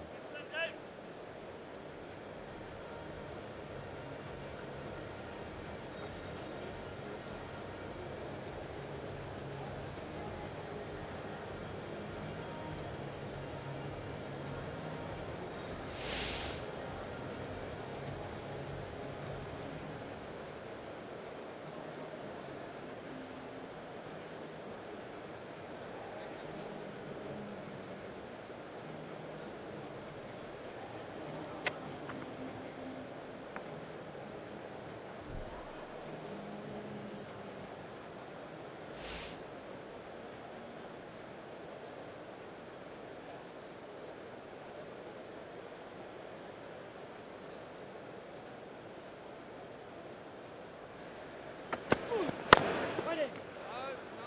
2002, I believe you mentioned, Athers. The last successful chase of anything over 300 here.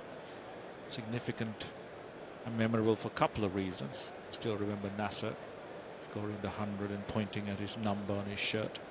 And then a fantastic rearguard effort by Mohammad Kaif. And of course Yuvraj Singh as well. Was that also the game Sourav Ganguly took his shirt off?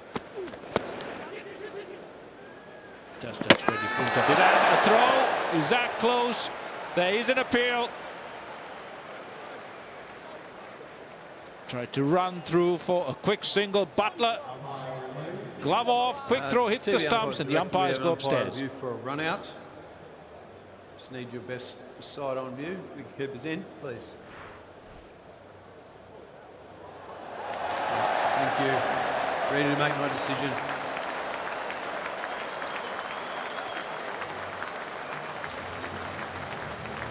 There's a brilliant all-round athlete, isn't he, Jos Buttler? He was quickly to the ball then. He had to just move 2 or 3 paces to his left. Got his right glove off quickly, got the throw away, and most importantly got it on target. And Conway was a good 2 yards out of his ground. Watch Buttler get rid of that glove quickly, and a brilliant quick throw onto the top of middle stump. Outstanding athleticism from Buttler. Conway run out for 7. New Zealand 24 for 1.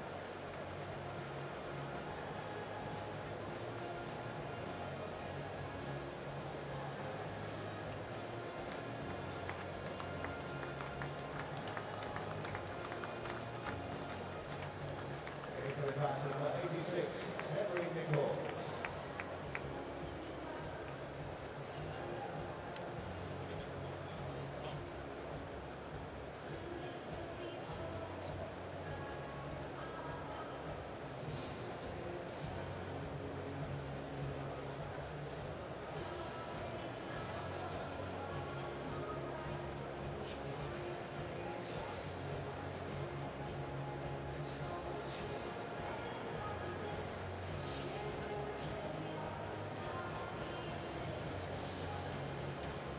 New Zealand have lost their first wicket courtesy of an exceptional piece of fielding from Jos Buttler, running out Devon Conway.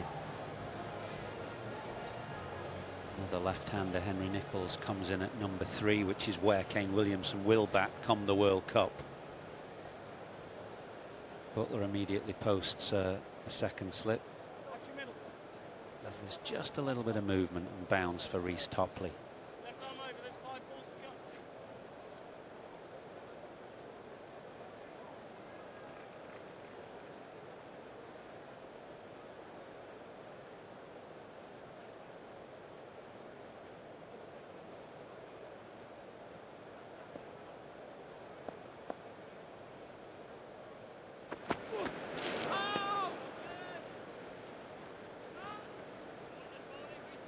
Talk about a batting innings. One of the things you always want to avoid is a run out, especially up at the top when you're trying to build a partnership. It is Devon Conway's call. He was just anchored at the non-strikers. They're not really taking the start or watching the bowlers release, and brilliant from Buttler. Went straight to him, quick feet. He does a lot of fielding away from the England national side, so he's used to fielding in the outfield in different positions. Got great hands, and in this case a great throw as well.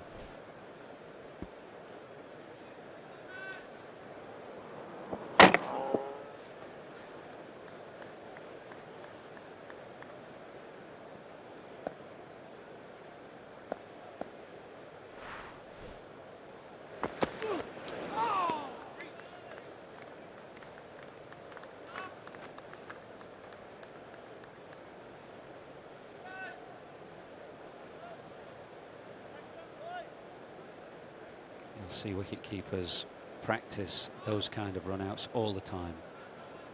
In the days leading up to a game, or the morning of a game even, that combination of removing the glove quickly and just working on throwing from the various angles. Not far away from the glove. Jos Buttler's keeping goes underrated, I think.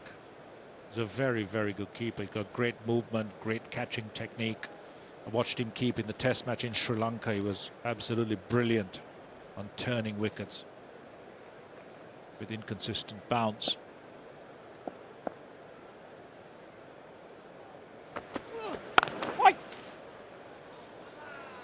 And keepers at the back end of games, close games, where every run counts. If it's a last over, sometimes they would take the glove off and just keep it just one glove on, so the throw is a little bit quicker. Don't have to waste time flicking the glove off. True all-rounder Jos Buttler.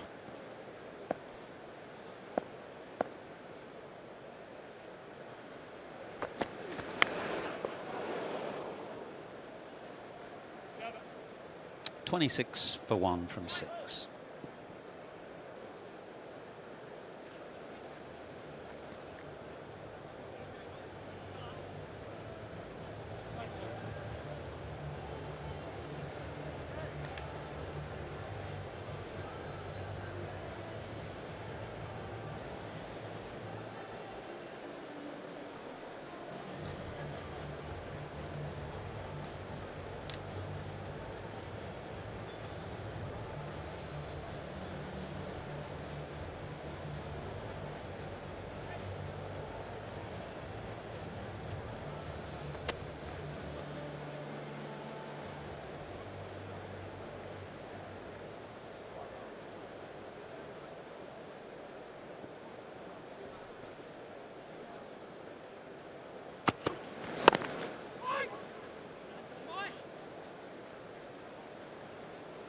to his fourth.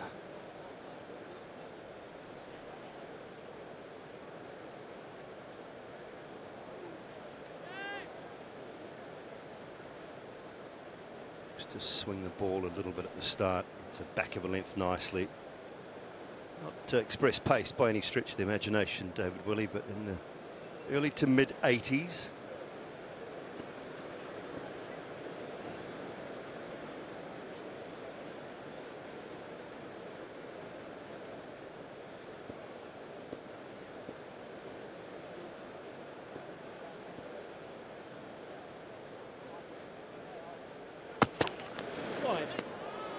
Again, another one in and around just that off stump, moving down the slope towards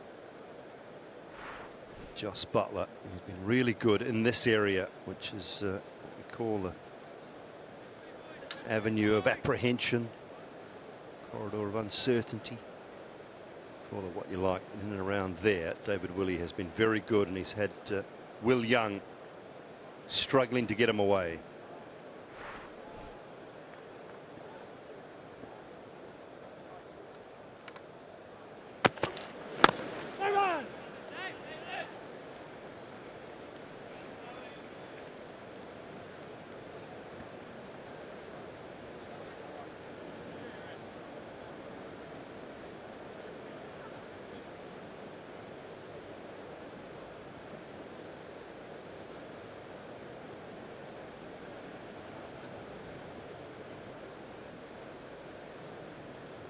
Slip in place for that very reason. The ball just moving enough. Quick single. Brook gets in well, but David Willey not overly amused with that either. Perhaps feels there should not have been one there.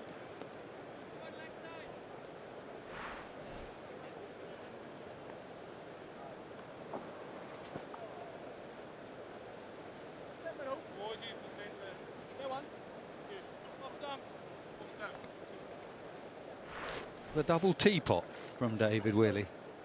It's a couple of times now.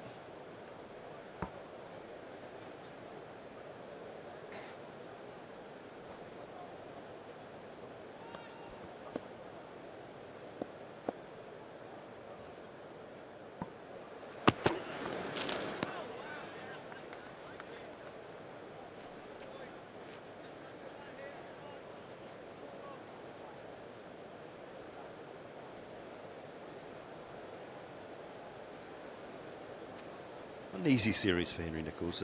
You know you're not in that World Cup squad. They would have told these players, or I know they did tell these players a couple of days before the actual team announcement. So not an easy one for him. He knows that he's going to get a couple of opportunities in the series, but not go any further in his ODI career, you would think.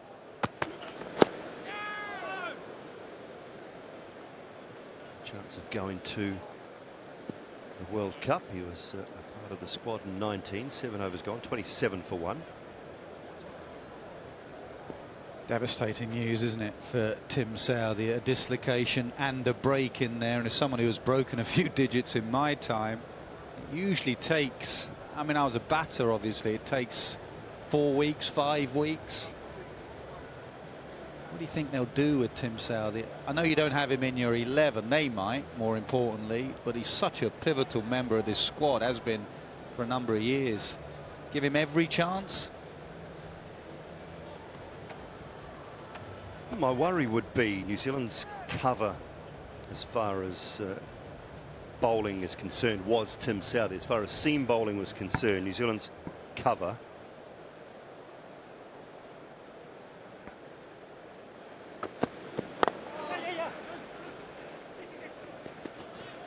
look through the squad, he was the bowling cover.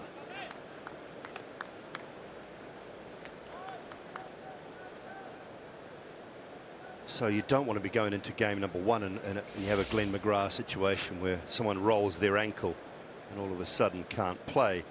Looking through that there, you think Mark Chapman probably doesn't play the first game. Ravindra, Sodhi.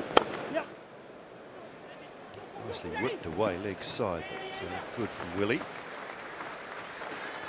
Yeah, so I had Southee, Sodhi, Ravindra and Chapman missing out. Well, Ravindra, Chapman and Sodhi are all batters or spinners, so they don't have any seam bowling cover.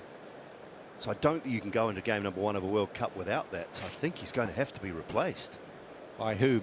I saw Mill. I mean, I think Adam Mill's a fantastic seam bowler, but he had a niggle a few days ago. Now, if it's only a niggle, that'll be fine. I'm not trying to write Tim Southee out, but sort of conversation they will be having in the next 48 hours, the New Zealand management. Yeah, spot on. They have to have that conversation as well, as hard as it may be. Milne's played 5 ODIs since 2017, 2018 only, and struggles to get through one-day internationals. He's had a lot of trouble with fitness, and therefore I think that's the reason he's been left out anyway. Just cannot get through games, let alone tournaments.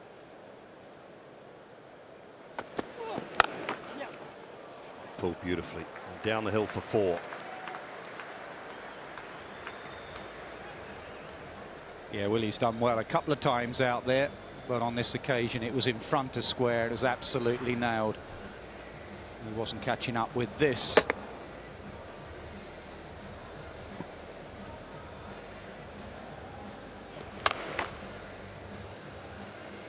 So when I sort of sat at the back of the combox before and thought about some options, necessarily absolute like for like. Waiting! Players that could do that role for New Zealand. They've used Henry Shipley at times through the one-day internationals in the last year and a half. He's done a very good job. He went to Pakistan. Hasn't played a game since the middle of the summer, July. He was over here playing for Sussex and hasn't played a game since then. So he's obviously picked up some form of injury. Kyle Jamieson is here, not in the squad. He's certainly an option to replace Tim Southee. Jacob Duffy, someone who may not know too much about, is on that New Zealand A tour at the moment in Australia. 8 overs bowled, 35 for 1. So there's 3 names that sprung to mind that could do a similar type job, but a way less experienced. And Tim Southee is, you're right, a huge part of this New Zealand squad, not just on the field but off the field as well. He's someone that Williamson leans on heavily. So it's a massive loss if that is the case.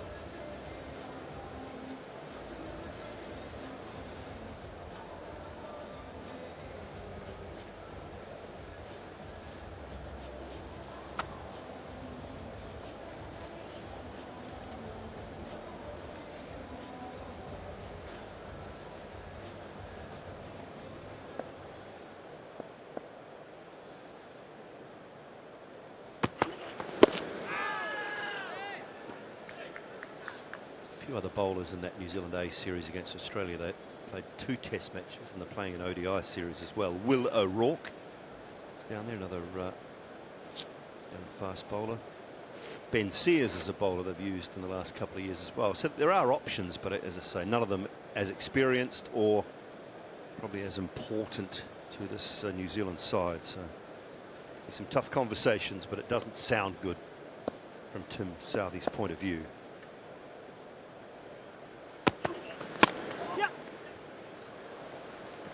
Squirts that away up the hill. Don't think it'll make it. Good work, excellent work from Sam Curran.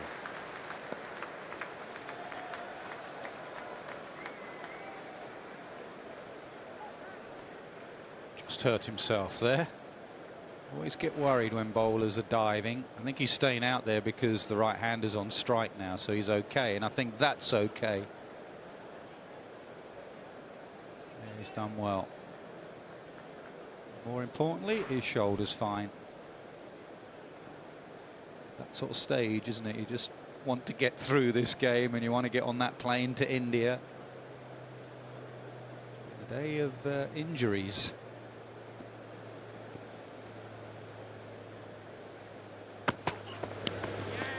Edge this time. And through to Jos Buttler. He's beaten the edge. He's had Will Young feeling very uncomfortable at times, has Willie. And he's finally got the breakthrough.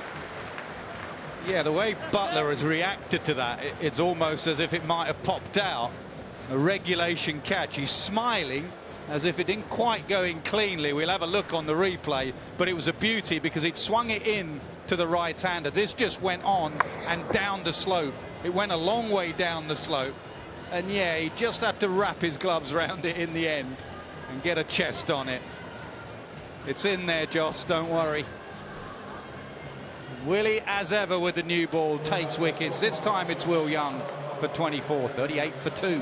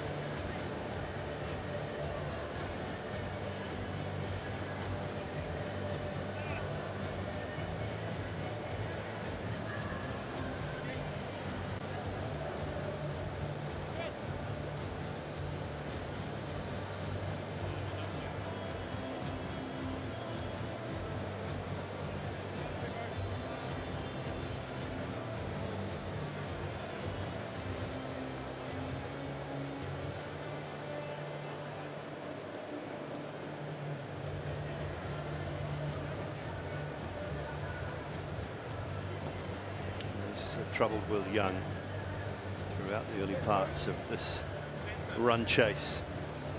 Lost Devon Conway to a run out.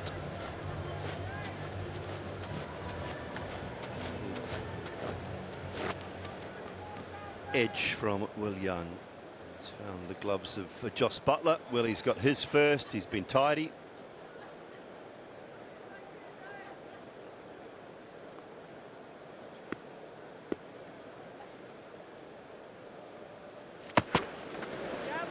Shuffle straight away from Mitchell. It was a Jaffa actually from David Willey. He did well to nick it, Young, because it does go down the slope. And yeah, he had to just wrap his fingers around it in the end, Jos Buttler.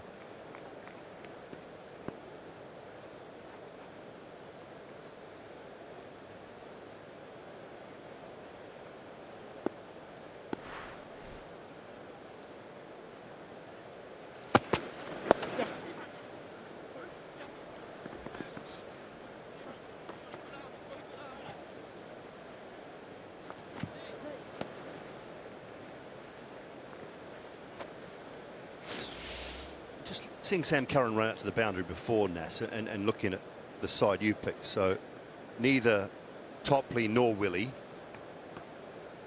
And imagine Sam Curran opens the bowling or takes the new ball in this team of yours and Owen Morgan's. Why would he not be doing that in this series? Because they may not be going with the Owen Morgan and Nasser Hussain team. They could have their own plans, to be honest. So I do think David Willey, if you don't use him with the new ball, then he is wasted. He is a genuine. And it's that balance between wanting to win this game and also keeping an eye on the future as well. Have to get that balance right. Swung a little bit. Mitchell's missed out on a freebie, one might think, down leg side. Away for 4 wides. Buttler now saying, did that just flick a pad? Butler's still looking at the umpire. He wants to review it now, Jos Buttler. Feels it just flicked a pad. I reckon it has.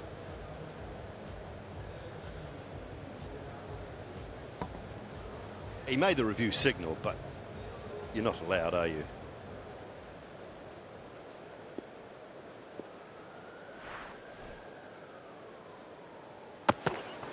Yep.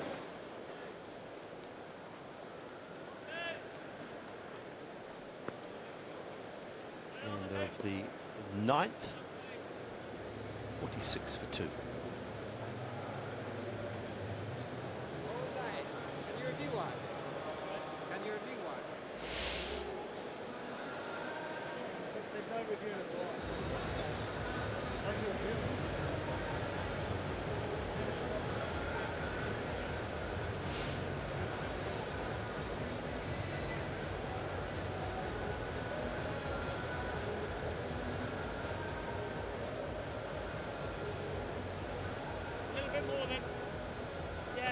Just on the back of Buttler jokingly with the umpire saying we'll review that. Joe Root, you could just hear on the stump mic Joe Root say to the umpire, can we review wides? I think you can in the IPL, can't you? It's been one of the playing conditions in that competition. Not in this.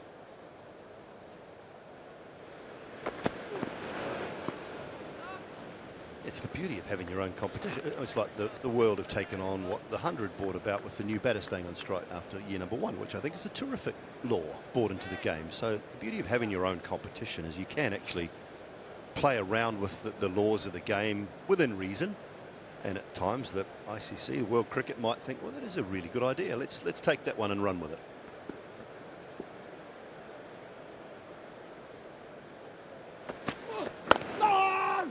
Jofra was way ahead of the curve, wasn't he, in that final here when he asked Owen Morgan to review the wide in the super over. I mean, everything went your way that day, didn't it, Dooley? Let's be honest. Yeah, I couldn't believe how lucky we were, Nas. It was unbelievable, it really was. Still staggers me, actually, how we got so close to you.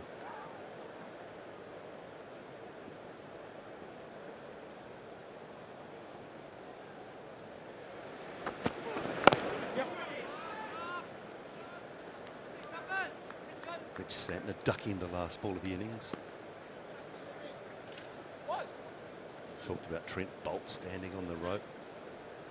Stokes bat, all sorts going on. David Milan got a rollicking from Morgan in Napier because of what Mitch Santner did here in that final. They didn't run off the last ball in Napier a little bit later.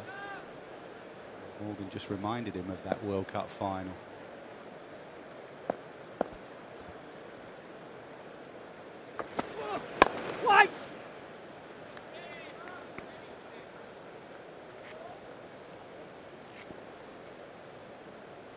That isn't it, from the skipper? Stern word.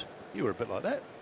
Yeah, some things are just better sort of said and you move on. Don't fester and say it in corridors. Just openly have a chat and move on.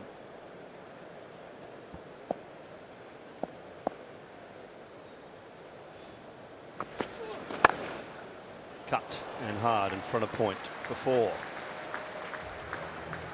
Yeah, Topley's not quite got it right, actually. It's not easy here at Lord's, even though he's got a great record here and he got that 6 for bowling at the pavilion end. He just looks like he lost his body shape there. He falls away early. Watch this here. Falls away down the slope. And the moment you do that, the ball follows you. And that offers up some width. Brilliant 6 for against India this time last year. 51 for 2.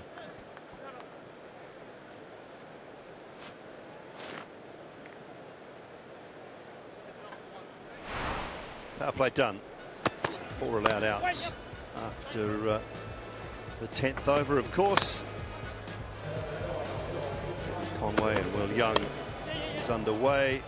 A little bit of good fortune at the odd time. This was the run out. Brilliant from Buttler. Around, glove off. Top of the stumps. Devon Conway short of his ground there. It's probably the best of Will Young's innings. And that, just a little edge. Nice from Willie. Nipping down the hill. Picked up the edge and Buttler eventually clinging on to the catch. Adrian Holstock. It was the end of power play number 1. 4 fielders allowed outside the circle. Now Willie will continue. New Zealand's required rate at 6.53. It's climbed a touch from the original rate of 6.24. Just looking to establish a little partnership. 2 relatively new batters at crease. It's another quite good bowl from David Willey.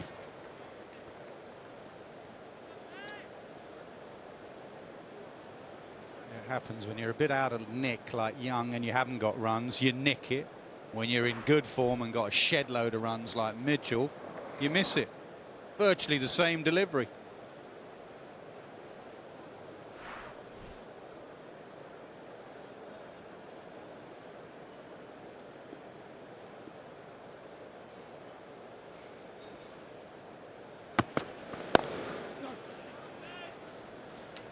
movement for Mitchell.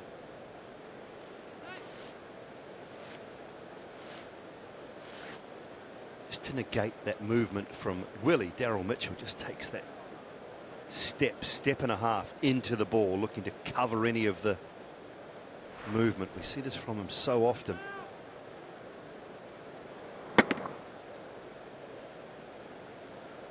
See there, he's a good yard and a half down. He's done that a lot. He's done it in his career. He does it in red ball cricket. Comes very comfortably to him.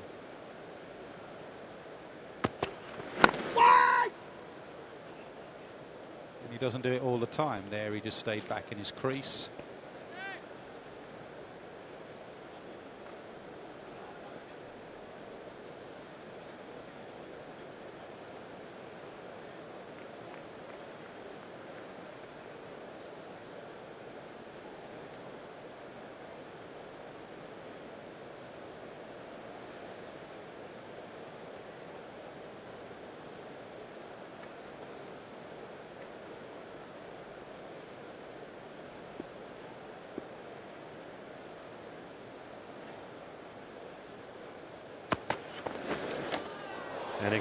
And again, this is really good stuff from Willie.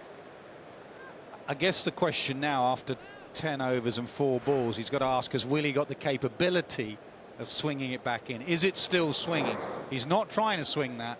As it comes out the hand, you can see it's a 3/4 seam, scramble seam, and he's trying to nip it. So which is the more dangerous, the outside edge with the slope, or has Willie still got it in the locker to swing it back in with a slightly older ball?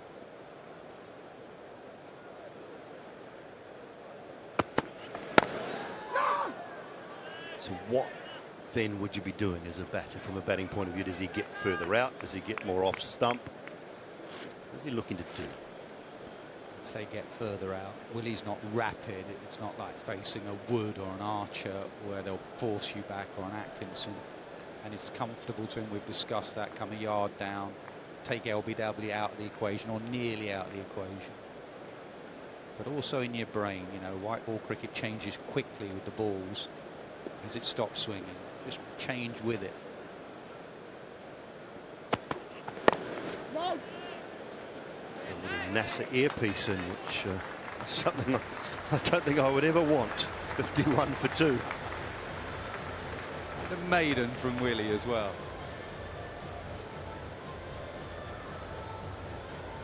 Well, I just mentioned it. On this ground a year ago against India. Some fine top order batters, that is for certain. Rohit Sharma and Shikhar Dhawan down the leg side. Kumar Yadav dragging it on, then some tail-enders with his variations, the slower balls that he bowls. 6 for 24.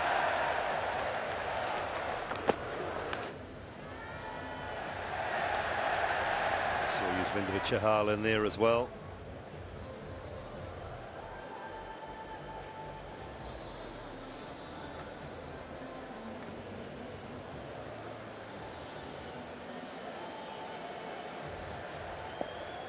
Broadcast, a little more pace now. Tall right armour.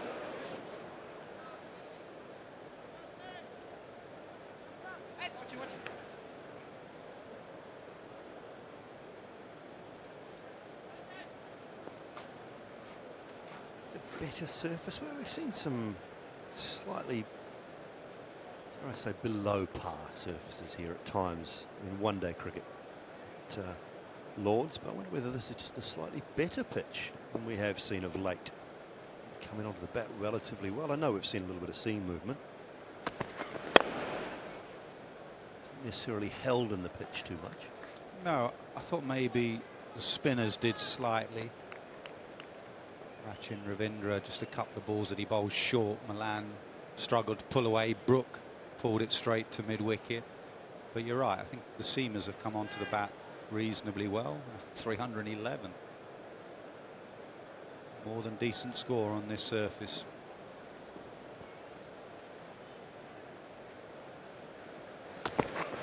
Back down the hill. Not sure there was a hint of an inside edge, but an extravagant drive from Mitchell has seen Cast pick up a wicket. And a good one and a key one. Daryl Mitchell has a fabulous record against England. He's one of the few form batters in this side at the moment. And Cast into the attack and into the wickets. Just 3 deliveries to go through the defences of Mitchell.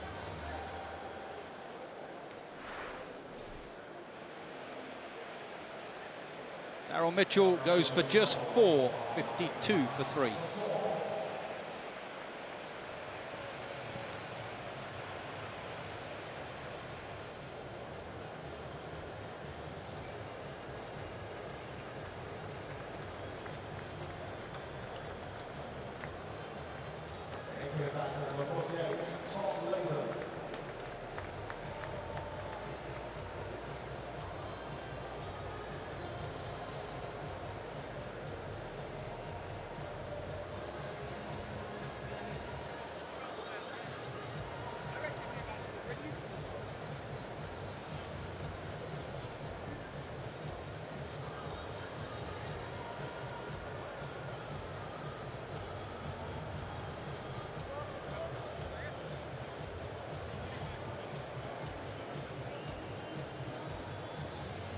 Two bats in the series for New Zealand's skipper, 19-3. Left-handed Tom Latham joins his Canterbury domestic teammate, Henry Nicholls.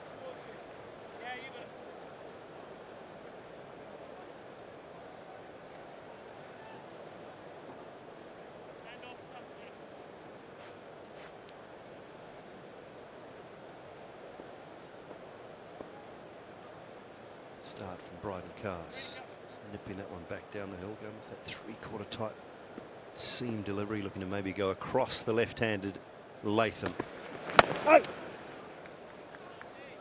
Yeah, and we do talk about the slope here a lot, and the last 2 wickets have shown why. The wicket of young Willie just going down the slope and beating the outside edge, and at the other end, bowling from the pavilion end, it just nipping back down the slope to the right-hander. That's why even on a good surface, which this is, you're always in the game at Lord's because of the slope as a bowler.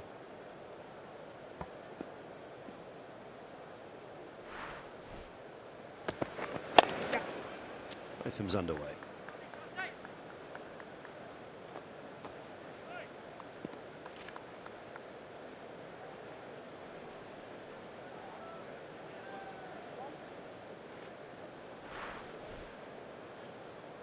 Was just a hint of an inside edge. I thought I picked something up in the stump, Mike.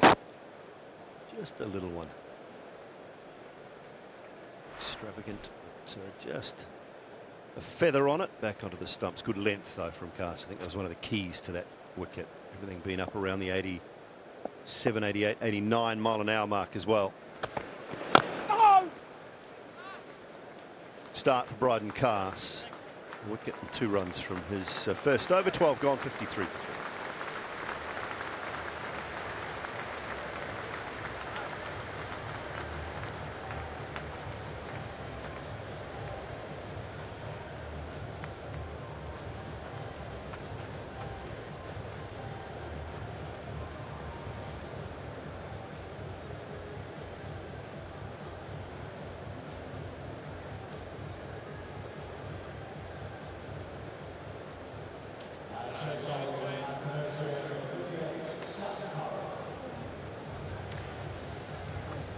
England in control. 300 in the first innings, and they picked up 3 in the first 12. Everything right back on New Zealand once again.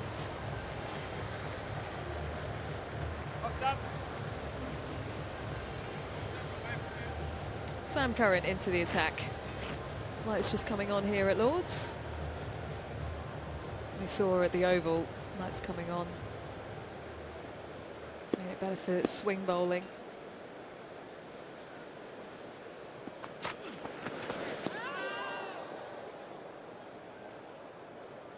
Sam Curran, not the sort of bowler that will get loads of swing like Chris Wokes or David Willey.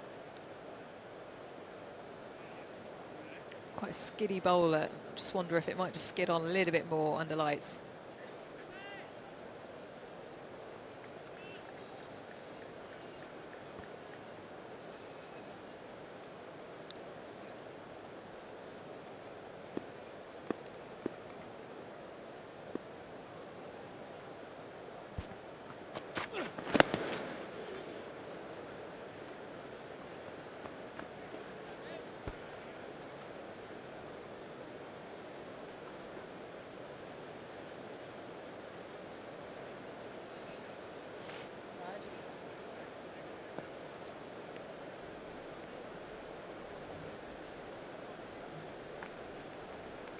A lot of talk about England's openers with the bat. But what about with the ball? We've seen Reece Topley in every game this series so far.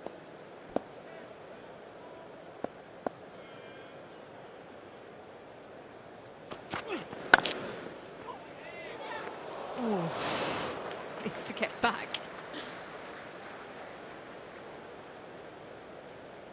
We've seen Willie and Wokes open up with Topley, but Sam Curry coming on first change. Oh, Morgan, your thoughts? Afternoon, Ish. Afternoon, everyone. A good question, I think, nailed on the brand new ball is Chris Wokes.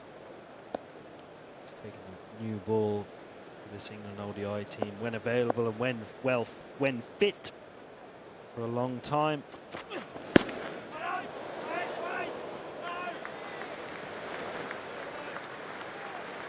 He's done it very well. So the question would be who he would partner up with. Is it the left arm of Topley or Willie or even Curran? Possibly even Mark Wood. At the moment we don't really know where Mark Wood's fitness levels are at. They're holding him back. He hasn't played a role in this series. Hasn't bowled since the end of the Ashes. In a competitive game.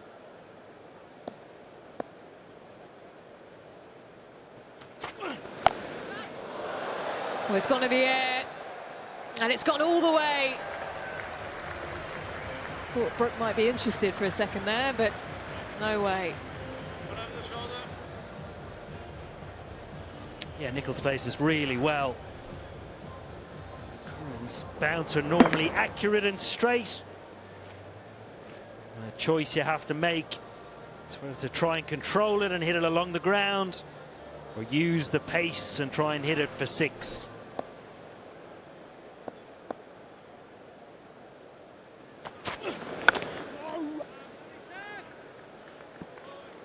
Look, the strengths of probably the three left armers, you'd say Topley swings it, gets an extra bit of bounce over the other two. There's an extra 3 or 4 mile an hour behind it. Dave Willey pitches it up, looks to swing it, and this series is also bowled with some scramble seam deliveries.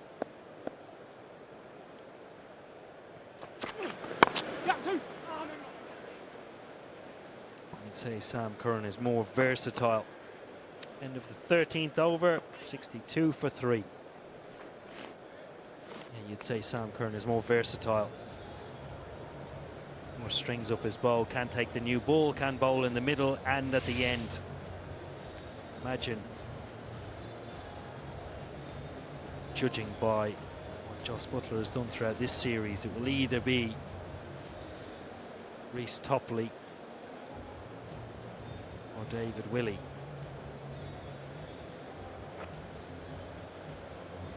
You look in that team that Nats and I sort of agreed on. Be dependent on an extra seamer potentially coming in if they do play on a seamer friendly wicket. Yep. So you'll probably see the likes of Liam Livingstone or Moeen Ali come in and out of the team for an extra seamer. To come back to your original question, Ish, about who would take the new ball in that team, I would have Sam Curran and Chris Wokes taking the new ball. If it was a seamer friendly wicket, I would have Reece Topley or David Willey coming in for Moeen Ali, and one of them would take the new ball over Sam Curran. No! The other thing you have to consider in India, the nature of the World Cup, travelling from east to west, from north to south, in and out of India, spin might play a big part. If you play on drier surfaces, I would not rule out opening the bowling with spin. The likes of Moeen Ali, Liam Livingstone, or even Adil Rashid.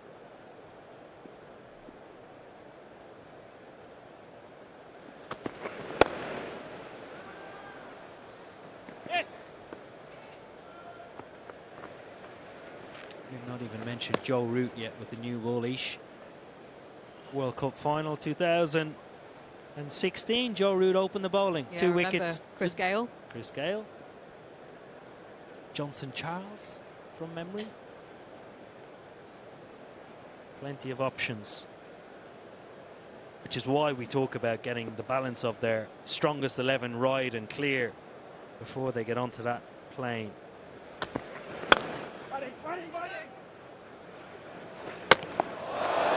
Oh, they've already had one run out. I think it was all right, but just a gentle reminder. Get your bat back in.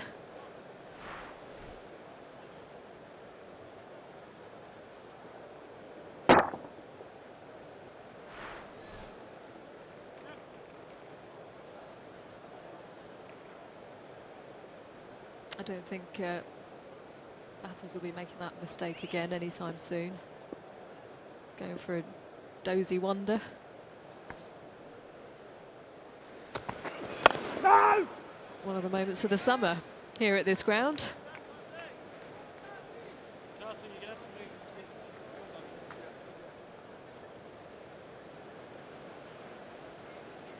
Certainly was.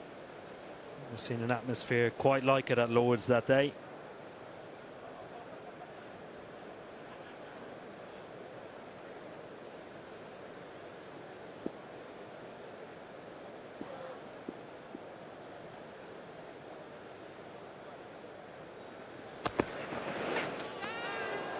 Oh, has he got something on it? A fine tickle, maybe. Martin Saggers doesn't think so. And Joss not interested either. It was a half appeal. 65 for 3. Well, England still have 2 reviews left, as do New Zealand. Jos Buttler thought there was a noise. Latham just opening the face of the bat.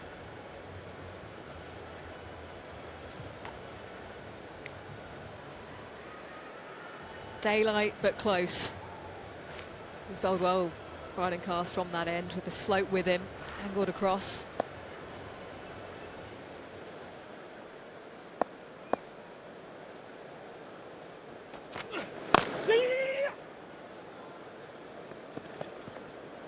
Reminds me of Ian Plunkett riding cast, just the shape that he gets on the ball, his gather and his delivery. These are the fixtures then for England's men. The defending champions, they start in Ahmedabad on October the 5th against New Zealand. And they go to Dharamshala. The only day game that they're playing in that series of matches, Bangladesh on the 10th of October.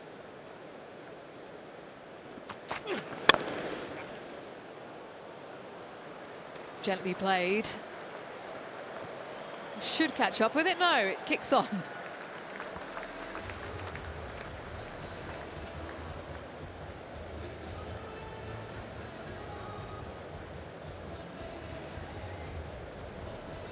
They do move around a lot. Dharamshala, Delhi very close together, down to Mumbai, over to Bengaluru, about 2 or 3 hours that one, then back up to Lucknow. Ahmedabad, Pune, and finishing in Kolkata.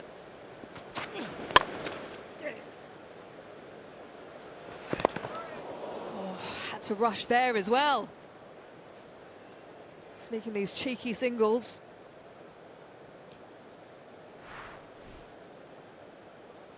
Yeah, a little bit more confident here, Tom Latham. Makes it quite easily in the end. Kolkata, a ground you know very well, Owen, having played at the Calcutta Knight Riders. It's changed a little bit over the years. Northeast India. The ball's on again. Doesn't quite get it. He sees it early though. Oh, be careful there. We've seen a few injuries today. The last thing you want is a knee to plug in that grass. He's done well, Moeen Ali. Look at the size of the divot he's taken out of the ground. Quite a bit of work there for David Willey to do. But we think Moeen Ali is all right.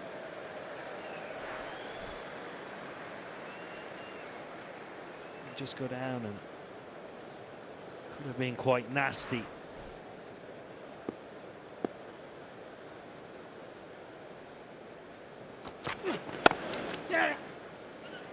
And again a tight one.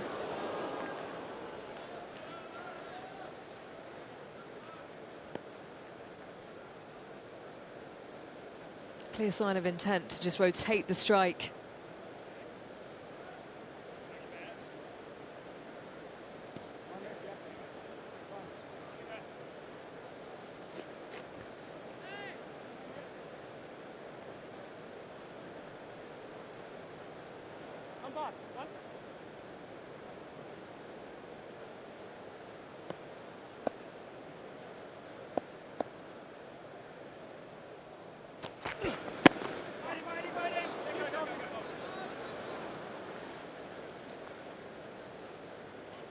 Runs coming from the over, 76 for 3. And time for drinks.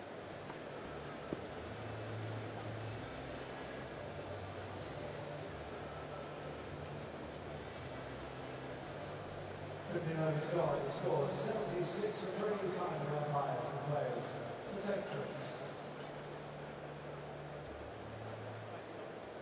And this race, after some players remember to make yourself at the cricket is a drink away. UK for the facts about alcohol.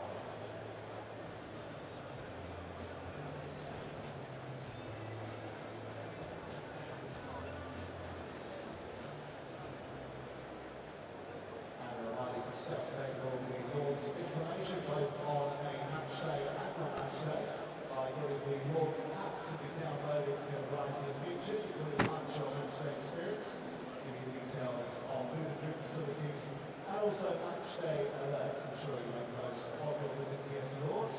Simply search Lord's on the App Store for... After a blitzkrieg from Ben Stokes at the Oval on Wednesday, England came to the final game of the series here at Lord's with a 2-1 series lead. Welcome to the highlights. England won the toss, and on a clear blue day, they decided to bat first. 3 changes for them. David Willey, Harry Brook and Bryden Cast into the side. For New Zealand, 2 changes. Matt Henry for Lockie Ferguson and Tim Southee for Trent Boult.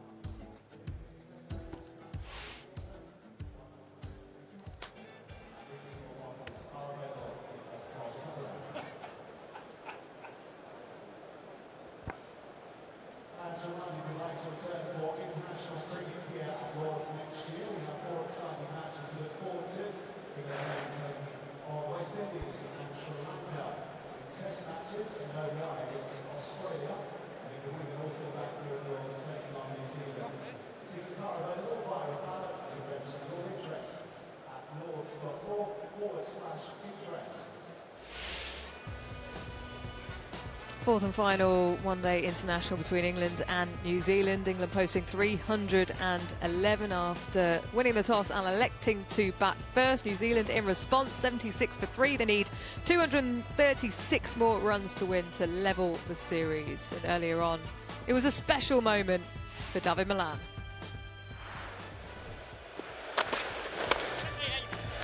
Set away for a 5th one-day international 100 does David Malan. An esteemed company as well. It is the first by an England opener since Sir Alistair Cook in 2011 here at Lord's.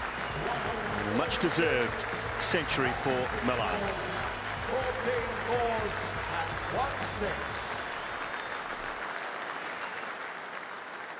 Written his name into that best 11 for England for that opening game at Ahmedabad. based on pure consistency.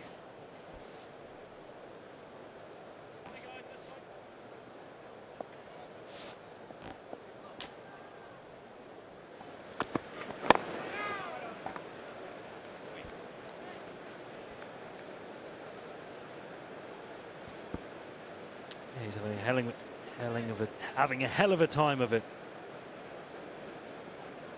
Half centuries to the previous games that he played. 54 in the first, missed the second, was on paternity leave. His wife gave birth to a second child, then 127 today.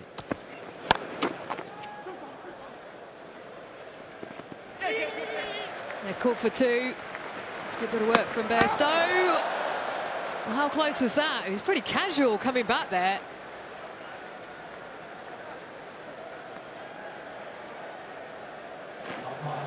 He's pretty confident. Tom Latham. TV umpire to director. We have a review for run out. This side on view, please.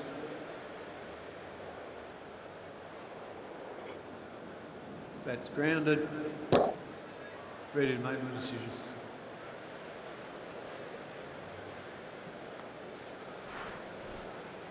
Absolutely fine.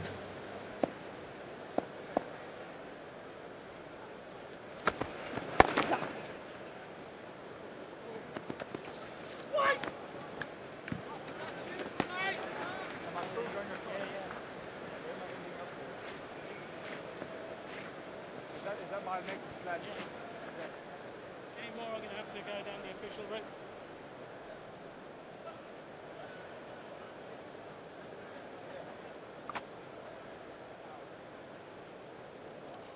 So England have picked up 3 wickets, but 233 from 207. Very doable for New Zealand.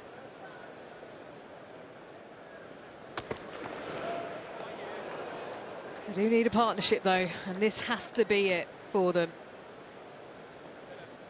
Yeah, absolutely.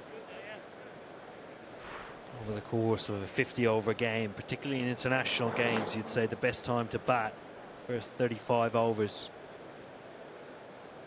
New Zealand need to get a wriggle on. They need that partnership that you talk about, Isha. He's been excellent, hasn't he, Bryden Cass? Settling right in at the pavilion end. Just going down the slope.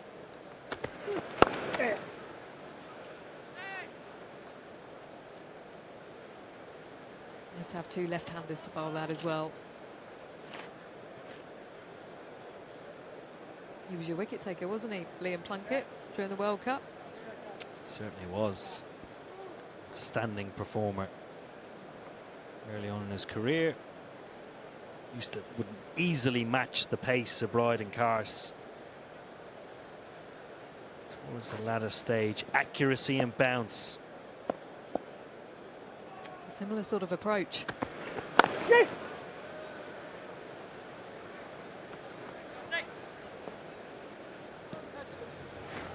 16 overs done, 81 for 3.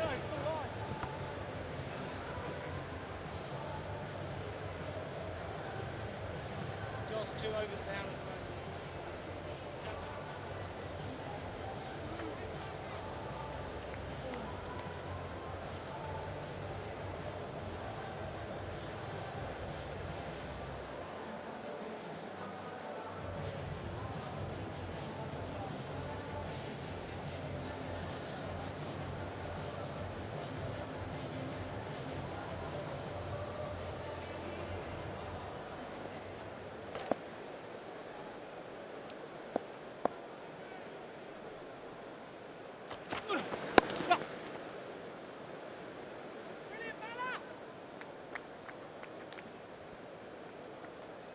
So an updated ICC ODI world rankings.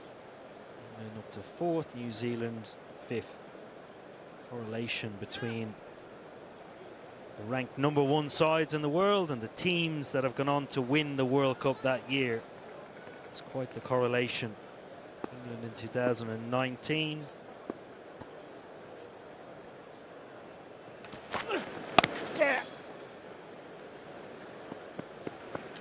ranked number 1 in 2019, went on to win. Australia ranked number 1 in 2015, went on to win.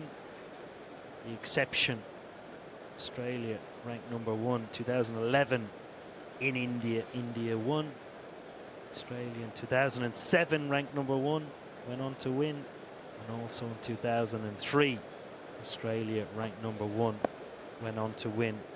Definitive evidence. Hard to look past that correlation, but how much does it change now? Because players, you don't normally have your best 11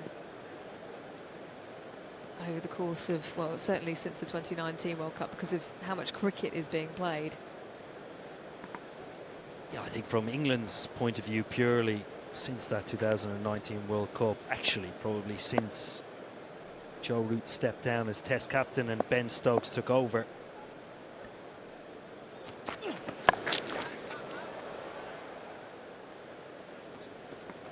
The balance of priorities have clearly changed, I'd say, since 2015 right through to 2019.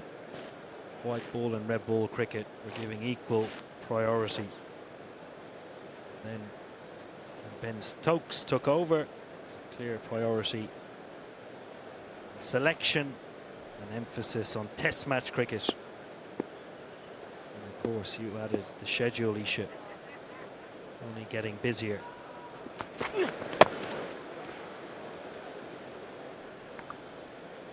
And the sheer volume as well. Only 3 of the sides since the last World Cup have played more than 40 one-day internationals.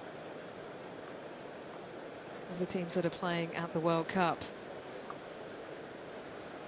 More focus on T20 cricket with T20 World Cups. I think COVID happened as well.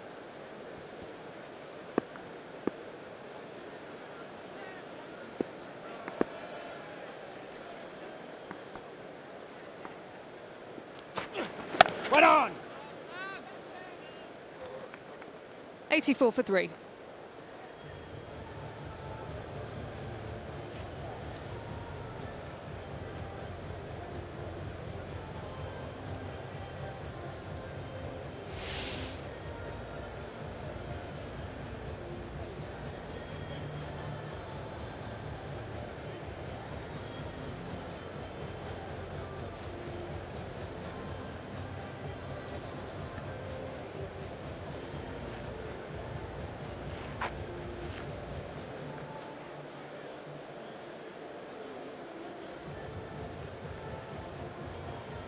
Prime time, Friday evening here at Lord's. New Zealand need 228 more runs to win and level the series. England hoping to win outright.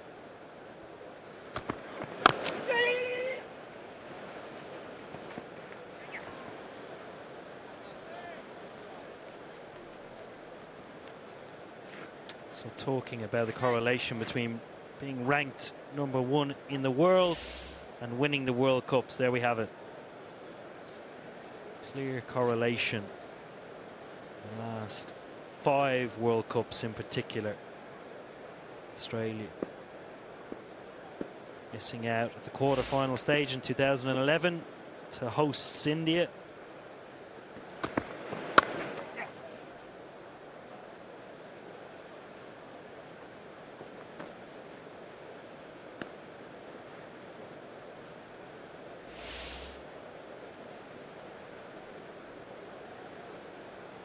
Clear correlation. Bit of clarity and confidence. Obviously getting number 1 ranked side in the world means level of consistency of performance both home and away. Means you have to be a well-rounded team. Home conditions play a part as well, of course. India in 2011. But is that getting a little bit closer now because of how much players play in franchise leagues all around the world? I mean, you look at this England team and half of them play in the IPL. They understand those conditions really well. Yeah, I think it's a good point that you make, Ish. I do believe it's been going on for some time now. Actually Wait on! You would say the cricketers, young cricketers that do come through, are probably more suited and established white ball cricketers over red ball due to the volume of T20 played.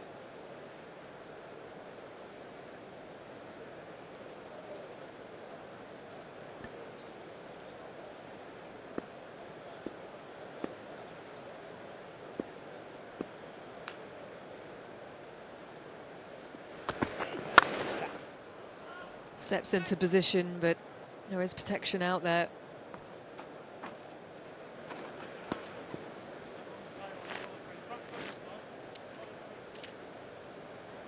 Able to go about his business pretty freely, Bryden Cast. Just kept it really simple. Lines and lengths, good pace, angled across, field set.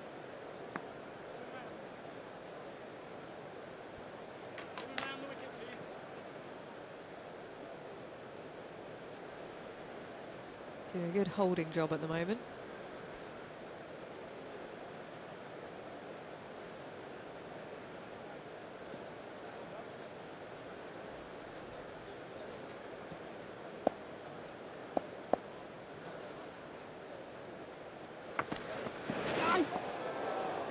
Change of angle, nearly brings about the edge. Always searching for wickets here. This bowling attack, 88 for 3.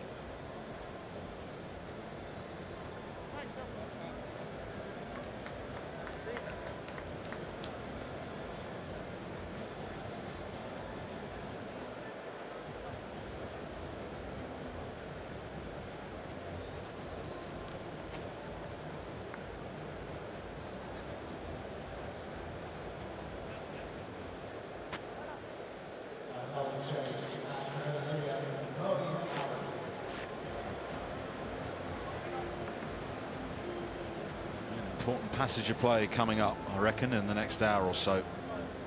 2:24 more needed. New Zealand 3 down. The required rate is now at 7s. All is definitely not lost. It's Moeen Ali hands his cap to the umpire. He'll bowl his first ball from the nursery end. Ball turning away from Tom Latham. He can sweep slog to the slightly shorter boundary down the hill.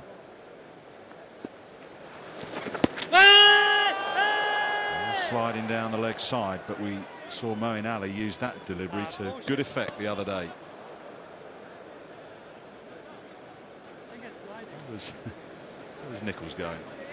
Butler's thinking about it. I think that slid down. Good afternoon. Evening, Michael Atherton. Yes, I agree with you.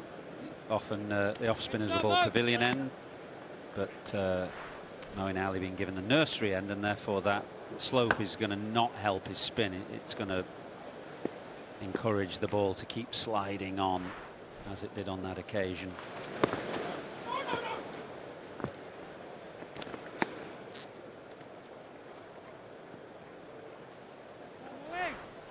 You know what, Michael? We're wrong. I'm wrong. Well, we're wrong, I think, and when you look at it again, you see how deep Latham is in the crease. Yeah! Oh, that's out, mate. That's off the pad onto leg stump. That delivery that Moeen Ali can slide down the slope here at Lord's has done for Latham. It sure has. Perilously close to LBW first ball, and then beaten by one that is just sliding on again down the slight slope. Really cramps him up for room. You can see it just keeps coming, and it's a good angle because you see the slope on the pitch as well. 4 wickets for Ravindra earlier in the day, and now 1 for Moeen Ali in his first over. So spin going well here today. 88 for 4 New Zealand.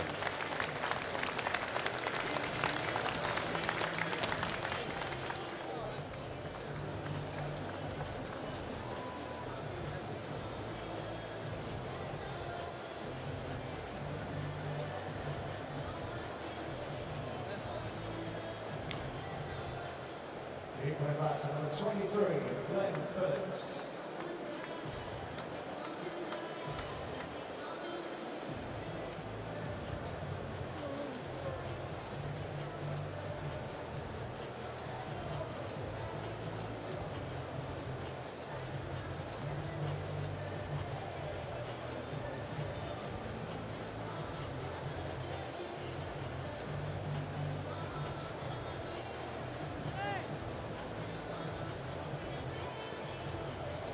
Moeen Ali is into the attack and into the wickets. Looking to try and pull that. It wasn't the right length. Did him completely on length. Came back down the slope. Off pad, cannoning into the stumps. Should have had one first ball.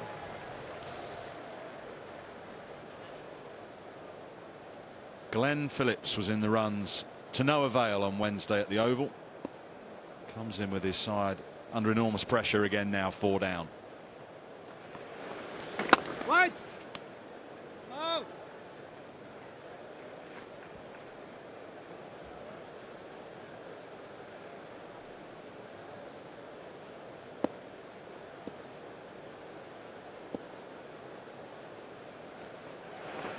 White.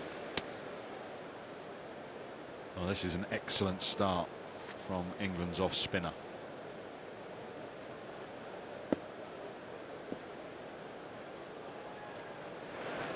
Yeah. Not going to be a wicket maiden, but it's a fantastic start from Moeen Ali. 89 for 4.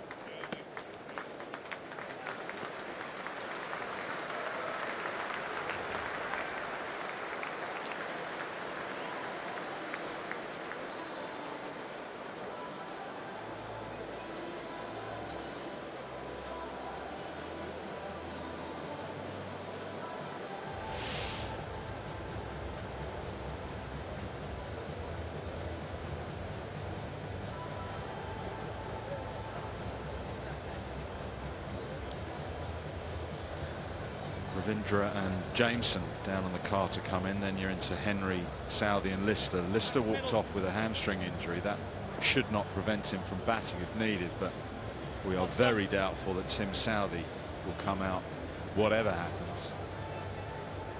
Unfortunately dislocated and broke his thumb dropping a catch earlier on in England's innings. We wish him a speedy recovery. It might not be speedy enough in time for him to make the World Cup. I cannot believe he'll be risked here under any circumstances.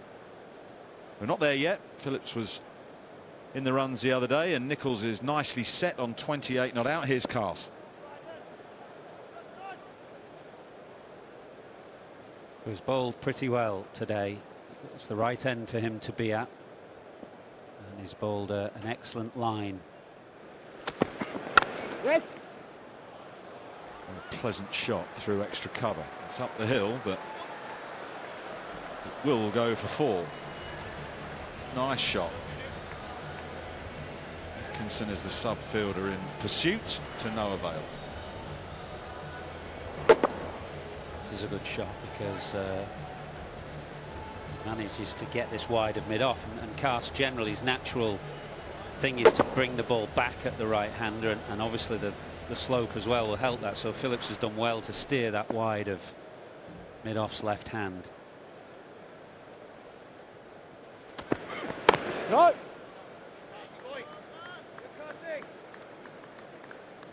89.5 miles an hour. That's lively. Looks to have a good rhythm here. Running in hard, bowling a good line at decent pace. Lots to like about him as a cricketer, isn't there? Really is. Absolutely. He bats. He looks athletic. It's lively pace. You wouldn't say express, but lively. Quick enough for sure.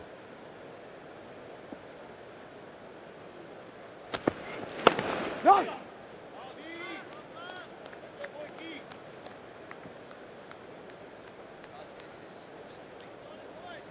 He used the Lord's facilities to brilliant effect to get rid of the danger man Darryl Mitchell earlier. Terrific line from that pavilion end. As you say, lively.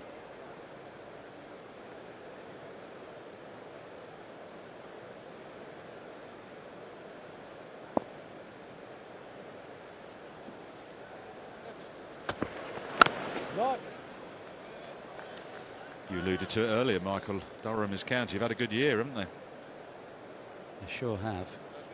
Have been confirmed as going up. I mean, one would expect them to win the championship, second division championship that is, during their next game. Plenty of batting bonus points. They've played an aggressive form of cricket this summer. Got a core of homegrown players. They've kind of recruited judiciously as well. Yes. That's another pleasing shot, this time through point. So a couple of boundaries in the over for Phillips, who's got into his work well. Yeah, and Carr's just taking a look there, because I don't think he feels this is a particularly bad ball. In fact, both the boundaries in this over, they've not been particularly bad balls at all. But Phillips is a dangerous player. Certainly is. That wasn't a long half volley. See how well he waited for it as well. He didn't go out reaching for it. That opens you up to the one between the gate. Allowed him also to hit it through point. Yes, push it in. There is cover out there now. Should be two as he punches off the back foot. So Phillips has started exceptionally well. 10 from the over, 99 for 4.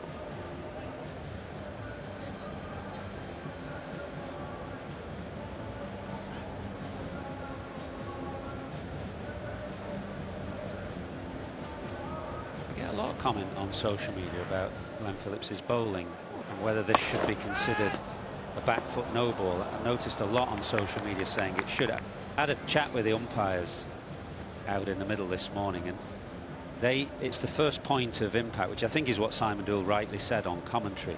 That's not in the law, but that's how they're told to interpret the law. So the umpires have the laws of the game, obviously, and then they have a little booklet that talks about how they should interpret the laws. And we're both with front foot and back foot. It's the first point of contact that counts. It was still fiendishly difficult actually to see whether the first point of contact broached that line or not. But just to clear that up for a lot of people on social media, it's not whether the foot cuts the line, it's the first point of contact where the foot is. Polite applause as the 100 comes up for New Zealand.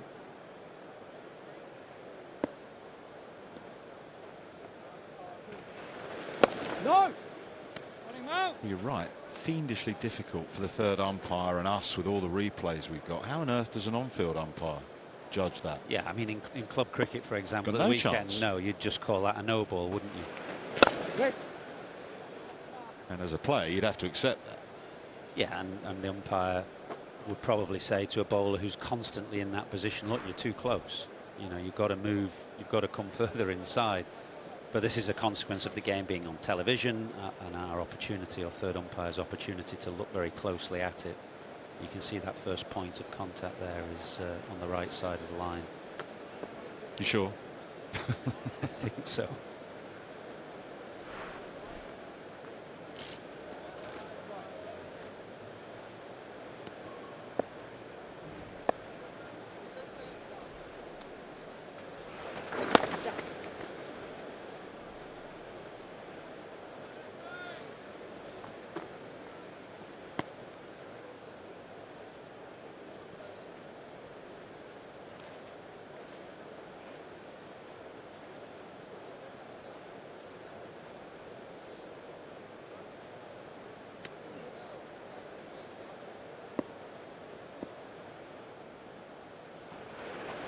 Yes.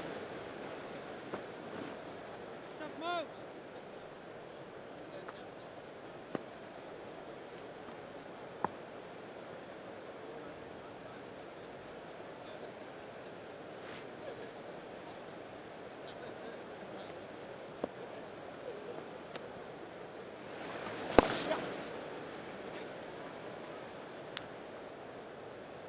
104 for 4.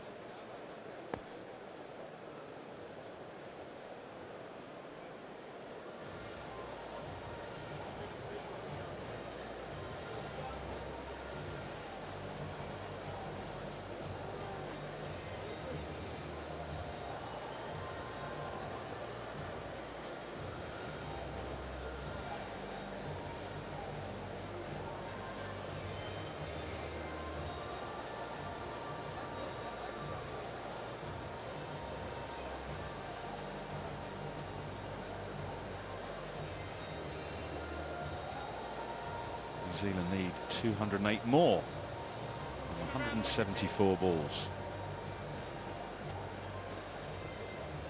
Chasing over 300 because of a wonderful 100 from Dawid Malan. Cass is bowling to Henry Nicholls around the wicket now. What? We were mentioning the injury problems for New Zealand with Tim Southee's thumb. South Africa are playing Australia in white ball cricket right now. And problems for them. Potentially a couple of big ones. Nokia has been ruled out the remainder of the series. Nothing more at this stage with a lower back injury. And Temba Bavuma has a leg injury. Nokia, if he was absent from South Africa's squad for the World Cup, would be a blow. Movement down the slope. England have got the ball to move nicely at the Oval on Wednesday and here this evening at Lord's. Yeah, I was listening to your excellent debate in the middle of the game, and when that South African squad was put up, it was quite eye-catching. I mean, I've lost count of the number of times ahead of a big tournament that I've said, you know, South Africa are the dark horses, watch out for South Africa, and they routinely disappoint. But on paper, it looks a very strong squad. Beautifully timed. Wonderful shot. That's about the shot of the day. Fantastic from Nicholls.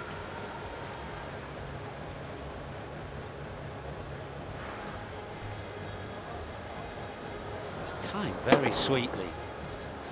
Just a push off his hip, really. There's a deep square leg in place. He probably only had to go a dozen yards to his right, but hit so sweetly it beat him.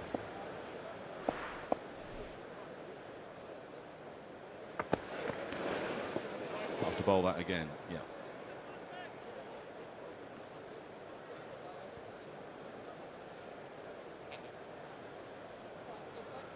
Well, here's that South African squad, Michael, that you said was eye-catching. What do you like about it? Let's assume everyone is fit.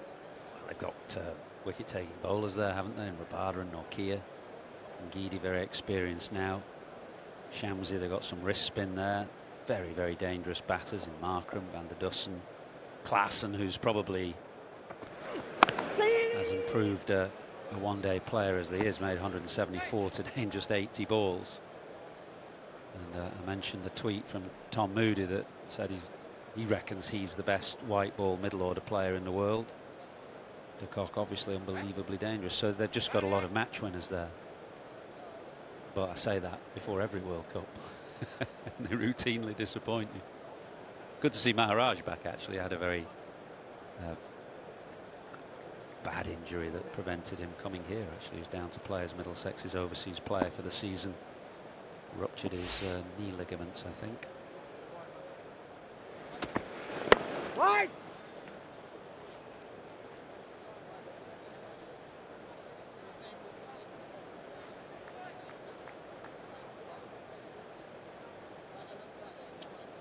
It's one of the good things about the 50 over World Cup, I think.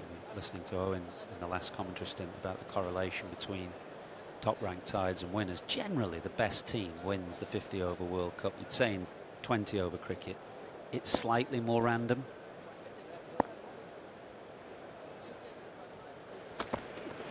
Yes.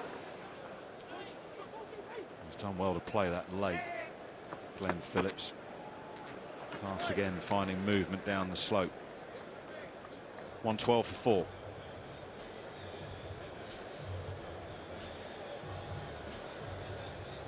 The other feature of the 50 over World Cups, or all of the World Cups, but let's take this as an example. The last 4 out of the last 5 World Cups have been won by the side hosting. Well, one of those was Australia and New Zealand. Australia won it, but very similar conditions, you would say, in Australia playing the majority of their group games, certainly, and into the final at home. It's an inbuilt unfair advantage, isn't it? It is, given how England, India and Australia have kind of taken most of the the big ICC world events in recent years, so that is an inbuilt advantage for sure. Next time, 4 years time, it goes to South Africa. World Cup hasn't been in South Africa since 2003 from memory, so that's a long gap. 2011 India, obviously 15 Australia, New Zealand, 19 England, 23 India again. And then think of the World T20s, which were in Australia last time, should have been India prior to that. It was in the UAE in the end, but that is a definite advantage.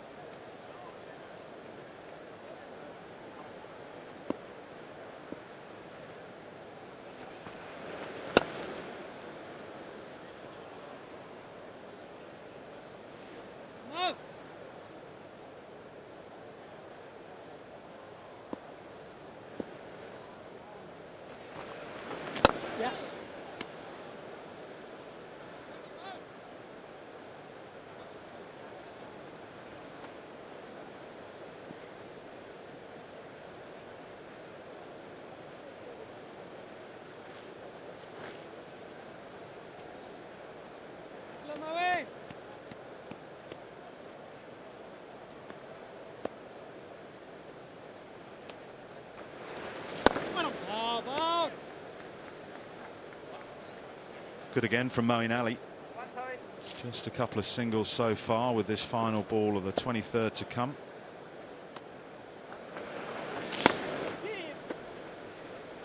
Gets out of it without conceding a boundary, so just 3. Very good. 115 for 4.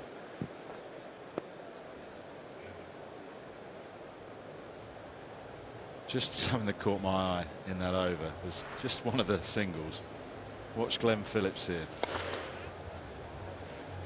He is absolutely rapid.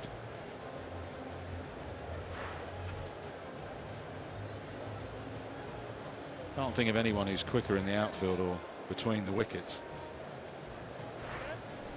Watch it at full speed.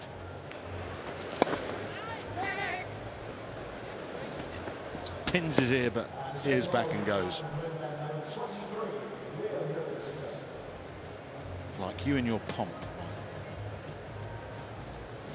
Change of bowling at the pavilion end at the seam of Brighton Cast. And spin at both ends.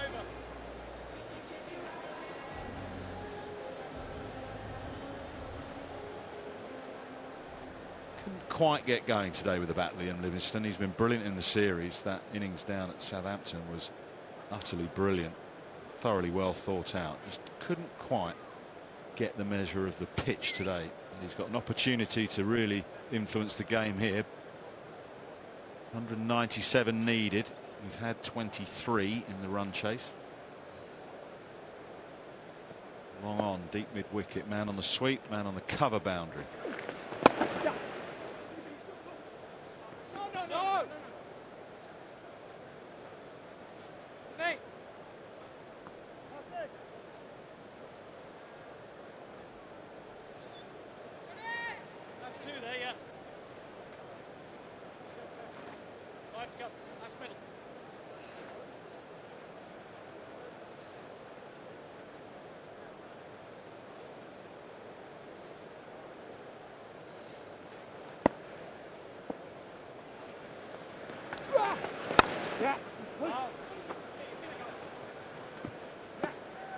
A bit of drift in the air from Liam Livingstone. Butler's just dropped a couple in the last 5 minutes. On that occasion, there were a couple of fielders backing up. Nearly dropped that catch earlier. Clung on.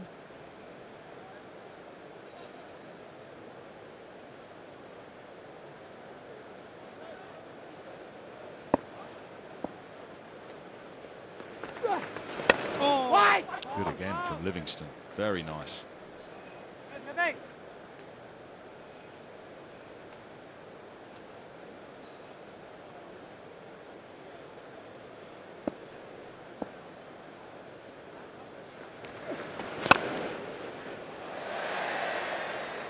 He's getting that amount of drift. It's not massive, but a little bit of drift. That's the revs he's putting on the ball. There's no breeze to help. And as Shane Warne always used to say, it's not about the breeze, it's about how much you put on the ball to make it drift. Yes.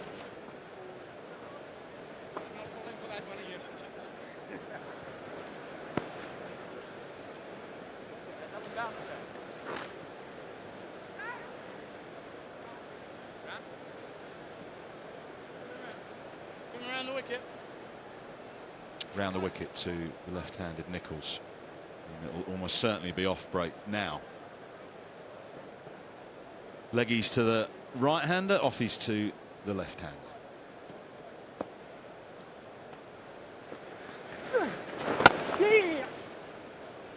A decent start from Livingstone, 120 for 4.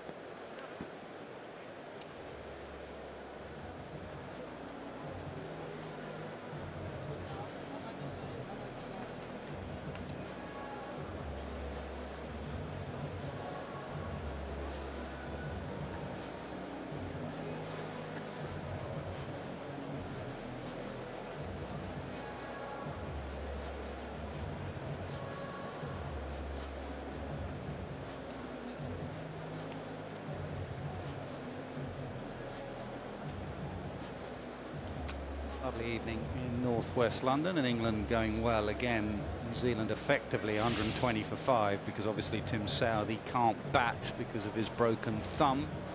311. England made another brilliant 100 for David Malan, 127. No one else getting to a half century. Shows how well he played. 4 wickets for Ravindra. Wicket shared, the run out, and then 1 apiece for 3 of the England bowlers.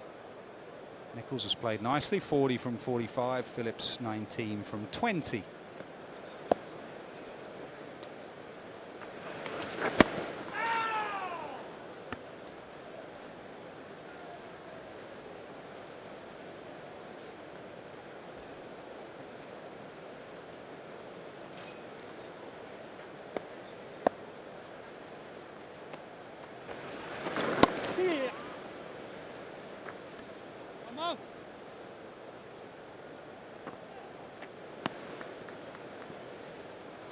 Required rate is still only 7.5. This partnership through well past that 200-run mark. Be something the New Zealanders will have to do. They are to stand a chance of winning this game. Ben Phillips has been in good form. Nichols fighting it out as well. Right.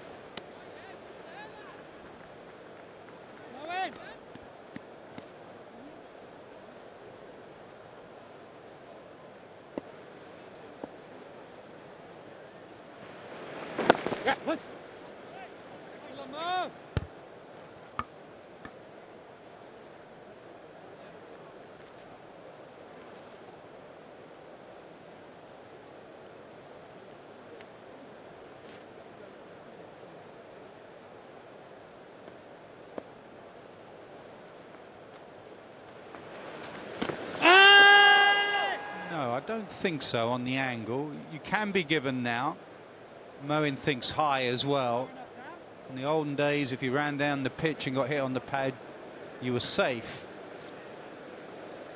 Just on the angle and maybe height. No, they're going to have a look. England review. TV umpire director, we have a review for LBW. The original decision's not out. Check the front foot. It's a fair delivery. Front on first, please.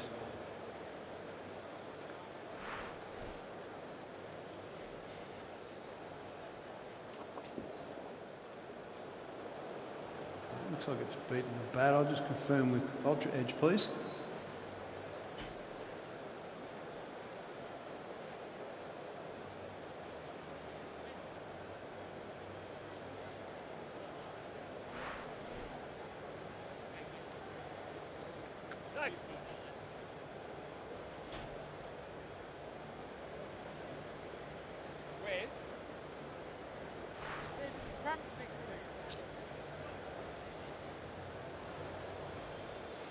Rock and rolling that.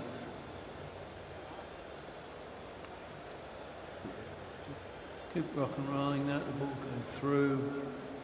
Yeah. Just back again. Back again, please.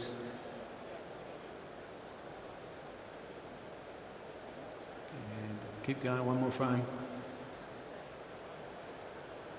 With the bat on the bottom of the pad. And one more frame.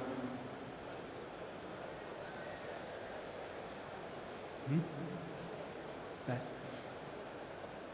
No. Just rock and rolling that. Thank you. Yeah, it's beaten the bat, and the bat's hit the bottom of the pad there. One more frame. One more frame, yep. I'll go through the ball tracking when ready. Original decision's out.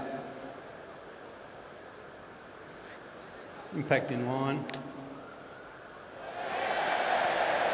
Wickets heading. On field, we should change the decision to out. Wow, what a review that was from England. New Zealand cannot believe it. Nicholls cannot believe it. He was a long way down. Maybe he thought he hit it. Ultra Edge showed a little murmur, but I reckon that was bat hitting pad. He can't believe he's been given out there. But the technology said 3 reds and he has to go. 41 he made, 122 for 5. I think Paul Rifle got that spot on as far as Ultra Edge. If you look at the murmur when it comes there, I think that's the bat hitting the pad. Now you could argue he couldn't work out which it was. He decided the murmur on Ultra Edge was bat on pad. And then he turned over to Hawkeye. They were 3 reds, even though he was so far down. Yeah, the debate up here was that if it did miss bat, and I agree with you, it did, whether it was a little bit too high because it was heading for the stumps. Nicholls can be forgiven for looking a bit bewildered. All of us have gone through that with Hawkeye at various stages, but in this case, 3 reds and he's gone. Well, an excellent review. It's going to be a big part of the World Cup as captains use those reviews, and Buttler's used it well. Sachin Ravindra has had a good day with the ball. So he can get some runs for New Zealand. Gone are the days that a big stride down the pitch or a shimmy down will negate the LBW decision. Technology as it is, and the umpires are having seen how Hawkeye determines LBWs, are a lot keener to raise that finger on their front foot.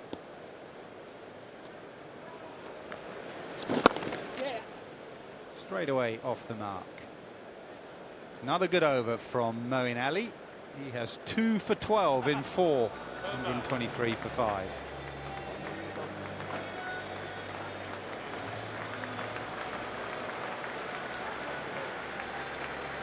The debate really was how far down the pitch. That's what Nicholls would have been most disappointed with. How far he got down and how long and the distance the ball has to travel.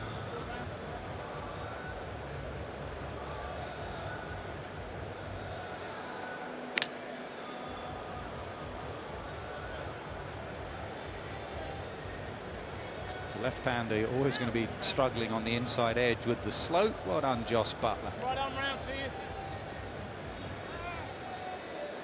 Bemused. Just a little bit from middle. That's middle. Thanks. That's middle enough.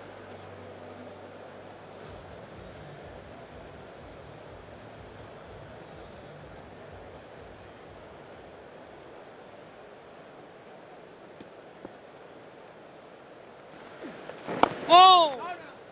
Nice nip. For New Zealand, they've struggled in 2 games now, 3 games. To be fair, it all starts with an opening partnership going into a World Cup. They really need to get that Conway young partnership sorted. Williamson coming into number 3 will give them added confidence and solidity. But right up at the top, going through an entire World Cup, if your top 4 perform consistently well, it makes a world of difference to your batting lineup. Currently, the 2 openers, except for that first 100 by Conway, they haven't looked the part.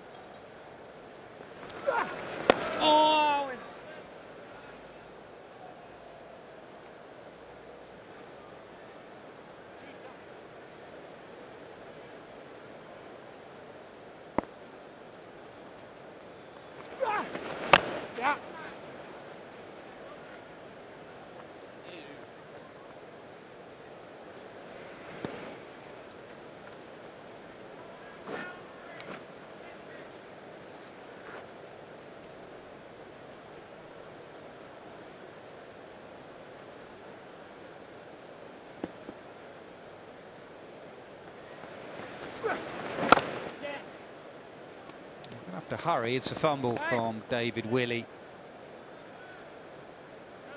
126 for 5.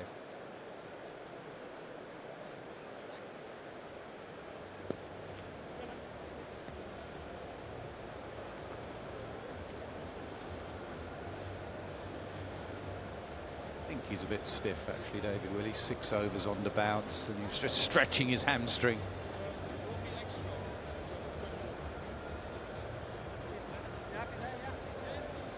Strange series, hasn't it been, Nasser? Not, can't recall a single game being too close or close at all. Yeah, both in the T20s and this, and these sides historically there's not much between them, but in this series it's been very one-sided.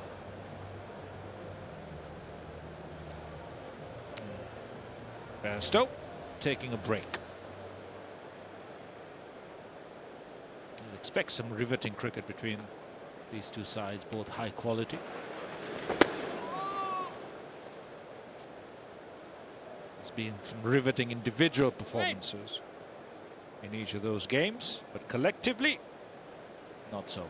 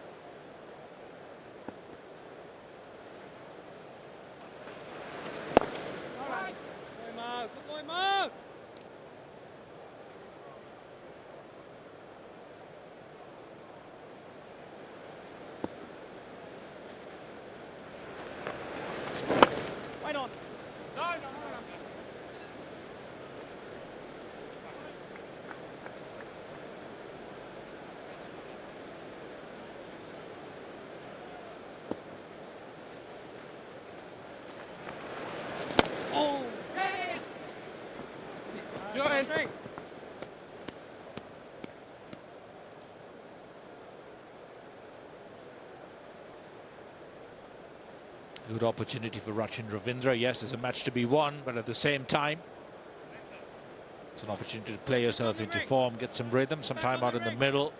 He's in the World Cup squad for New Zealand. The middle order is going to be crucial in India. Both these batters.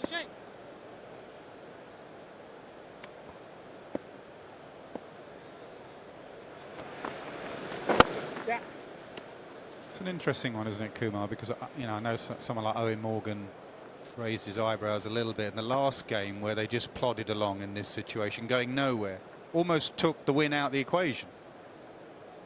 Or do you take it as a bit of batting practice? You've always got to believe you can win a game. You can't just let it plod along. An over of 3 singles and a 2, 132 for 5. Yeah, it's an interesting mindset that you need to have. You can come in and sometimes think, play yourself in, see whether you can get some runs and get some form going. 132 for 5 in the pursuit of 312. To try and mimic match conditions, even in your mind, you've got to believe that you can win, and then try to think, how am I going to construct an innings to actually get the side as close as possible to that. Just playing yourself mindless into form doesn't really serve even the prospect of batting well in a World Cup. You've got to understand situations and bat accordingly. Short ball picked up length well, but there are 2 sweepers out there. Is it practice for practice sake, or practice with a purpose out in the middle? It's a question for these 2 batters to answer, and I do hope they take the positive route.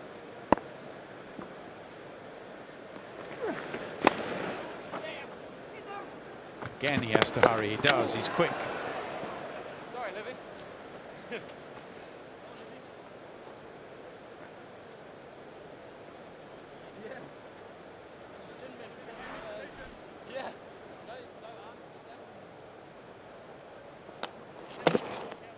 Well in, easily in.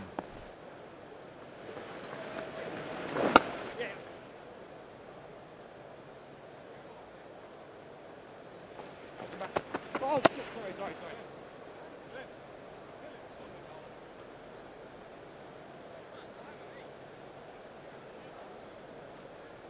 Apologies if you heard any bad language there. I think Phillips and Buttler just got in a bit of a tangle with the throw.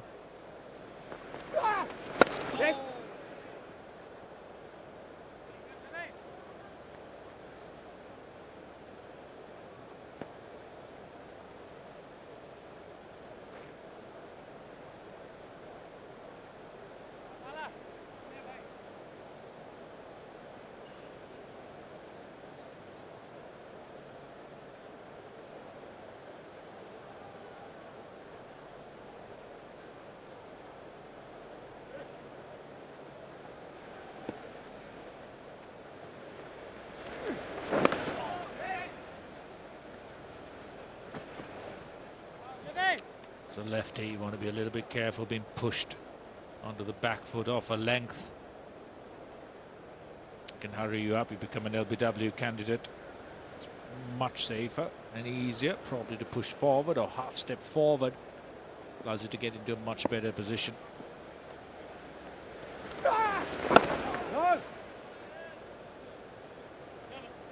137 for 5.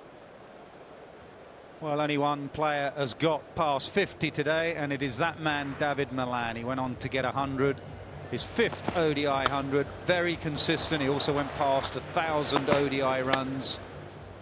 He looks in fine touch. He really does. Other batters struggled a bit early on.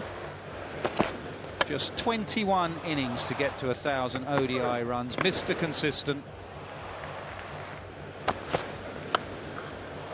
With no Roy and the injury cloud to Jason Roy, it is good to see David Malan in such fine form. 96 in the last game, 50 in the first, 127 today.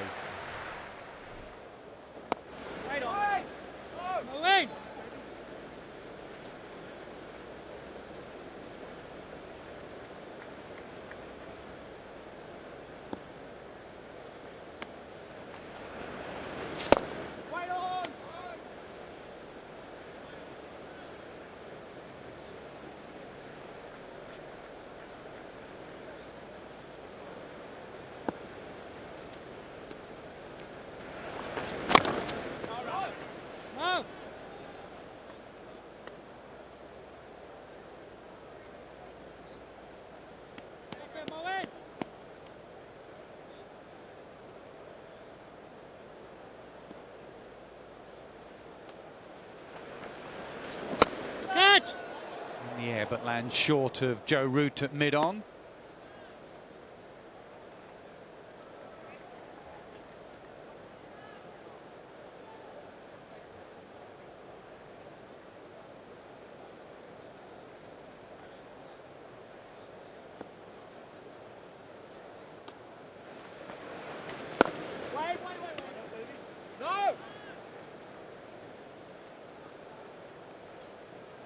5 dots now. Pressure building on Ravindra and New Zealand.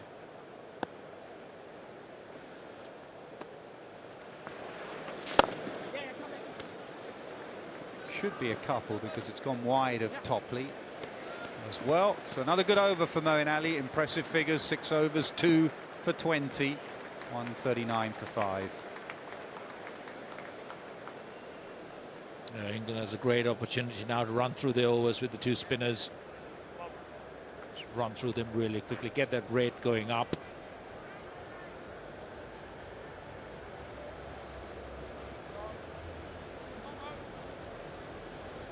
All the England bowlers have been very, very good.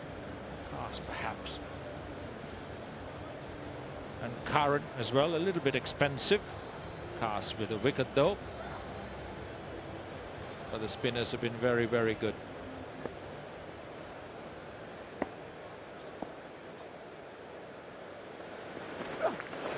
Yeah.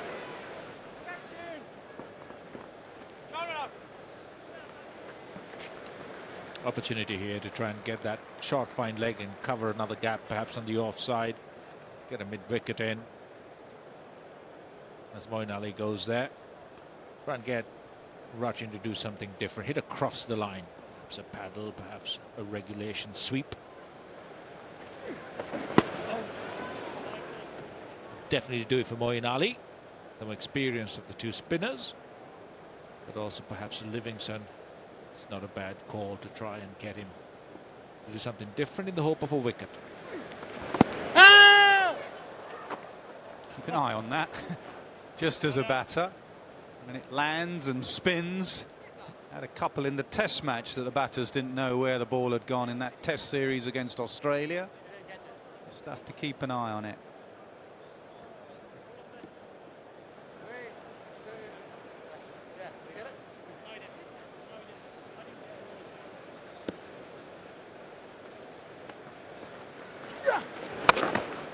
Short pulled again, straight to the sweeper.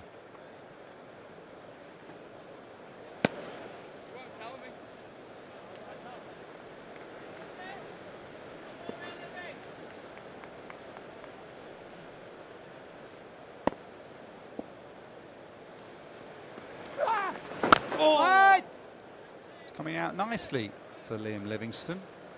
Mixture of off breaks to the left-hander, leg breaks to the right-hander. Not many loose deliveries. Just as I say that, he goes to the full toss and finds the man in the deep. He will have it. He will take it. He landed everything perfectly. His first loose delivery. And Phillips has found Brook at deep mid-wicket. Typical leg spinner's dismissal as well. How many times does a leggy bowl a full toss or a short tracker and it's hit straight to a fielder? We saw Daryl Mitchell against Moeen Ali a couple of games ago, a full toss to mid-off, and this one Phillips drops his bat.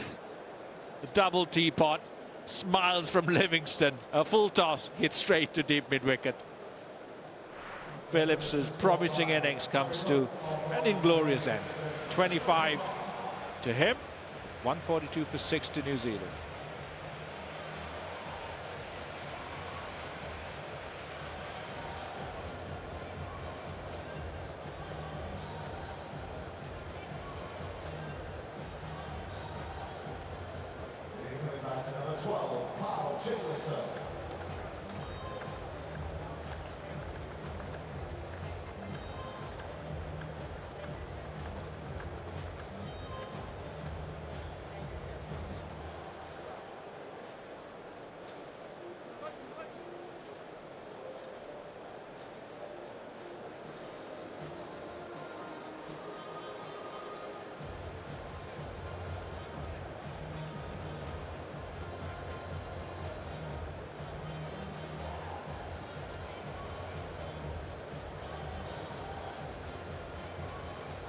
Kyle Jamieson comes in at number 8. 170 still needed, just 3 wickets in hand really. Saudi won't bat, so England need 3 more wickets. Jamieson and Ravindra need a partnership in quick time.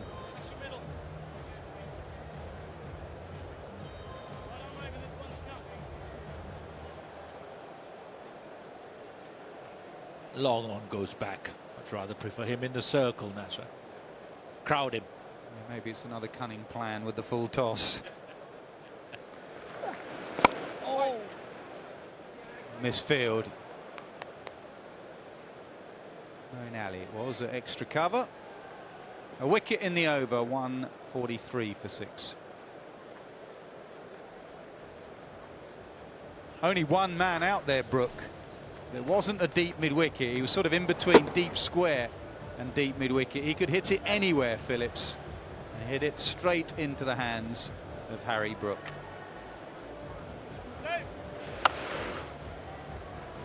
And there it is, watching it. Realised that it was going straight to a fielder. The bat drop usually in celebration at times, but this time in utter disappointment and disbelief, perhaps.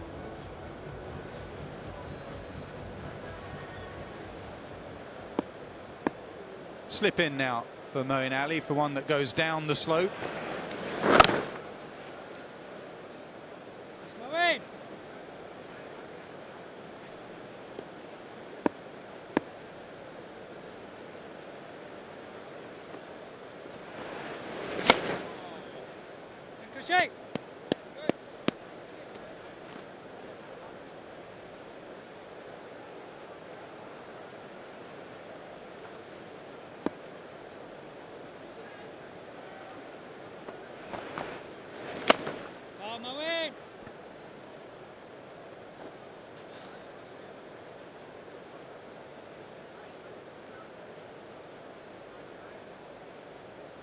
Mid-wicket.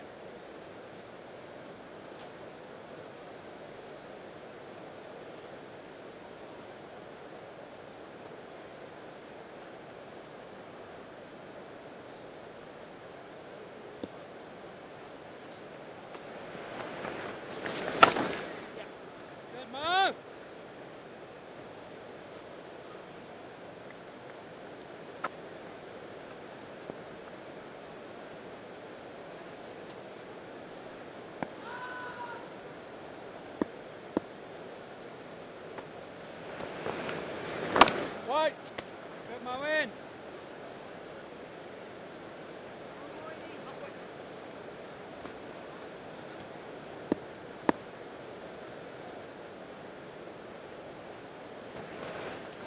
Catch him.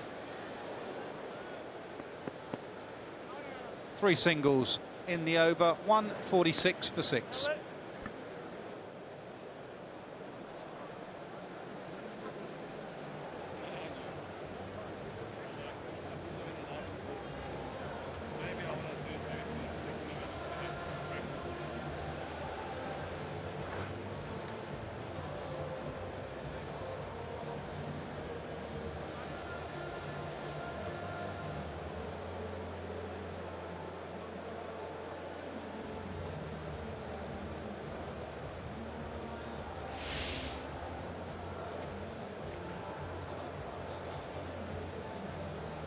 England well in front in this game, having made 311. Very good score at Lord's. New Zealand 6 down in reply, and remember they have a couple of injured players as well, Southey and Lister, and we're not sure whether they'll be able to bat. I very much doubt it in the case of Southey. We'll wait and see on Lister. So there's not much to come for New Zealand. Yeah,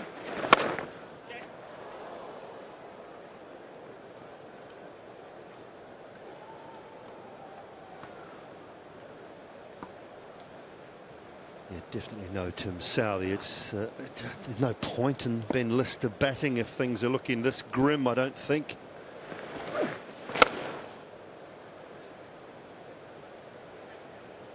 Going to be able to run between the wickets with a hamstring strain. You see, that's Matt Henry padded up there. Interesting to see a couple of Englishmen on the Kiwi balcony there. 150 up for New Zealand.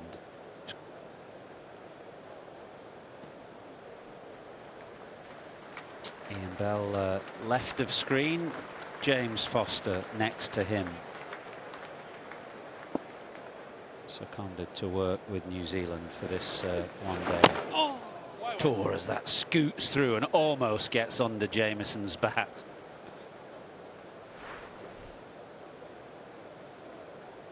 You're all part of CV as well, working with international sides for both those two. Foster's done a bit of coaching.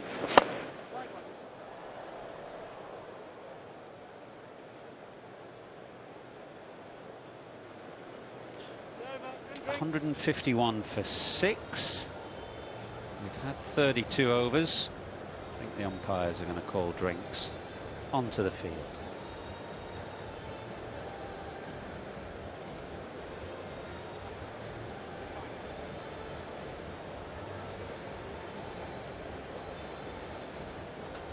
It's 151 for 6 after 32 overs. Time to get the umpires and players to centres.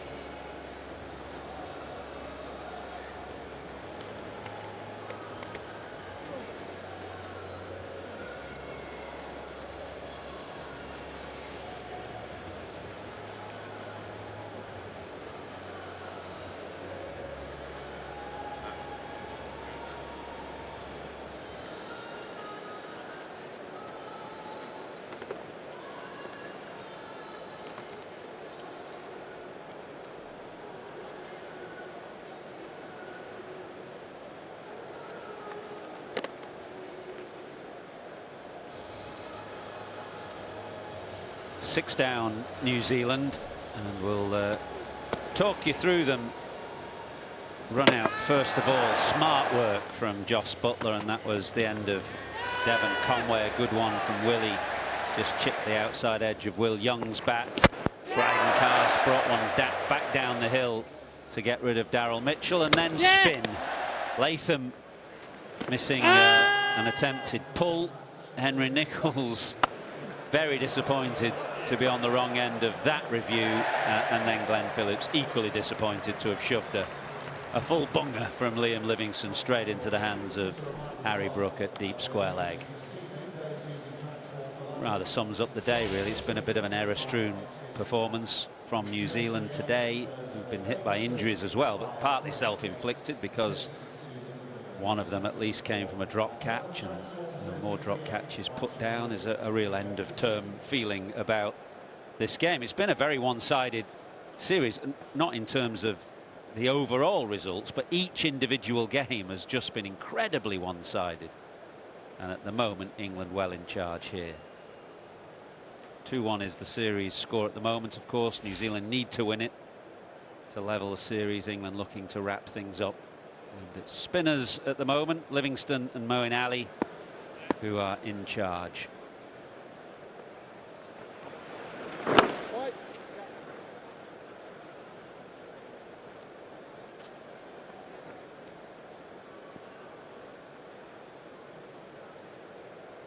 Middle again, please. Middle starts, thank you. Yeah, New Zealand were very good in Cardiff in the first of the ODIs, but the last couple of performances have been poor, and today has not been much better.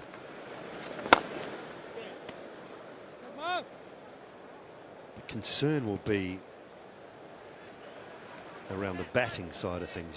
Bowling today, you can't really be too critical. Matt Henry was pretty good again. They lost Southey. Very good from Jameson. The field had come up, a slip had come in, mid-off had come up, so opens his shoulders and hits that effortlessly over the top.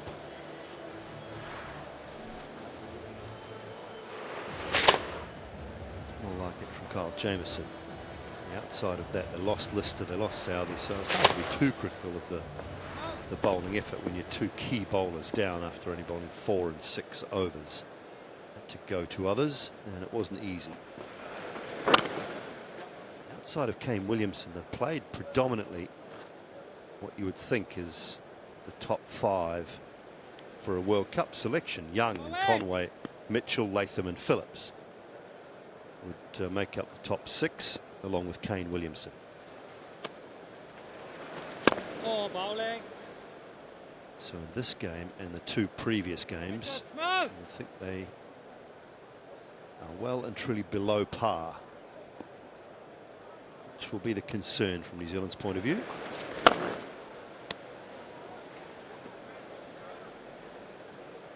59 for 6.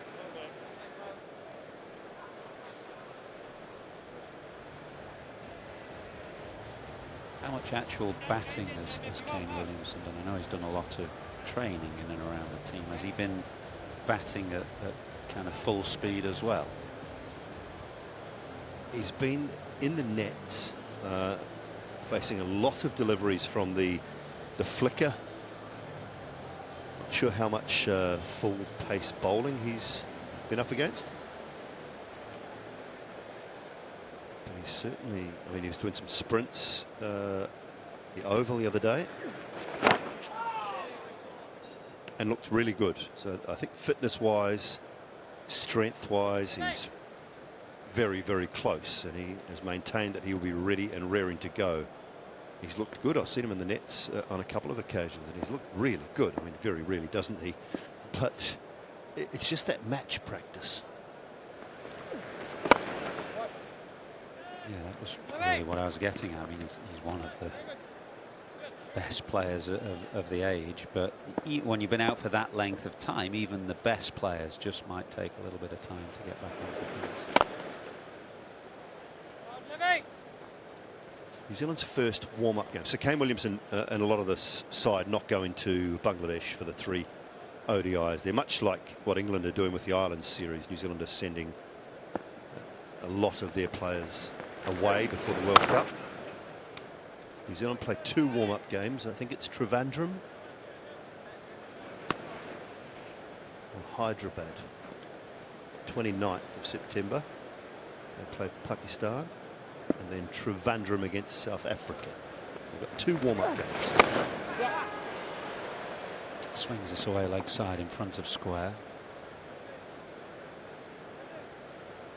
Say warm-up games, it's likely to be very warm in Trivandrum, isn't it? That's right down south. The southwestern coast, I think, Trivandrum, Tiruvananthapuram. So you would hope that Williamson will play one of those. Really nicely bowled from Livingstone, who's found some drift today and a bit of spin on that occasion. 164 for 6.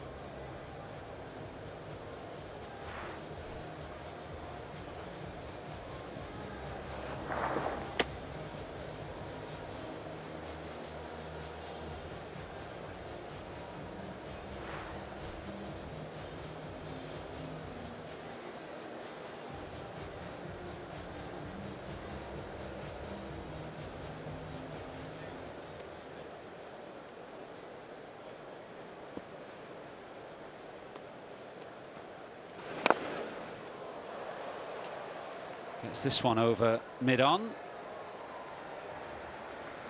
Richard, our statistician, just mentioning that the last wicket that Moeen Ali took has taken him to 350 international wickets across formats. Only Graham Swan as a spinner has more than that. A measure of the influence that Moeen Ali has had over the years.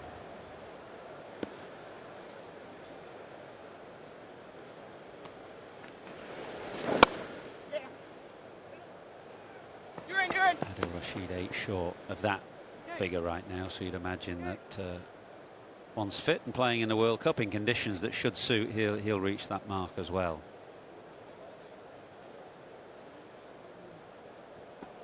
Not much separates the two of them, is there? On the field, off the field. They are two peas in a pod. And another. Make that 351 in a tame end, really, for Kyle Jamieson. Straight back into the hands of Moeen Ali. Spin to win today. Lots of wickets for the spinners of both teams. Just caught in two minds there, Kyle Jamieson. Really should have gone through with it in the end. Just chipped it off the bottom of the bat, straight back to Moeen Ali, who gratefully accepts. England have another, and New Zealand in further trouble. Kyle Jamieson gone for 15. It is 169 for 7.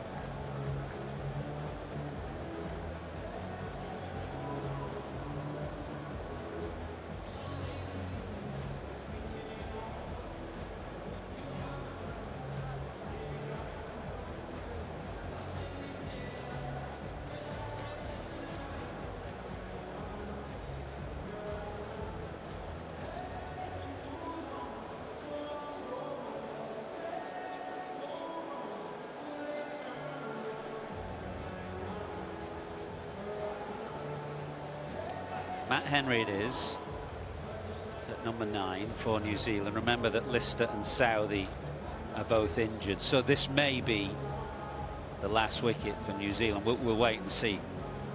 We hear that Lister might be padded up.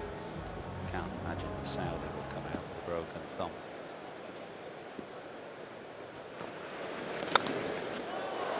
Oh, it's a good catch. It's a smart catch from Joe Root, because it went quite quickly. Moeen Ali finding a bit of curve, using the slope to find the outside edge, and Root doing the rest. Another wicket for Moeen Ali, who now has 4 for 38.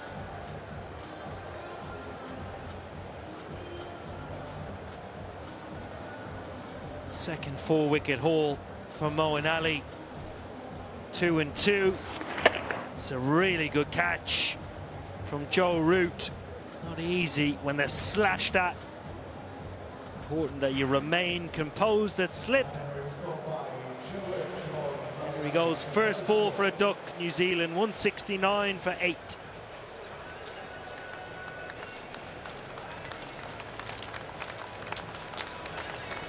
Well, we assume Lister will be the last man, because I can't imagine Saudi will bat with a broken thumb.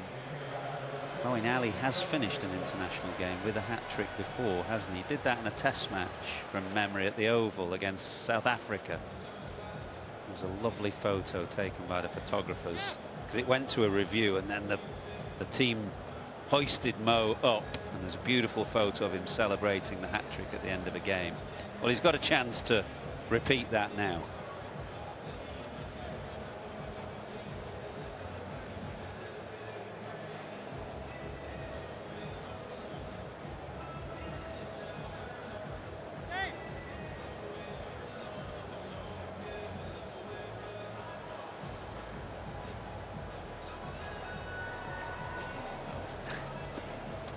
It is, and Jos Buttler's kind of surrounding him. He's got a couple of slips and 2 or 3 more catching. He's going to bring in a 3rd slip here. See if Moeen Ali can become the first since Stephen Finn to get a hat-trick in an ODI for England. That was in the 2015 World Cup in Melbourne.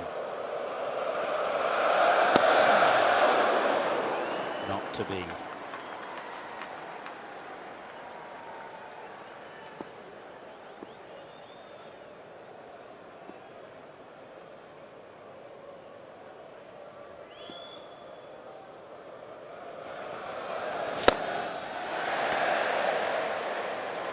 Very nice looking shot from Lister. Gets him off the mark, ends the 35th over with a boundary, 173 for 8.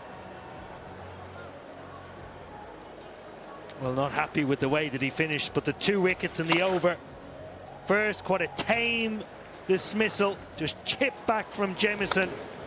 More aggressive with the line that he bowled, but a brilliant catch from Joe Root. It's Moeen Ali, 2 in the over.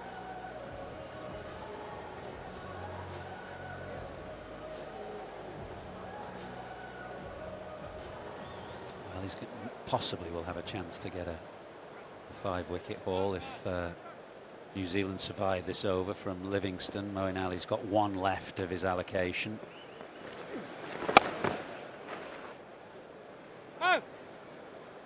Lister, remember, has a hamstring strain, so he'll not be dashing any quick singles, and Ravindra will want the strike as well.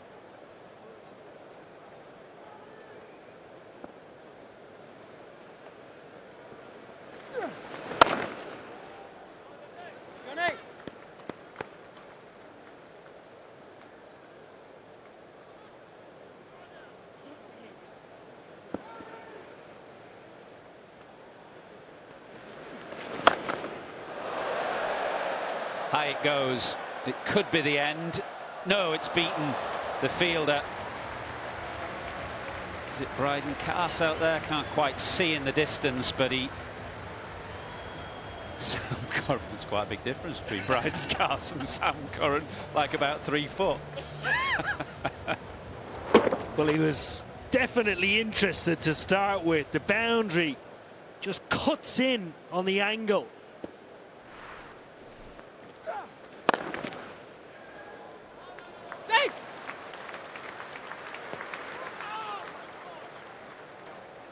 He thought he was in business for a minute, Sam Curran. But as you say, if we were playing the natural size of the ground here, then he would have been in business.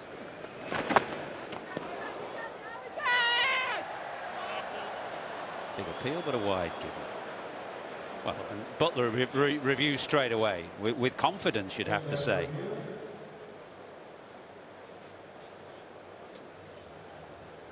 TV umpire director, we have a review for catch. I've checked the front foot's a fair delivery. Your best angle was, thank you, front on plus.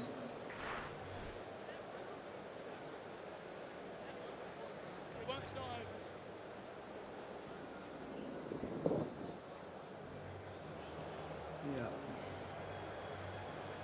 It's close to the glove. I'm going to need ultra edge. And ready. Yeah.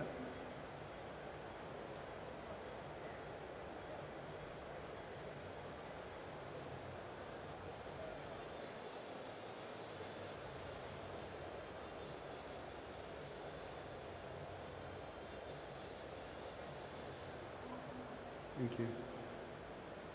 Coming through. Just back. Coming back 1 frame. And through. Let's hit the pad. Back again. Coming through. Freeze about there. Yeah, let's come off pad there. Back again.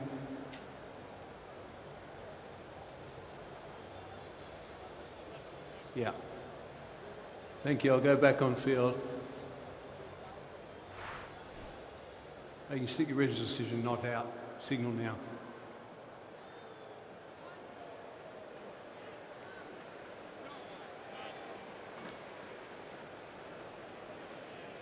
Well, the review is to no avail, but it did show clearly that ball hit pad and wide had been signalled by the umpire.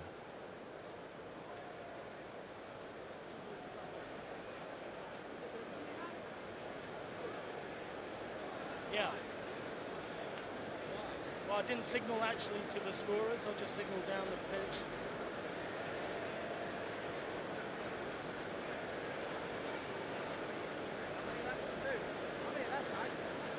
confirming 2 then?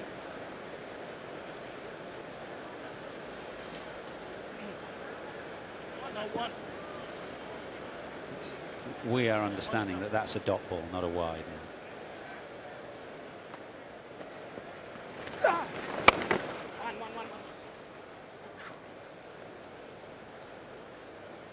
Guess that's an instance why it shows why the umpires often wait until the team has reviewed or not, then to give their signal. But it seemed a wide was given in haste there, but clearly couldn't be a wide once it had hit the pad. 180 for 8.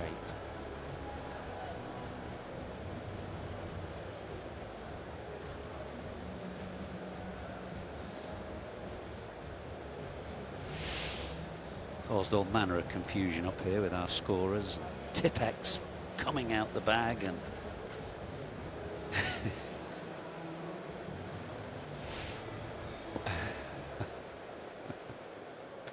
now can Mo get 5?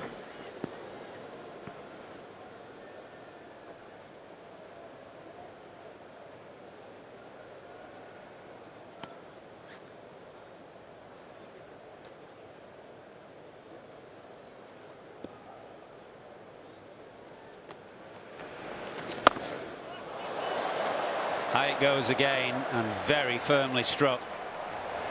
If there was any doubt about whether the first one in the previous over was going for 6, there was none on this occasion. It's gone right into the second tier and into the corporate hospitality boxes. Well, this is a wonderful shot from Ravindra, hitting down the slope, going high and long.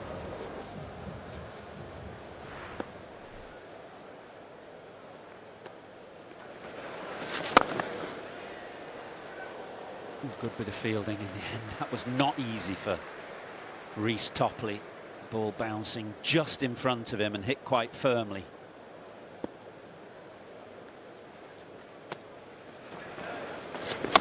Yeah.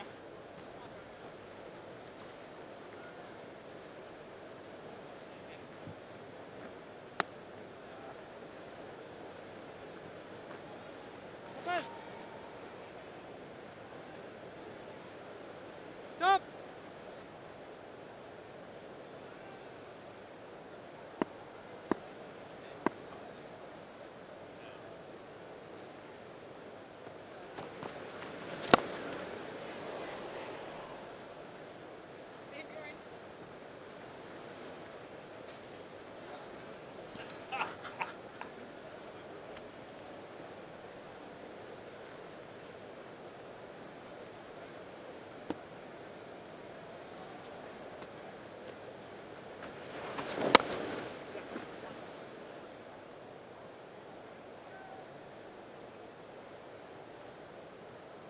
He's never had a 5-foot in an ODI. He's got 1 ball left.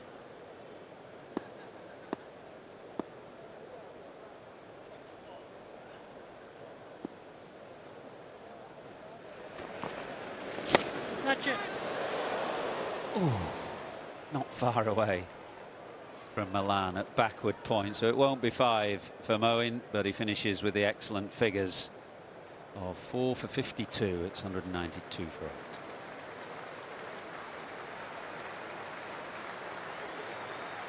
No turnovers, no ladies, 50 runs and 4 wickets.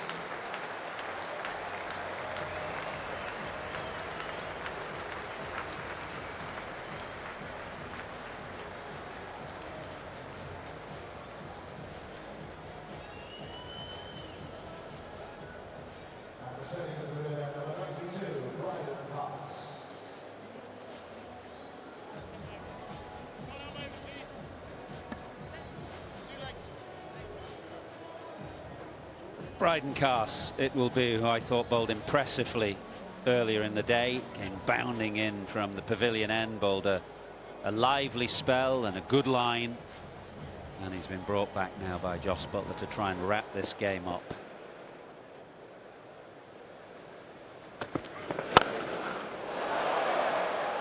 He's been given some treatment there. It wasn't a bad ball, but very firmly pulled away over long on for 6. by Ravindra, who is trying to finish this game in a flourish.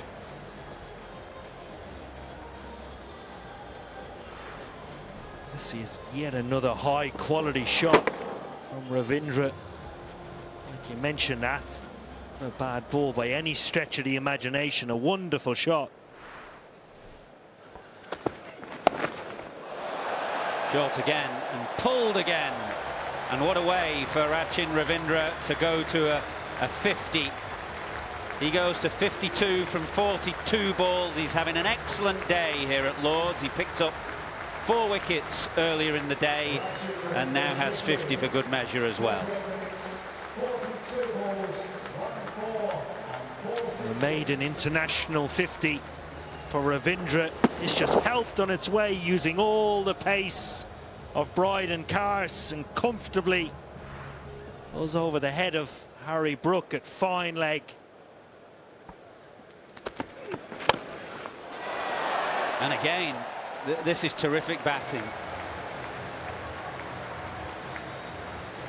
Pulled in exactly the same direction as he hit the first ball for 6. This one's just a 4, but Carse under pressure, going 6-6-4 off the bat of Sachin Ravindra. I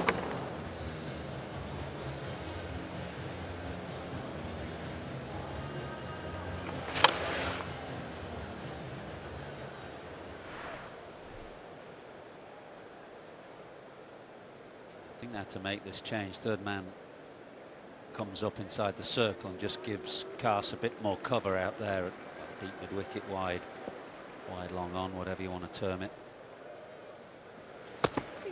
Oh no!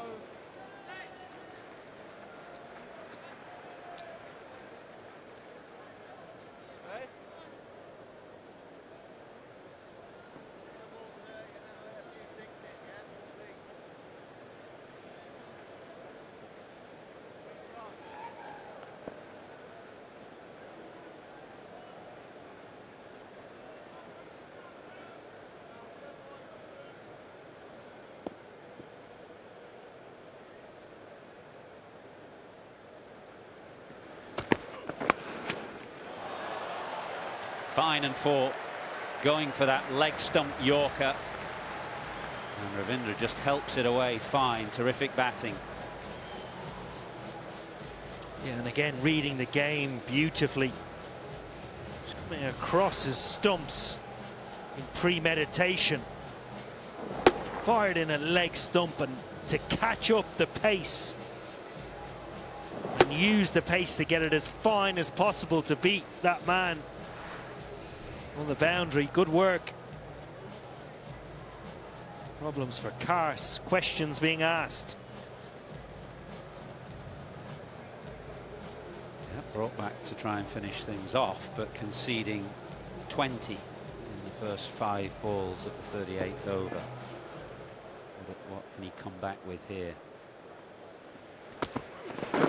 Yeah, one more.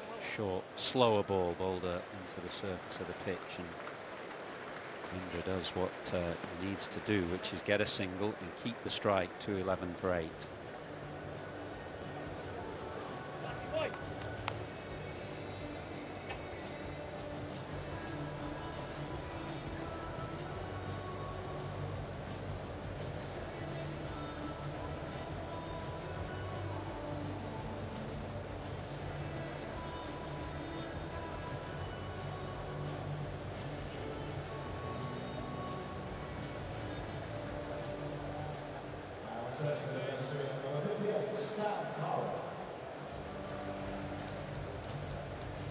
Well, he's played some terrific shots, as Ravindra. He's 61 from 46.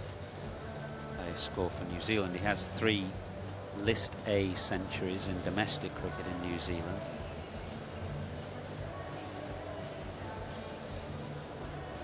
In a match that will give a young man confidence. 4 wickets and now 61 from 46 balls. Not finished yet.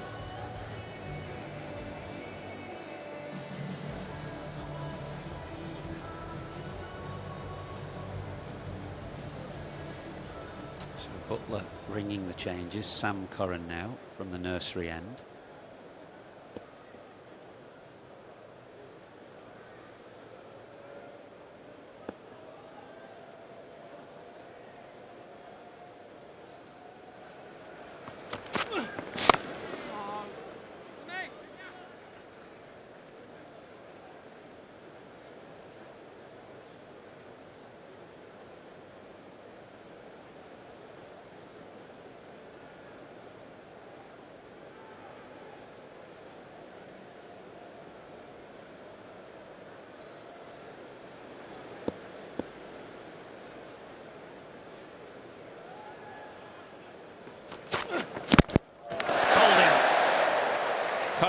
back into the attack, and a straight Yorker finishes things off. We don't expect Tim Southee to bat,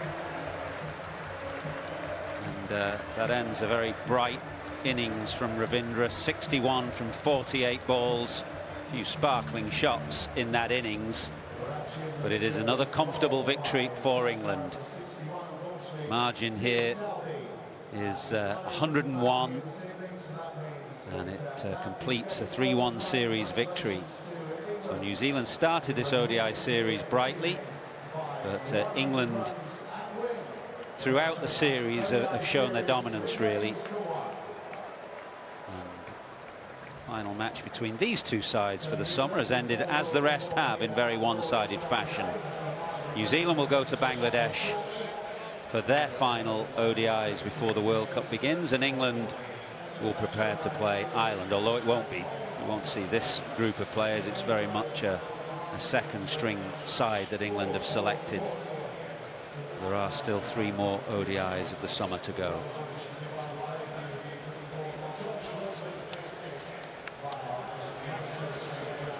Four wickets for Moeen Ali. Good day for him with the ball. Very good day for Dawid Malan, and a good series for Malan. 100 today, an excellent 100, very consistent throughout the series, and really you'd have to say has cemented his place at the top of the order for the start of the World Cup. It'd be very difficult to see how England can leave him out now. So Malan and Bairstow it will be, you imagine, and we may see Jason Roy in that 3-match Ireland series. We shall see. But the team are letting Malan rightly lead them off.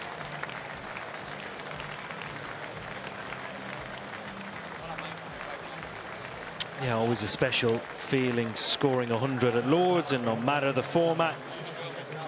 Malan has had a great day out. Interesting series for England. Jos Buttler and Matthew Mott. Questions asked of omissions and inclusions of that preliminary World Cup squad. And I've no doubt that they've become a little clearer when selection comes around.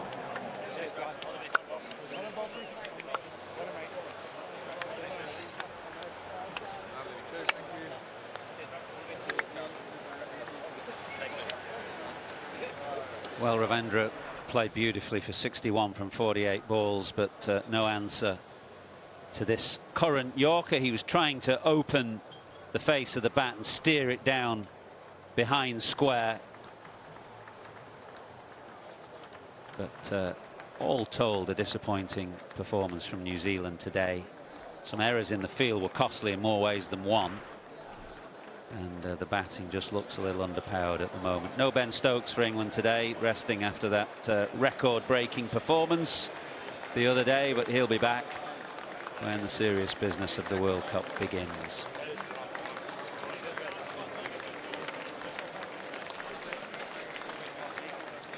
So this ODI going the way that many have in recent times at Lords, with the team batting first, winning. New Zealand needed 312 to win, and they fell well short. 211 all out. Top score in the only half century of the innings for Ravindra. 61 from 48 balls for him.